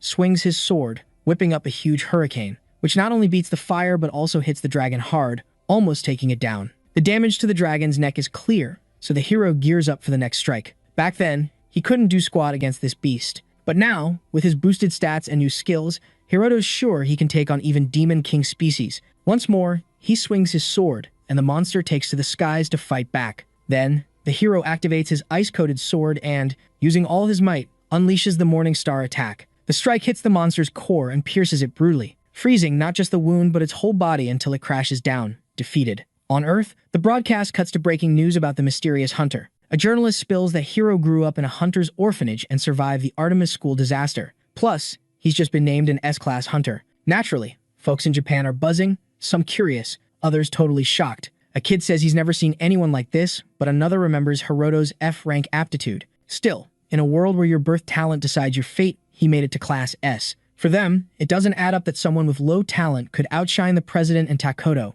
But one starts to think Hiroto's even more epic because of his recent wins, since it was hard work that got him to the top. With barely any backstory, Hiroto was picked for the Nagatacho exploration, and from the footage, his power's obvious. The journalist also asks commentator Miyamura for his take on this. Alright, buckle up, cause here's the remix. So this dude's all, even with all my skills. I'm totally blanking on what to say. But hey, he can at least shout out that they just saw a real-deal hero being born. Meanwhile, somewhere in the city, Yuzuki's strolling past this massive screen, and everyone's glued to it. She's feeling kinda bummed, thinking she can't even keep up with them. Cause now, Yuzuki's realizing Hiroto's way out of her league. Over in the Japanese Prime Minister's office, Eiichiro Tokunaga is grinning about the Hunters Association's secret weapon. With this move, Japan's gonna be neck and neck with America in the dungeon domination game. All those dungeon goodies and tech are like gold for leveling up. So, for a country that used to be a big shot, they could totally reclaim the top spot. The new gens got the Kujo fam backing them, and the old guards got Hiroto.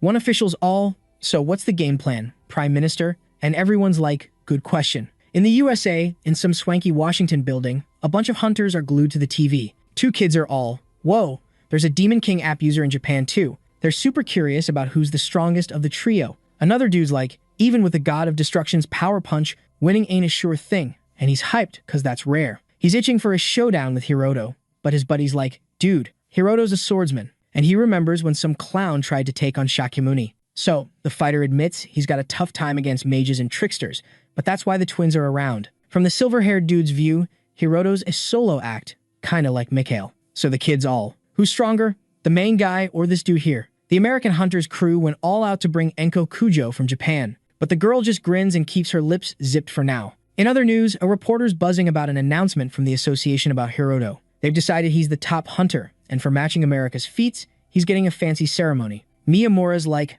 I've been here forever, but nothing compares to this guy. From tonight, Japan's gonna be leading the dungeon charge thanks to the hero. Word is, the Prime Minister himself's gonna hand over the award. And of course, big companies are lining up to sponsor Hiroto with a deal way bigger than Takoto's. The numbers are sky high, and it's looking like sponsors might ditch Takoto, who's currently the big deal. Hearing he might get benched in ads makes the hunters super salty. But then, two ladies spot him on the street, even with his mask on, giving his ego a little boost. Takoto's thinking of giving them autographs as a thank you for their good taste. And since he's chilling, he figures he should tell them not to make a scene. But just as he's ready, the two breeze past him, heading for someone behind him. Turns out, they weren't even interested in him. They were all about Hiroto, who was also there. Not just them, but a whole crowd swarming around the guy. Hiroto knew he was getting popular, but not to the point where he can't even walk down the street. So, he flips on his optical camo, and everyone's jaws drop as he vanishes. But more than that, they're blown away by his epic skill. Even after he bails, the crowd's still fangirling,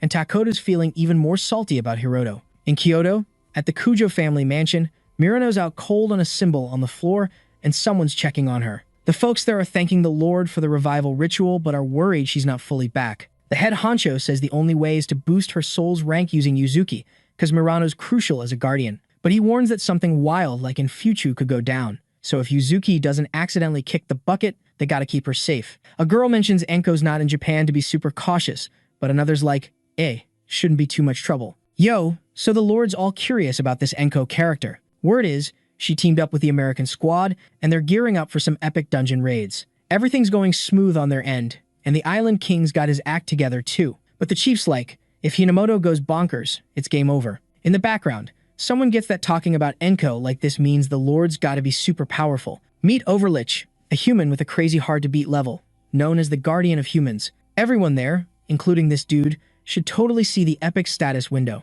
This guy's just a tiny pawn, so he's clueless about the big picture. But being human makes him stand out. Plus, he's got a tough level and the name Overlich. With his beastly look, the Guardian of Humanity title just adds to the confusion. Far from the human world, two moons chill in the sky. Down a dark path, there's this massive castle just hanging out. Inside, Hinamoto's like, isn't it unfair that chaos is only speeding up here? But the real kicker is who she's chatting with, the Demon King himself. The Demon King's keeping quiet, cause now Hinamoto's the boss in this world. But hearing this from the OG King, who's a multiverse god, sounds super sarcastic to her. Anyway, she says this world's already a total mess. On the flip side, they're beefing up with Divine King power artifacts. Hinamoto's like, isn't this kinda harassment? The real king says there's no magic on the other side, so they need this stuff. At least, that's what the game admins decided. Hinamoto's like, true, they're up against primitive folks with zero magic skills. So, the king's like, no complaints then. Still, from her view, after beating the king and jumping into this world, the showdown's wrapping up. The king says if she wants to whine, talk to someone else. Then, she's cool with it, saying she doesn't care if they win. Trusting her buddy, the critical land's coming up, and the gate's about to open in the OG dungeon. Then, they can attack from there and shove all this chaos back to the other side. But the king warns it won't be a walk in the park, though he's got a gift for her. Obviously, she's hyped. Even though she's hit divinity, she can't do it all solo. But Hiroto might avenge her and get back at the traitors. Right now, he's just a spirit, unable to do anything. Finally, she asks if pretending to be a god is fun. Even if it is, the king's like, he's just one of many. though he admits power lovers might dig it. Back on Earth, Takoto's cruising through the city in disguise. He's the most handsome, top hunter, and knows how to act in public. Both a hunter and a celeb, he's even got ties with the Kujo fam. If he sticks with the association, he could aim for the presidency and prime minister gig. Finally, in an elevator, he hits all the buttons, because the building's got a garage floor listed. But rumors say there's a secret second garage floor way underground. When he gets there, it's like a party, nightclub vibes. When Takoto hits a table, his name's called Cause. When a famous dude shows up, it's serious. He says he doesn't want to meet old pals who turn to crime. His buddy asks what he's doing there, and Takoto's like, it's personal revenge. He'll pay any price, because they're the only ones plotting to take down top hunters, like hiding poison in their food or setting hotel fires. Alright, buckle up, because this is going to be a wild ride. So here's the deal. No matter who you are, if the air's oxygen level gets messed up, you're toast. Doesn't matter if Hiroto's a beast, there's always a way to take him down. Fast forward to the Hunter's HQ. Oyamada's buzzing about Hiroto's big debut tomorrow. But, plot twist, Hiroto's kinda zoned out. He snaps back, apologizes, and bounces, knowing he just needs to be back by 9. The Prez thinks Hiroto's spacing out is weird, but Murakami's like, chill, it's normal with all this pressure. Since the last drama, the new hunters are MIA, the oldies are back, and Hiroto's phone's blowing up. He's stressing because the American crew's already hit the 5th floor. Even for Japan's soon-to-be top dog, Vritra's no joke. Hiroto knows the 4th floor's a beast, and the US crushing it makes him doubt his own strength. Enko lost his spot because of the old V's, new beef, not because he was weak. Hiroto's feeling like there's this epic mountain he can't conquer. Out of nowhere, someone shows up, snapping him out of his thoughts. This person hands him a note, all smiles, saying it's an honor to meet Hiroto. The shocker, the note's from the US Hunters Association's VP. And get this, he's got ties to the Pentagon too. Hiroto's like, what's a big shot like you want with me? The VP's all, dude, you gotta see how important you are globally. Plus, he needs to get how epic his skills are. Cutting to the chase, the VP's there to recruit him for the American Hunters. And the bonus, surviving a 3rd floor and being a top-tier hunter. The Americans ready to drop cash like it's hot, offering 2 trillion yen or $13 billion. Hiroto cracks up, saying Americans sure love their jokes. But the VP's dead serious, saying it's how much they value him. The blonde dude asks Hiroto to chill for 5 minutes, promising to prove he's legit. Hiroto's curious, so he waits, making the VP super grateful. The blonde spills that the 20 trillion bonus is just 5% of their future shares. Big internet companies are worth over 100 trillion, with founders owning at least $1 trillion each. Why? Because they're flipping the world upside down. Their systems and ads have crowned them internet kings, and they're ready to be the next world changers. He's talking about the primordial dungeon, where his team scored materials worth a fortune. After owning the 4th floor, MIT's team analyzed the loot. They found a cancer-busting med, a nuke-proof metal, and even a homunculus, a smart life form. But the real kicker, a miracle cure that could make you immortal. These materials are game changers, pushing humanity to a new level. And there's more groundbreaking stuff to discover. But there are so few hunters who can explore these places, you could count them on one hand. So, after all this, the VP asks if Hiroto gets that their offer's no joke. Miss Enko, the former #1, jumped on board right away. Since she didn't show up in Nagatacho, Hiroto figured out where she went, but he's clueless if she ditched the Kujo family. In the end, Hiroto mulls over the offer but leaves his answer hanging. He's already promised to Murakami's guild, and that's a done deal. The vice president's all like, no other place can pay you this much, and if it's about the contract, we can talk. But the hero's like, nah, that's not it. Murakami and Oyamada treat me like a king, and that's enough to keep me loyal. Plus, he's not even into the cash, because he's already rolling in it. These reasons are why the hero's taking his sweet time to answer. The vice president's heard about how Japanese folks are all about keeping their word. He's like, in a place where logic rules, this is hard to get. But instead of getting mad, the vice president's actually impressed by the kid. Hiroto's attitude just makes him more popular and in demand. Switching gears, the hero's choice makes Japan and the US rivals. Everywhere else, no one could beat their guardian, so the big dungeon rights are up for grabs between the two. The vice president's like, not taking Hiroto is my biggest oops. And the hero starts thinking back to when he was treated like garbage. Even now, being #1, he's still figuring out what it all means. Just a note, the vice president's from the UK and wants a fair fight, which Hiroto's cool with. So, even though he says no, the hero's grateful for the recognition. Meanwhile, contact with a bigger force is confirmed, and Hiroto's Demon King app is almost at its final level. A final mission pops up, with tasks like finishing Nagatacho and beating the living god Overlick. Later, in his hotel, the hero's thinking about the American hunters. He turned down Charles's offer because of his promise to Murakami and respect for Oyamada. But as the ex-number 1 with ties to the Kujo family, Enko's still a big deal, and cutting ties isn't easy without a reason. Hiroto doesn't think Charles meant any harm, but Oyamada should still check it out. Suddenly, a message pops up for the hero, and surprise, it's all about a main mission scenario unlocking. The last condition is hearing the truth about the Demon King app. If he nails this mission, he might finally reach Moreno. Later, in an old building, Hiroto's first public appearance is the talk. As part of the association, someone tells Takoto he'll be at the stadium tomorrow. But then, Megumi's message grabs attention. For some reason, his girlfriend dumps him via text for the 10th time. Takoto's torn between being mad at her nerve or the rejection, so he vents by smashing a glass. Someone walks in and sees the mess, and Takoto explains he's been dumped for the 10th time. The guy's like, dude, you could have 30 or 40 girls if you wanted. But it bugs Takoto to be treated like that, cause without being the top dog, he's not a celeb. Companies are dropping him from their ads, and he thinks Hiroto's the reason for his fall in the biz. Switching topics, the buddy asks what Takoto will do after taking down the hero, since he won't bounce back right away. Takoto's like, I'm defecting to the Southern Kingdom, which shocks everyone. He remembers making bank as a hunter, so he's got savings. But cash alone can't make the ladies scream for him again, even though he's always been the star. Besides being born good-looking, he became a hunter with S-rank skills, which made him think he had a God-given mission to be #1. So, Takoto wants to go beyond being a hunter and be a legend. Using showbiz as a launch pad, he aims for prime minister or to start a global company. Eventually, Takoto plans to become the defense minister of the country he defects to, all for the fame. But first, his main goal is to end Hiroto's reign. While the hero sleeps, it's explained that monster hunters have a shield that protects them, which only their own core can pierce. Alright, so here's the revamped version, keeping the same line breaks and all. So, ever wonder why hunters don't just start epic revolutions or take over the world? Well, one reason is they're living the dream. So why mess with a good thing? But, plot twist, when they snooze, their super shields go on a coffee break. Even a regular Joe could take down a mega hunter then. So, if the crowd's after them, even the toughest get a bit jumpy during nap time. And right now, Hiroto's got a C-rank hunter on his tail, way tougher than your average Joe. The assassin chucks his blades at our hero, and they all hit above the sheet. Seeing the red stains, the hunter's doing a mental victory dance. He strolls over to grab some proof, feeling all smug. But surprise, surprise, there's a log behind the sheet, not Hiroto. In the background, Hiroto's all, hey, I know that stealth suit, not for C-rankers. If he was gonna get whacked, he jokes the enemy should have done their homework. Since going solo, he's always ready for sneak attacks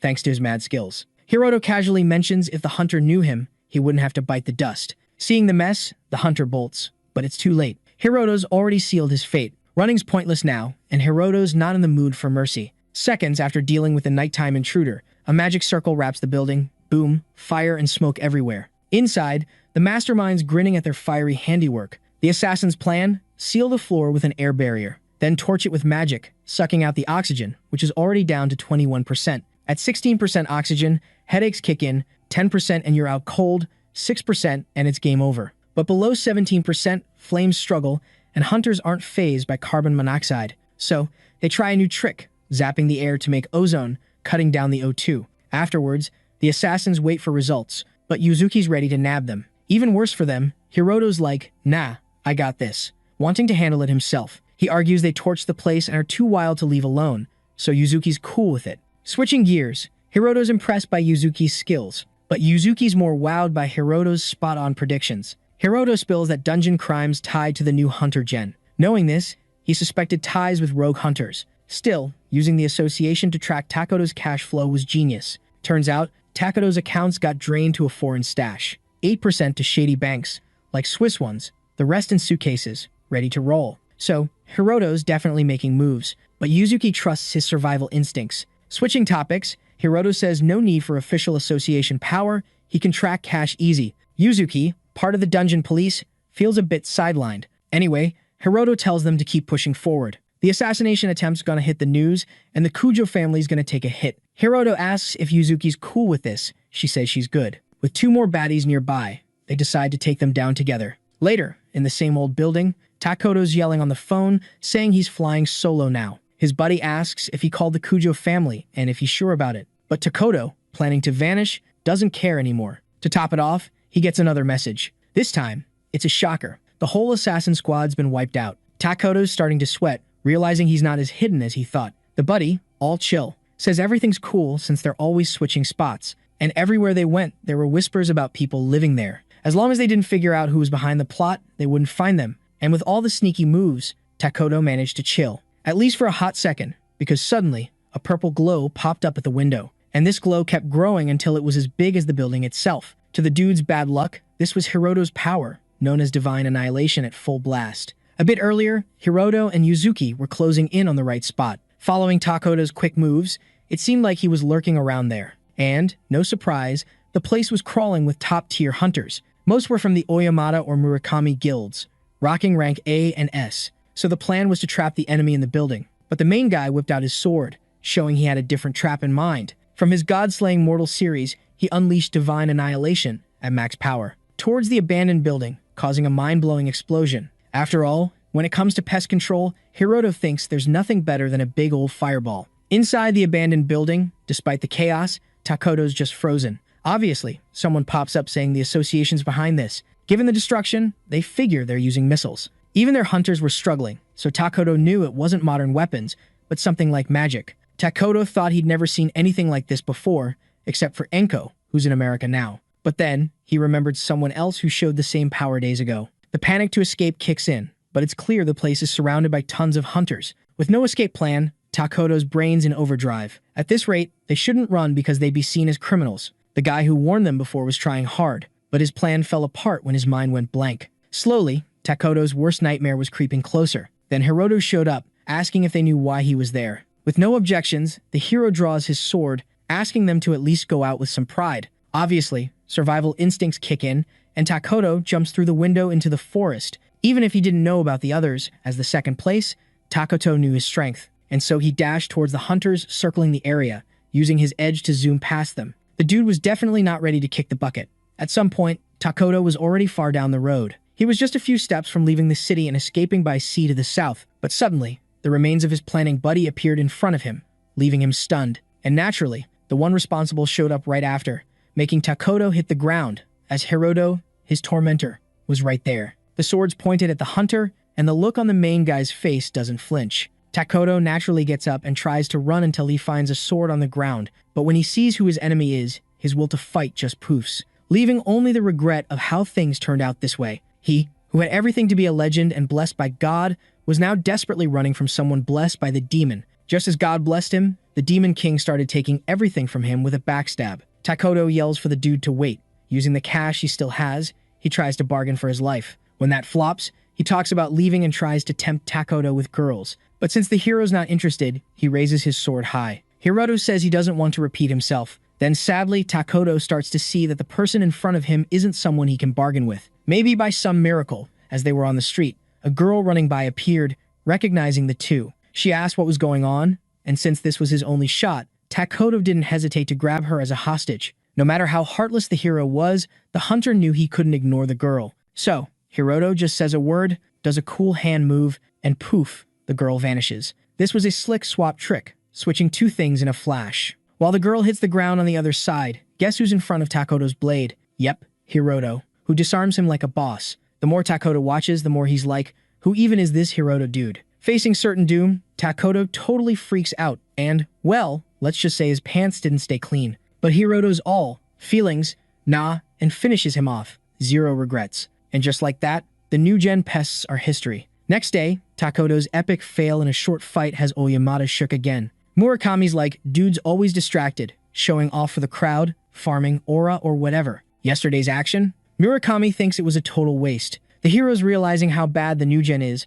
but Yuzuki's like, nah, it's way worse. Usually, they wouldn't gather so many hunters because of the commission rates. But this time, almost every hunter's in, even for free, because it's their dream gig. Yuzuki spills the tea on what being the strongest hunter means. Having mad skills and being called extraordinary, now every hunter's got eyes on him. Hiroto's already the big deal among hunters in the country. Plus, the president and Murakami are tight with him. Oh, and the president's like, so, unlike last night, are you in, hero? But as numero uno, Hiroto's gotta make a press announcement. He's not cool with letting the public in, but tickets are already gone. Hiroto's so popular, everyone's buzzing about him, as Murakami shows on his phone. Anyway, the hero's like, I'll be there tonight, gotta handle some hotel stuff first. When he arrives, first thing he does is chill on the couch and check his phone. Hiroto admits he's not into killing for kicks. Honestly, He wasn't sure how he'd nail the final mission of taking down 3 S-rank hunters. But now that's done, next stop, the final floor in Nagatacho. Next morning, at the stadium for the announcement, it's packed with people.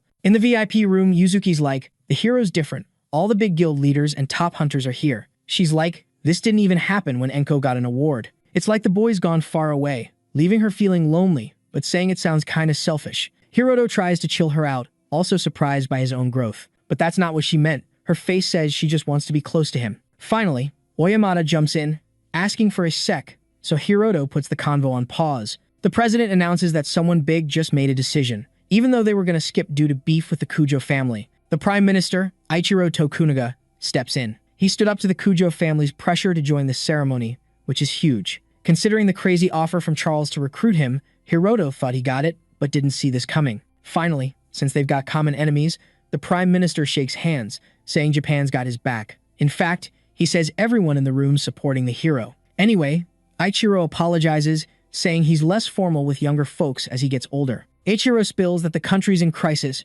barely hanging on with dungeon stuff and Kujo's influence. Then, in a bold move to break free, the prime minister bows to our hero. With all the humility he's got, he asks Hunter Hiroto Ujima to lend his strength for the country's sake.